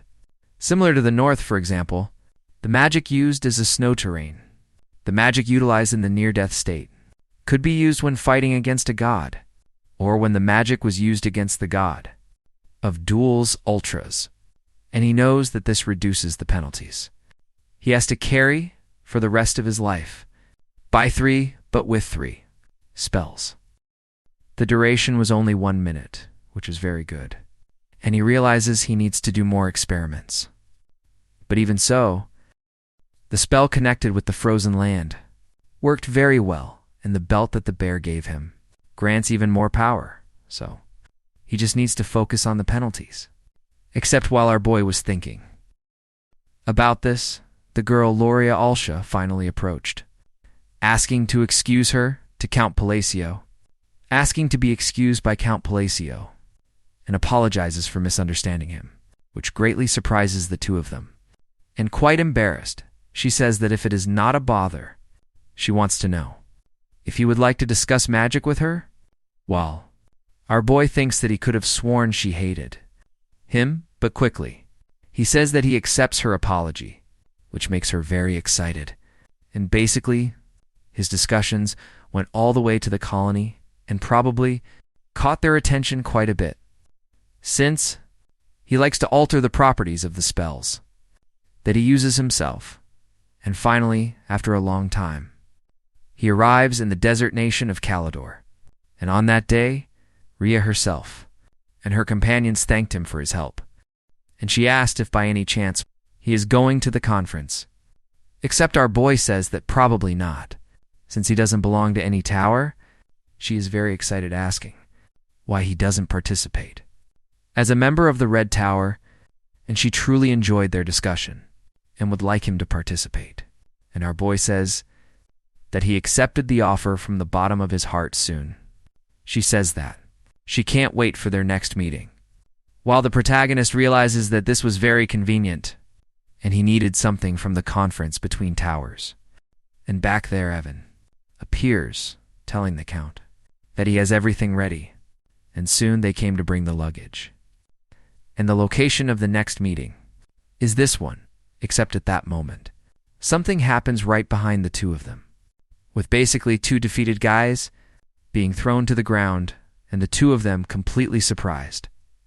Wonder what the hell this is? And basically, those two guys are being beaten up by something or someone, and after the dust settles, the one who appears is that little wolf girl. But since they didn't recognize her, Evan takes a step forward to protect Alan, ordering her not to approach. But instantly she appears behind the back of our boy, hugging him and calling him master, saying hello to Alan, while our boy quickly recognizes Sairong, and Sairong says that she should have told him that she would be coming, as there are a lot of dirty bandits walking around, but she tells him that he doesn't need to worry, because she took care of the bandits who wanted to steal his luggage. Then she simply drags Alan along, saying that she has been waiting for a long time, ever since she received his letter, and they can go now, but all around them, observing that everyone wonders what is going on. And isn't that the Golden Ray? And who the hell is this man for the highly acclaimed mad bitch to be so friendly with him like that? And while our boy, completely uneasy, walks with Sairong, he just begs mentally that she hasn't killed anyone. And so, after a while, Sairong says that this is her guild, and in it there are only members of her species. And looking around, Alan comments that it's huge. And at that moment, everyone says hello to their boss, saying that she is welcome back. And quickly, Sairong calls Ralja and asks if anything happened while she was away. And the guy says that nothing happened. But he stares at Alan and says that so he is the rare guest that she mentioned, and he is very welcome. And he was looking forward to meeting him. And after a few minutes, Sairong takes our boy to her room, while Alan comments that she seems to take care very well of the members of her guild. And she says that it's because they are family, and she doesn't need anyone else. But at that moment, she realizes something and looks at him and says, "Are you after family? Maybe after Utia?" And our boy asks if that's really it. And she, very uncomfortable, says that he isn't even a blood relative of Utia, while our boy thinks they had a good conversation, since he is in third place, and in the end, that is quite high. But now he wonders how he should act, and since in his case, he is going to do that, he gives the signal to Evan, and Evan confirms. In minutes later, several gifts appear for Sairong, which makes her very excited. And basically she says that very well. She will help them, but our boy asks her if she heard just now. But she says that even if they are not family, it's because he is her benefactor, and also because she managed to unify her race because of him. And obviously our boy recognizes that. As the essence of the Golden Mane tribe, feeling quite cheerful. Even so, either way, everyone wants to help him, which is very good. And it seems he took very good care of the children. Except, basically, Miss Valeria takes our boy and says he must be tired, telling him to rest a bit. And she is going to show him his room. And as they are walking, she asks how the desert was and if it was boring, having only sand. And our boy says that, well, it was so-so. While he says that his return journey is a bit more worrying, but she asks why, and he says it's because it's very hot and they were also attacked. And simply hearing this, she stops immediately and asks, "What do you mean attacked?"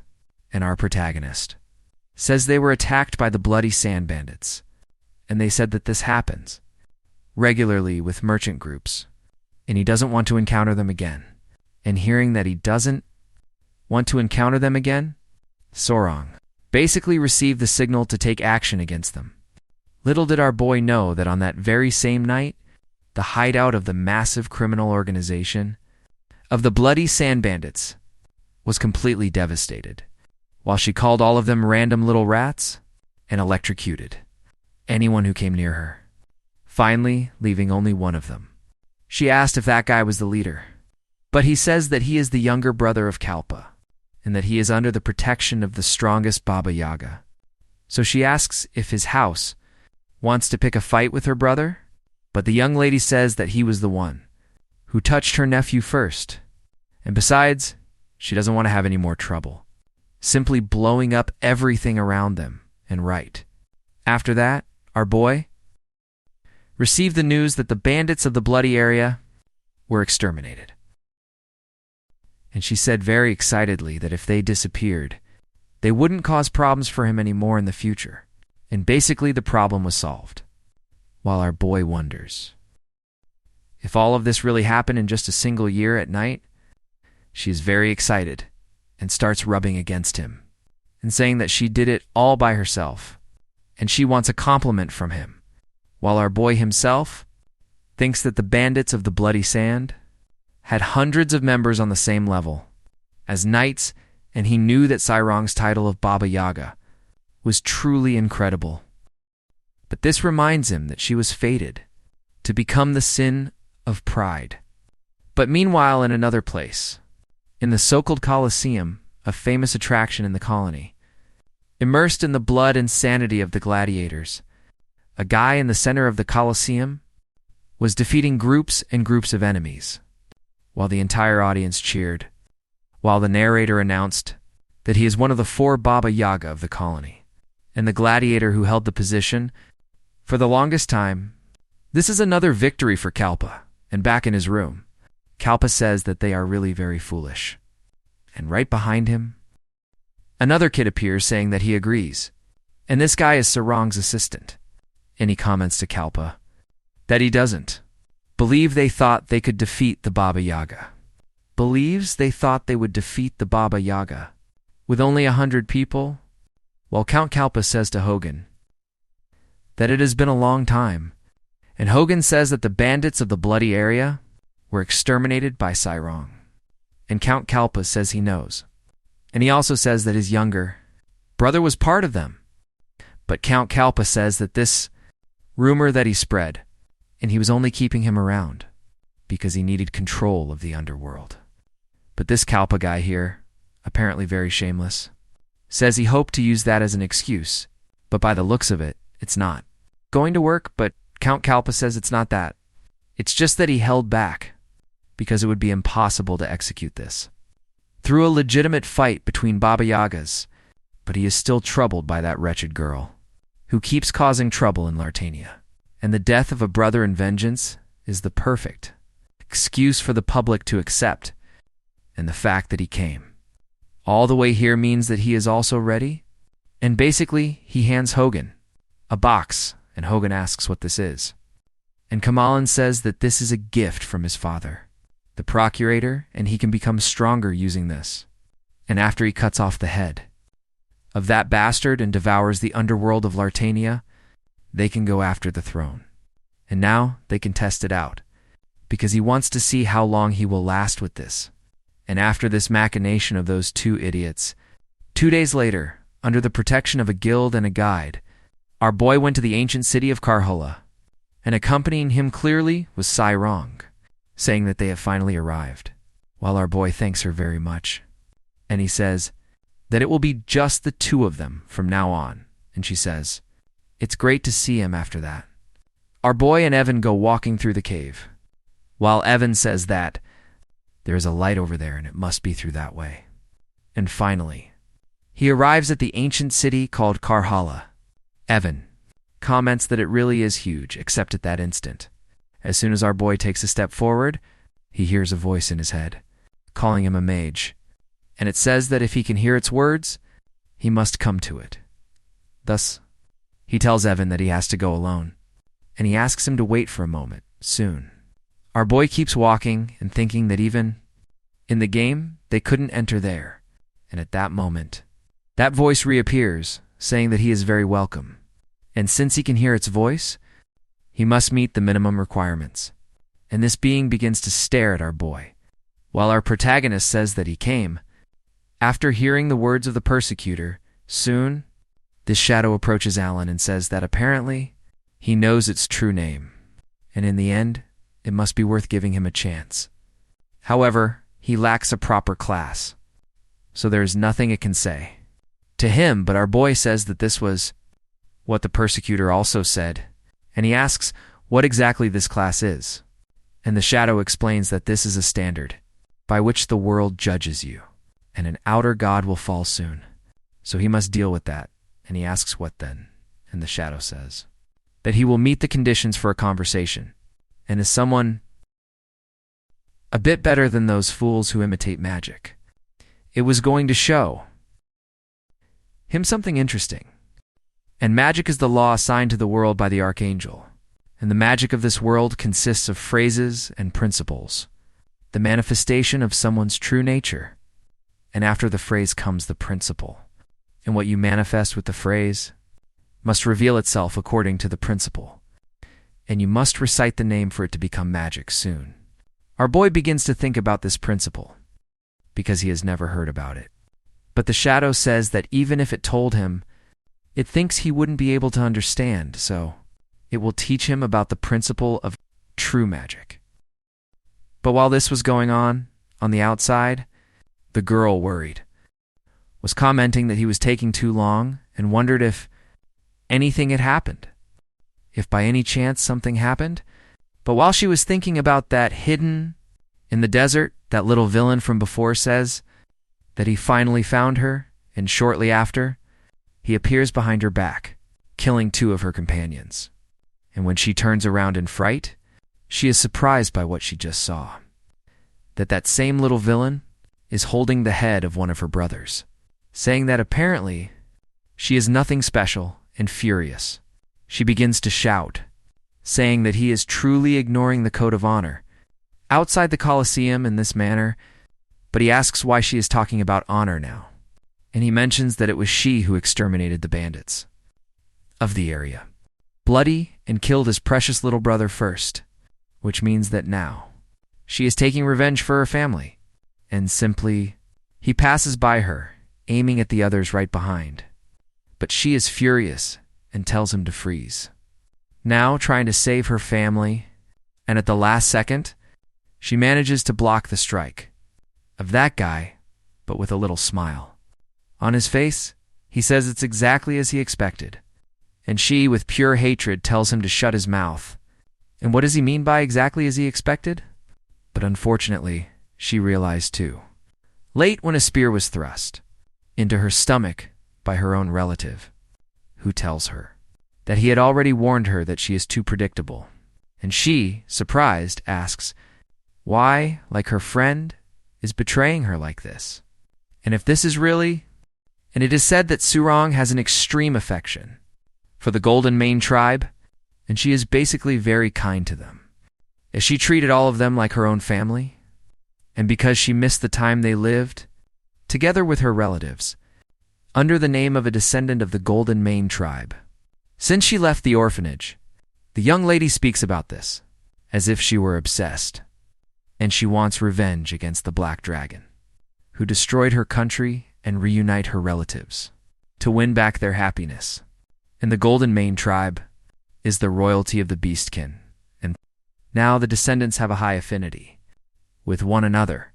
Unfortunately, this doesn't apply to all of them, and after she escapes Hogan's grasp, she asks how he can do this, but he just tells her to stop this pathetic little game of playing house, except unfortunately for Cyrong, that Kalpa guy doesn't let her breathe, ordering Hogan to stop wasting time and kill her right now. But quickly Cyrong manages to dodge the strike, while Count Kalpa gets pissed when she stops hiding, but he is very excited about the fight, thinking that screw it, he has already become several times stronger thanks to the entity of the abyss, so she won't last that long. Soon the fight gets more and more catastrophic, but unfortunately for Cyrong's side, because that former friend of hers, Hogan, is helping that wretched Kalpa guy, and Hogan, very excited, thinks that for sure he will win this time, telling his boss that she's a goner, but to everyone's surprise, Cyrong manages to dodge the blow, grabbing that Kalpa guy and deflecting him. But this Hogan guy appeared out of nowhere, saying he wants to see how long she can hold out, because he still has authority that he gained through the essence, and every time. It was getting harder and harder for Cyrong, but even so, she keeps fighting against the two at the same time. Hogan, on the other hand, gets a little worried, because he realizes it's impossible to beat her in sheer strength. And on the other side, the injured Kalpa guy says that this woman is really troublesome. Except at that instant, he notices a movement in the cave and recognizes that it's that guy. And he remembers that she called him her benefactor. And this is absolutely perfect. Since he just received instructions, before killing him, he will use him as a hostage. On the other hand, Hogan's fight against Cyrong continues, but unfortunately, her body becomes paralyzed while Liga says that apparently his poison worked, and it's finally taking effect. And she, extremely pissed off, asks what he did to her. And he says he coated the blade with Kaminasi's poison, and she'll won't be able to move for an hour. But by the way, she must be wondering why he did all this, and asks if she really thought the Golden Mane tribe unified just to play house. Like she wants, it was obviously to obtain the authority granted by the essence of the Golden Mane tribe. And it turns out that after the authority was in her hands, she was lucky to get it, and yet this is a power far beyond her station. And he asks if she has any idea how troublesome that is. For them, confused, she says power may be, but even if they came for power, in the beginning, the time they spent together was real, and that was how they became family. But the lizard breaks all her expectations, saying that just like before, she is daydreaming, and she can see for herself that everyone hates her, appearing. Basically, everyone she considered family, leaving her completely shocked, because in the end, all of them are traitors too, and the lizard with his sword made of shadows asks if the essence shouldn't be given to the one who has talent. So Hei's not just going to take it, Hei's going to rip it from her. But fortunately, before this deadly blow, a thunderous blast of power passes through all of them. And the lizard, very nervous, asks what the hell that was. And it was only then that he realized that Kame's body had a gigantic hole in his stomach and right.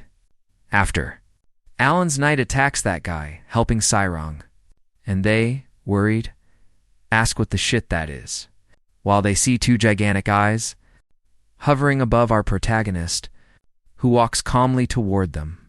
And our boy, very serious, says to think that the dark magic smoke he is apparently using the entity of the abyss. But how the hell did he do that? Because he knows that abyss entities would only appear in the middle of the game, in the original version, and since there was only a single explanation, this setting always remained in the realm of speculation. And going over to Cyrong, pouring her potion, he realizes that, apparently, the members of the guild lured them in, and he tells her that his recovery potion is of a high level, and very soon she will be able to move. And besides, the only traitor there is that brat, so she shouldn't worry. And she, looking really sad, says that is probably right. And our boy says yes, because in his eyes, the guild was happy, which makes her quite excited by this statement of his, looking like a cute kitten, but shortly. After, she gets very serious and says she understands, while our boy asks if she can hold off the enemy until he finishes his spell. And she says yes, she can, because her family is waiting for her. And this is the closing phase. And Evan charges at the guys, while our boy begins to prepare his spell, invoking ice and snow, thinking that this leaves him with his last use of magic. And right after, he speaks in magic language, and a gigantic ball of ice and snow appears in front of him, while he remembers the words of that being who was commenting to him, that he only understands some phrases, so he should learn how to use a complete sentence. And phrases serve to distort the laws, while sentences are the keys to approaching the laws. However, since they lost the great legacy, it seems they have all been using ridiculous abbreviations. And so he speaks the fame of the snowy mountains, and a large block of snow appears right in front of him. And he speaks one more sentence, the certainty of the blind man. And this activates the ice spear magic, with a gigantic spear of ice appearing right in front of him, while he remembers, once again, that being talking to him. And he says that in reality, that so-called ice spear, its true name that those fools lost, was ice crystal halberd. And as soon as Alan speaks, those gigantic blocks of ice advance upon the enemies, but meanwhile, in the middle of the fight, Hogan rushes towards Sarong, saying that he has to block this attack, but Sarong asks how he dares, to try to reach her benefactor, but finally, the magic is finalized. While Sarong and Hogan advance into a deadly battle, and that gigantic crystal halberd finishes off the other guys. And finally, it hits Hogan hidden, piercing his abdomen and turning him into a dead man covered in ice. And for a few moments, the entire desert turned to ice, and Hogan, completely skewered by several blocks of ice, still remains alive, saying that he needs nothing else as long as she dies, and that's enough. Charging and taking Sarong by surprise, and at the last moment, our boy steps in too, while Hogan thinks that he just needs to take possession of the essence. And finally, he can restart everything from scratch. But unfortunately, his sword didn't hit Sarong, and struck the stomach of Alan, who had just saved her. And completely in shock, Hogan asks how he appeared so quickly, right in front of him like that, while Sarong watches that sword plunged into his abdomen completely in shock. On the other hand, our boy just spits out blood, and seeing this blood, Sarong transforms into a completely savage being, screaming that he deserves death. And with a single flying kick, she rips his head off. And finally, after everyone is killed and Hogan's head is completely blown apart, she goes up to Alan and asks if he is all right. And our boy, sort of trembling, says yes, while thinking that in reality, he wasn't even hurt that badly in the first place, because that blade had only grazed him. And in fact, he ended up coughing up blood due to his mana exhaustion, and he realizes that he is definitely in trouble. It was there, but he didn't think it would consume so much, to the point of suffering internal injuries. And he also remembers that a few minutes ago, that calm person told him that his father finds him a nuisance. And our boy got confused, asking what on earth that was, and what kind of annoyed father bullshit that was. But in the end, it was a relief, and when he faces an enemy that absorbs the entity of the abyss, everything becomes much more difficult. But in his previous fight against that god, he activated the third restriction on himself, that when he is fighting against a god, he can distort the laws of the world even more, and that's it. Because he gets stronger as a reward for facing a god, but now back to reality. He thinks that he must start from the beginning, and he shouldn't harbor any more intentions of becoming something sinful. And in front of him, his mother-in-law asks why he didn't dodge, and that bastard hit him because of her. While our big guy says that she said she could stop the enemy, and she asks if he really trusted her. Meanwhile, our protagonist thinks that, in reality, he couldn't dodge, so basically he blocked it, and to be exact, that was it. But there's no reason for him to say that, right? And very embarrassed. The lady then asks why he saved her, and if it didn't hurt, while our big guy thinks because he raised her like a daughter for years, and she was about to die. But he tells her that he doesn't need a reason to save a member of his family. But she tells him that family means blood relations. Meanwhile, our boy thinks that, right? He made a mistake. But she, very excited, says that even so, with Sarong, he wants to become her family, which leaves him quite surprised by this suggestive attitude of hers. While our protagonist thinks about how after all these years, the benefactor who was finally recognized, and he gets very excited to be called father. In a situation like this, but obviously she didn't call him father, and simply, Sarong grabs Alan and says she cannot continue like this. She is from the Golden Mane tribe, and her benefactor is a human, so they are going to get married.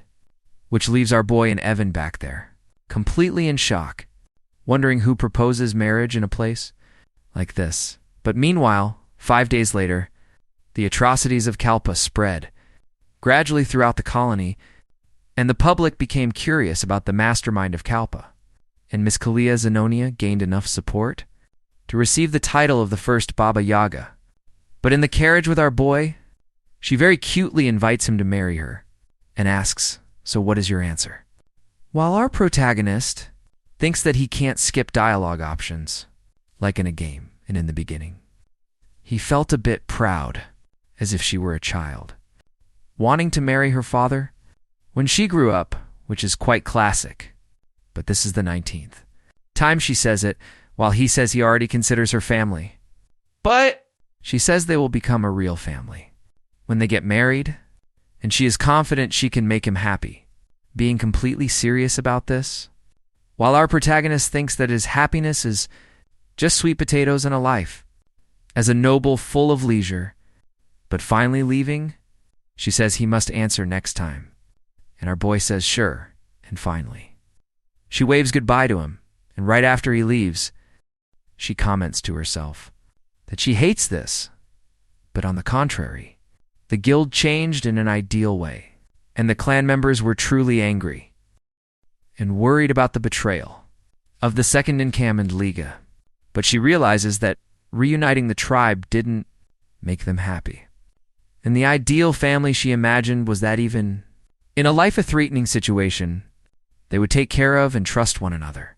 So, with a new determination, she thinks that she must build with more care a royal guard that can protect her benefactor well at any moment. And then finally, they will become a family that will be happy forever. But while she thinks about her strange things back at the carriage, Evan comments that the Information Guild confirmed that there are 12 suspicious individuals besides Blake's group, and he requested monitoring and reports. And our boy says that he did a good job, while he thinks about his children and that he really raised them very well. And he cannot have trouble now. Besides, they told him to deal with the outer gods, and the only thing he knows is about divinity. But it probably isn't that, and he wonders if there is something more. And he also knows about the law of nature, which also in some way is basically it. But apparently, the things he doesn't know are increasing, and he remembers, once again, that entity talking to him, saying that lastly, he must investigate the eastern end of the fortress, below the tower, and if he goes to the eastern end of the fortress to check, he realized that it was a record of the past, and he is able to decode it. Even though it is the first time, he sees it, and he comments that the fingers are referred to, metaphorically, just like in the game, as evil and greed, which were definitely among the 5 great sins, but none of this matches his knowledge. He wonders if it's natural. Since psychedelia is a story for the future, but why the hell would the outer gods and gods be written in such an inverted way? And he knows that outer gods refer to gods of other worlds or human beliefs, while the gods themselves refer to the 5 great sins that have existed since the beginning. And in the chart, the 5 great sins were described as outer gods. In returning to the present, he realizes that it's really bothering him. A lot, but in front of him. Evan says that, right? He also has information about the children and regarding Michaela. He defeated the first sword. And our boy asks if he is talking about the hero, and he remembers that his strength was on another level in the game, and to reach that level in just 1 year? How much talent does this kid have? And Evan comments that he came to say that Rini became a member of the Council of 3, and they are the ones who determine the policies of Lartania. Soon our boy says that she is a person in power, and she has indeed become someone important. But Evan says that as for Random, he heard that he unified 5 archipelagos and became the Pirate King. And they say that the bounty on his head is in the millions. Soon, our boy begins to think about a Somali pirate and thinks that he evolved into a Somali pirate. But continuing with the report, Evan says that as for Utia, but while this conversation was going on, Sarong herself was speaking into the crystal ball, telling everyone that she is going to marry the Great Moon, which left everyone completely surprised. But what Sarong really didn't realize is that she just made a declaration of war against Yutia herself. And confused Yutia thinks that Sarong has a tendency to exaggerate. Sarong says she understands, so he is a great man, and it's normal for you to like him. She says very excitedly that yes, she is going to marry him, and she will be a great wife, which surely made Yutia completely irritated. But shortly after, she calms down and says that even so, Sarong, that is not possible, because they are shadows, but Sarong says that shadows can also get married, but Yutia says that as his shadow, they must not stay by his side. Understands Sarong, but soon. Then she says very seriously that even so, what the great blue moon thinks is the most important thing. And Anne, pissed, Yutia asks why she thinks he would choose her, and she says that he told her she was not bad at all. And it was when she asked him if he by any chance hated her, but he says that's not quite how it is. And listening to this, but not knowing the truth, Yutia is very surprised, while Michaela, curious, asks Sarong what happened, and she simply explains things to him.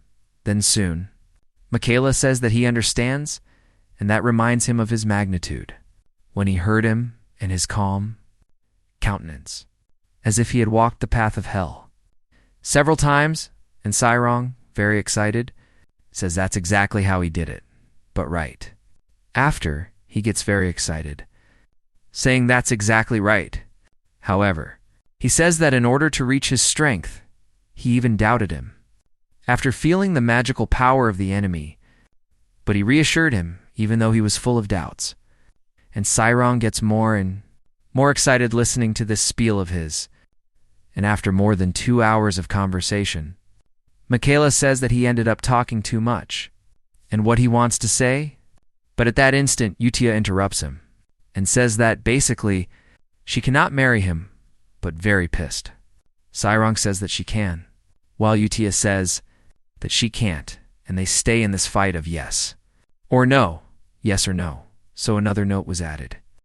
For the meetings, that first, you cannot ask Michaela about the Great Blue Moon, and second, excluding Yuta. Getting involved with the Great Blue Moon is not going to work out, because she will display a very childish behavior, and Random, annoyed and very tired, says that he doesn't want to know about any of this. Meanwhile, this was happening in the kingdom of Asteria. In the capital of Alleys, inside a bar, a guy was asking another if he is saying that they should form an alliance to overthrow the Kalpa faction, that one full of crazy people, and he comments that his presence is troublesome for both sides. So he agrees, but he wants to know if he has a plan. And this old man is the leader of the aristocratic faction, Marquis Peelbite, and by his side, the leader of the royal faction, Duke Hengruff, says that they are going to involve the Holy Kingdom of Rosario and use the Reformation letter. And it is said that the Reformation letter, with the Holy Kingdom of Rosario as the center of religion, is sent among nations to instantly eliminate any suspicion of heresy. So, for it to be sent, several cardinals must support it, giving this letter more power. And Peelbite says it would be a perfect pretext, but he wants to know their demands. And Hengroff says that they say that at least 2 cardinals must agree. So, he asks for half the bribe, and the guy says he will kindly agree, while the other responds that he has already finished discussing it with the cardinals, so it won't take long, and they won't let them take the final steps. Then, while this conversation was going on, a guy praying in the church says that even though there are 8 under the saint and the pope, they are very busy. So, he mentions it's the second time they've met. In either way, it's a pleasure, Cardinal. And the cardinal in question says the same. Cardinal Sergio? Soon, Sergio gets straight to the point, and he would like her to lend her name to a recommendation letter against the count. And he believes this isn't a bad proposal for her. And quickly, he asks her not to fear, because he can manufacture a reason for his heresy. Furthermore, he is a nobody that no one cares about. So, how about it, Cardinal Yutia? Little did he know that this guy is screwed, as she speaks calmly to him about the Reformation letter, to eliminate Count Palacio, and he wants to use her name. And Sergio says that in that case, they should focus on the death of Cardinal Vintra, because he is sure that with his position, they will understand while thinking that this way, he will be able to keep all the bribes and will be right before the gates of heaven. But before he could think about anything else, his body suddenly begins to contort, and he falls to the ground screaming in pain, while Utia approaches with every step and asks if he is really saying he wants to kill the man whom she serves. And she simply stops everything around the church, leaving only her and this Cardinal Sergio, and she tells him to scream as much as he can, because nobody will hear no matter what he does. And he, drooling with fear and with his body completely destroyed, begs for her to please kill him, but she says that she has already told him several times, and she cannot, and continues again and again, destroying his body, and he begs for her to please stop this and just kill him quickly.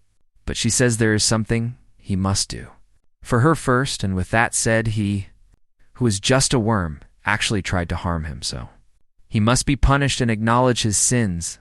Then maybe he will be forgiven, and in this manner some time passed, and at a time when he might have returned from the desert, our boy tells Evan that he understands, while Evan says that the preparations are complete, and once again, our great protagonist began getting ready to head out again for the magic conference, and he begins to think, well, he knows that he is the leader, so he thinks he should go, even though he still needs to investigate the abyssal entities and the outer gods.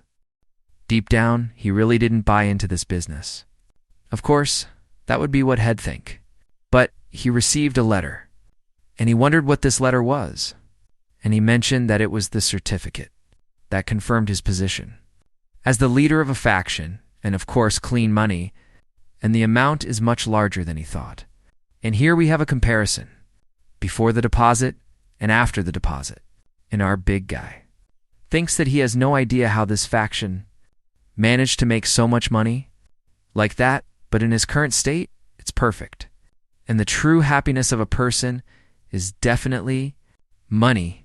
He begins to cry tears of joy, realizing that this is the magic of capitalism. Then, later at the conference venue, our boy, walking along with Evan, thinks that he heard several renowned people appear at this conference, and apparently it seems to be true.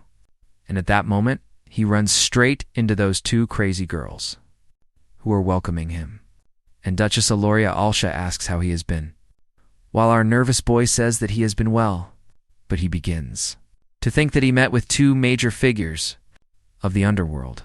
But thanks to this misunderstanding, he is a bit nervous about it, and right behind him, Evan appears, saying that he brought good news, and he heard that the leader of the royal faction received a letter of recommendation and left the Holy Kingdom. And our boy asks if that's for real, so he thinks there won't be any backlash, and it is indeed a relief.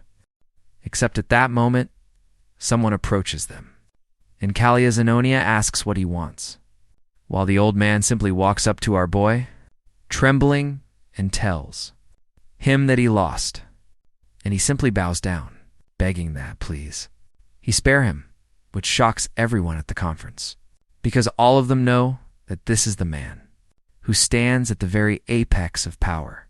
In the political world, the leader of the aristocratic faction, Marquise Purewhite, who is now bowing before Count Palacio. And unlike the underworld, the political world operates on the basis of causes and justifications, and bowing down to someone is the exact same thing as offering up your authority. And observing that, Loria Alsha and Kalia Zenonia think that they indeed knew this guy was incredible. And even now he remains calm, as if this were something completely normal. And in the head of the old man, he remembers that he received a mysterious letter yesterday. And strangely, it looked like a letter of resignation. And the accompanying magic sphere contained a 5-second message, a message of complete horror, saying, "I'm so sorry, I'm so sorry. And you must read the holy letter, and you must look at the holy moon." and that screaming voice belonged to his own partner, screaming that they had made an unpardonable mistake. And just like that, it showed that the Duke himself had received a reformation letter. And as soon as he opened the letter, he received a single message that he would be next. So, he was completely shocked, thinking that the only thing they wanted to do was ruin the political career of that guy and nothing more. And when you receive a letter of condemnation, it's the end of your political career. But as long as you aren't actually a heretic, your safety shouldn't be in danger. However, the Duke, who has no ties to heretics, still suffered the consequences. And finally, he realizes that damn Count Palacio must be behind all of this. But how can he have better connections than his own? No, the real problem is that he is next. So, back to the present, he tells our boy that what he wants is to spend the rest of his life in peace. He will abandon politics. So he begs that, please. He stopped the Reformation letter, while Alan completely lost wonders why he is saying this to him, even today. He wonders what those two idiots are plotting now, and they are showing more and more of their true faces as women from the shadows of the underworld.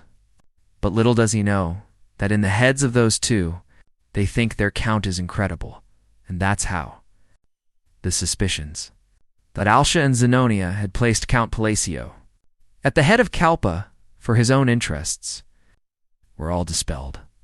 And 3 days after the start of the assembly, our dear protagonist headed east for the magic conference, and while he was walking with Evan, he commented that the Viceroy Marquis Spillboy also received the letter of reform and left for Rosario. So, they finally caught him. Evan asks if he wasn't the one who sent that letter, except our boy asks how he could possibly do that.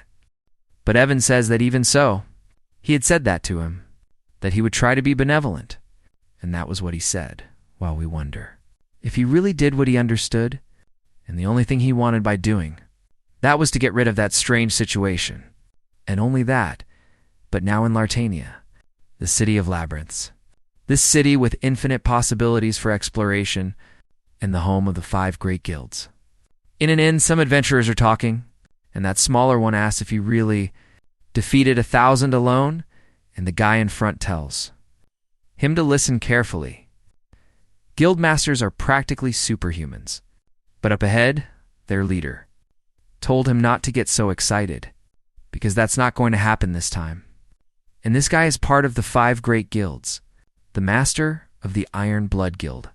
Walter and the mage in the back says they need to capture the monster on the 2nd floor, and the leader says that he accepted, because they offered a huge payment, but usually multiples of 5 are safe zones, so it's quite strange. But he thinks that, well, even if it's a trap, it's a piece of cake for him, because he has already explored more than 50 floors, and he tells everyone that, in any case, even if they fail, the deposits are non-refundable. And that is in the contract. And finally, they stopped at the 20th floor, and that female mage asks our boss what that is. And that guy up front says that it looks like a goblin. And he says that this is the monster, weakest that they could encounter, and they just need to kill this thing to get the rest of the money. But they ask what kind of clothes are these, and if, by any chance, he is from the east or something like that, but simply that Goblin speaks to him, saying that they are making too much noise, calling them worms. Simply with a movement of his finger, he cuts everyone's body in half, except for the guild leader, who quickly manages to dodge the blow and right after attacks him with deep hatred, because he killed his companions. But unfortunately, another single finger is enough to annihilate him, and this being they thought was a goblin in reality is the arrogant king of hungry ghouls, who began his ascension toward the surface world. But meanwhile, facing the great tower, he says that this indeed is huge, while our protagonist says that this central tower is particularly tall, and at that moment he meets that mage from before, saying that he is very welcome, and it has been a long time since they last saw each other. And she tells him that the official program for the conference begins tomorrow, so he can take the opportunity to look around, and our boy thanks Larea Alsha and asks if she can tell him where the library is. Because he is sort of looking for a book, she says it's over there. And with the two walking alone, she comments that tomorrow, the Green Magic Tower will present a new theory, and the friendly duels will begin, except while they were walking, they heard several shouts with a guy begging another person to stop with the insults. But that person says that if he can't even understand that, he is just stupid in whatever she says. And the girl by his side says it's another argument with the Vice Master of the Blue Magic Tower. And our boy asks, "What do you mean?" "Vice Master of the Blue Magic Tower." And she says yes, her arrogance has no bounds, simply walking out the door. Some mages from the Green Tower, they begin to argue with her, while she says that even 25th Circle mages like them look like nothing and won't stand a chance against her, which leaves them completely infuriated. And finally, the Master Mage takes a step forward and recognizes Rini as his little rookie mage who was crushed that year, and this time she brought someone else along. But as soon as Penelope stares at our boy, she quickly bows, saying good morning to the Count, while our boy says a little hello to Penelope and mentions that it has already been 6 months, and he asks if she is doing well, and she quickly says, "Yes, sir," while he asks her to use standard formal speech, and she, completely nervous, asks if by any chance he wants her to speak with him formally, and he says she can do as she wishes. While she thanks him for his consideration, on the other side, 3 mages from the Green Tower wonder if by any chance this is an illusion spell or something of the sort. But they know that their counterspell is absolutely doing nothing. Soon, our protagonist says to Penelope that he knows it is none of his business, but mages should get along, so hearing this, Penelope simply walks over to all those guys and bows apologizing, wanting to be friends with them, and right after, our protagonist says that, well, he will see her later. And she says yes. Right, exactly. And simply, she jumps out of the window, fleeing from the Count's presence, while our boy notices that it gets worse every time he meets with her. And what exactly goes on in this girl's head? But meanwhile, back there, those 3 mages are completely in shock, while our boy wonders what he did wrong. But now, later, Rini tells him that when he is around, that crazy girl knows how to be polite, and he asks if this crazy girl, she speaks of his Penelope, the Phoenix, and mentions that he knows she is an arrogant genius. Who knows that she is an arrogant genius? But even so, he thinks it's not a big deal. But while he was walking with Rhea, 2 guys appeared at the elevator, and one of them was a very arrogant blonde, calling Rhea his dear, asking if by any chance she came to see him, but she quickly says never, and right after, he stares at our boy and asks who he is, since he doesn't look very familiar. And Rhea says that this is Count Palacio and tells him not to be rude to him, and he stares at the silver-haired boy and says that he is the one about whom rumors are spreading around, and it is a pleasure to meet him. He is Baroque, the son of the Master of the Purple Tower, and our silver-haired boy says it is a pleasure to meet him, but thinks that he has never seen this kid before. And right after, this Baroque guy goes to Rhea and says that she will end up liking him. But she obviously doesn't say anything back. And soon, after he leaves, she tells Alan not to talk to him because he is just a 4th Circle student, but likes to steal other people's research, just to humiliate them on purpose. And our boy says he understands, while thinking that if he reached the 4th Circle at his age, he is indeed a genius. And he's even a bit envious of this guy, because he knows that each circle makes a huge difference. And the higher you climb, the more pronounced it is. So the difference between a 7th Circle mage and an 8th Circle mage is completely unimaginable. And finally, after walking a bit more, Rhea says that the library he is looking for is on the 38th floor, and she will see him at the presentation. And our boy just thanks her for showing the way to him, and finally, he arrives at the 38th floor, coming face to face with the great magic library, and he comments that it looks really different in person. But he knows that there are two things he needs to do. There, first, he will adjust the clock hands to 12, and then here it is, and then find a black book with no title or author, and then thrust his hand into it and take his item, which he calls the Blade of Ruin. So now, on the next day after the presentation, at the Friendly Duel grounds, our boy received a message addressing him as Count Palacio, saying that Sir Baruch wishes to challenge him and asks if he wishes to accept the challenge. While our protagonist, completely confused, asks what the fuck is happening today, and quickly our boy stares at Ryan, and he asks if, by any chance, it's because of her that he did this.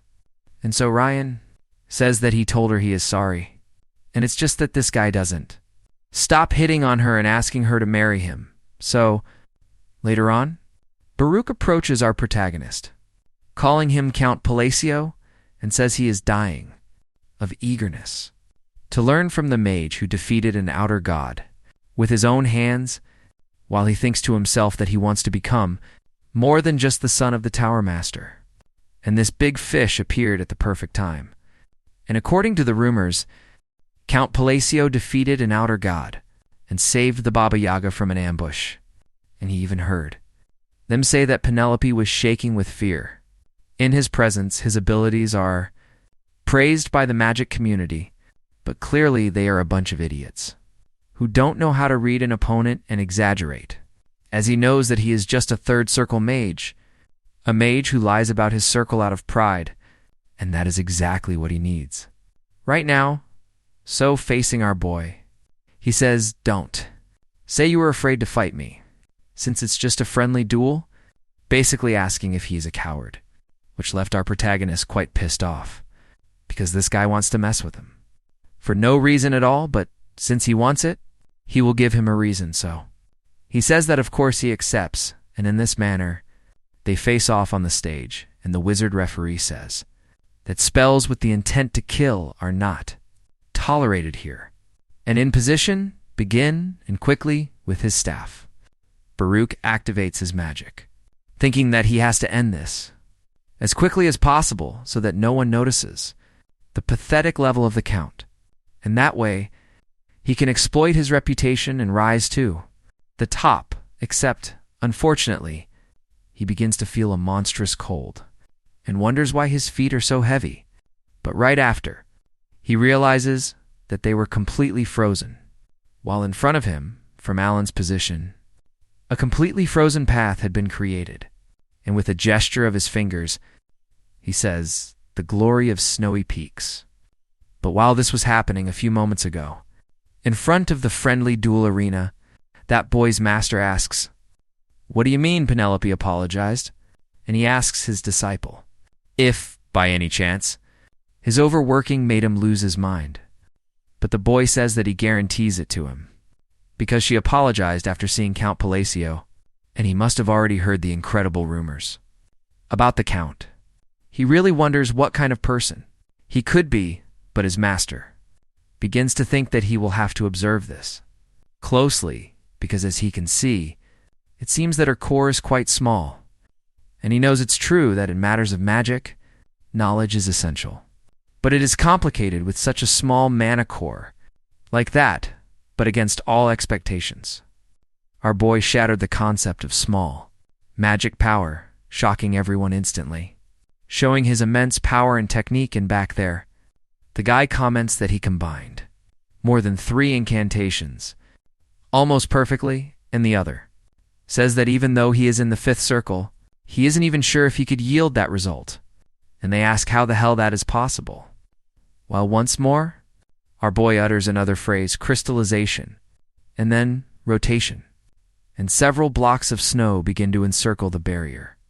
He, highly nervous, begins to activate another spell, thinking that he has to do something to stop the attack, and the mage is watching from the side like that, They wonder what kind of magic that is, and that this is not the fatal spell of the purple magic tower. And finally, Baruch is attacked, and he starts to grind his teeth in pain. And in shock, Max asks how the hell he did that. Simply by freezing Baruch's body completely. And at that moment, the judge says the winner is Alan Palacio. So later, our protagonist is surrounded by several mages who say, that was impressive, but how he managed to build such a sequence, and that they would trade the pet for his discretion. But that must be his personal magic. And another comments that he remembers ancient texts, that they could use their hands as vectors, but in Alan's head, he knows very well that the incantations and ritual gestures belong to the forgotten era, but he is very surprised to see that they have never heard of it, as if it had never existed. So he tells them that he is just a third circle mage. They ask, what do you mean, third circle? And that he doesn't need to be modest with them, because that is simply impossible. But Alan simply says goodbye to everyone, saying that he has work to do, and soon. After, he runs away from them. And finally, after dispersing them, he comments to himself that this is more useful than he expected, and he knows that the Blade of Ruin, thanks to fortified memorization, allows its owner not just to store a spell, but also to strengthen it for later use. And when he uses magic on snow terrain, to compensate for the restrictions of the frozen earth, it consumes 3 of the 5 spells that he can use per day. But if he can store the frozen earth in the Blade of Ruin, this not only allows him to strengthen his spells, but also to use his 5 spells however he wants. And he thinks he is starting to understand this so-called ice crystal halberd, well, which is an effect of freezing the surrounding air. As soon as the manifestation of the magic finishes, and if he can understand how to use the phrases, it means he could touch the principles of reality and not just change its properties. And at the beginning, he thought that just like incantations, it would only allow him to strengthen his magic. But the more he learns, the more it delivers. But for now, he is going to rest a little bit and then return. In the chariot he prepared for tonight. And finally, at night, he returns to the library on the 38th floor, and a voice speaks to him, saying she assumes that, at least, he managed to solve the riddle, and our boy begins to look from side to side and says that he came to solve these riddles. And that being continuing to speak with him, says that, by the looks of it, he didn't. He became afraid to talk to her and hear her voice, which is surprising. Except Alan knows that the destroyer who plunged into the world of chaos, inspiring as much panic as admiration, the one whom some dubbed the Eternal Terror, while the mages called her, with adoration, the Original Chalice. And he knows she is the first human being to have reached the 8th circle since the era of the Forgotten Gods, Archmage Heinkel, and he thinks that if he makes a mistake, now he is completely screwed. And to tell the truth, players nicknamed Heinkel the Witch of the Restart, because to get the reward, you have to choose the right option. But at the slightest mistake, death is instant. Furthermore, if a player had the misfortune of using certain specific words, it's also instant death. And it was like that she won the nickname Witch of the Short Fuse. But he doesn't know why he doesn't feel very intimidated by her. So then, he gets serious and thinks he has to prepare. First, because he doesn't want to die on the first try. But at that instant, out of nowhere, those 2 gigantic eyes are summoned that hover right behind him and begin to stare at Heinkel.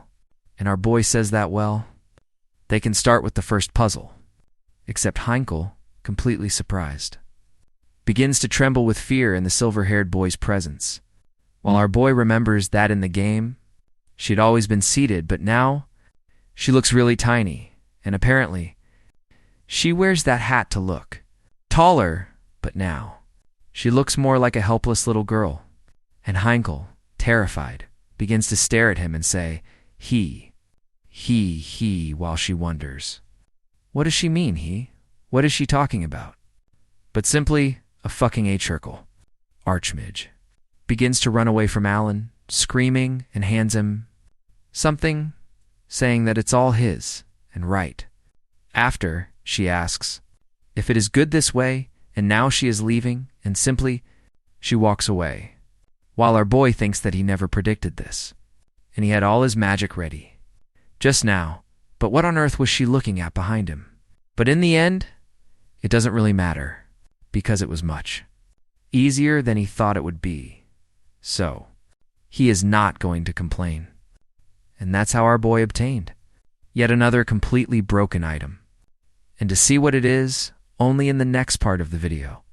And if you like this series and want the next part, the goal for this video is 5,000 likes. And of course, don't forget to share this video, which helps me a lot understanding more. That's it, guys. It'll stop here. I'll see you in the next video. Bye.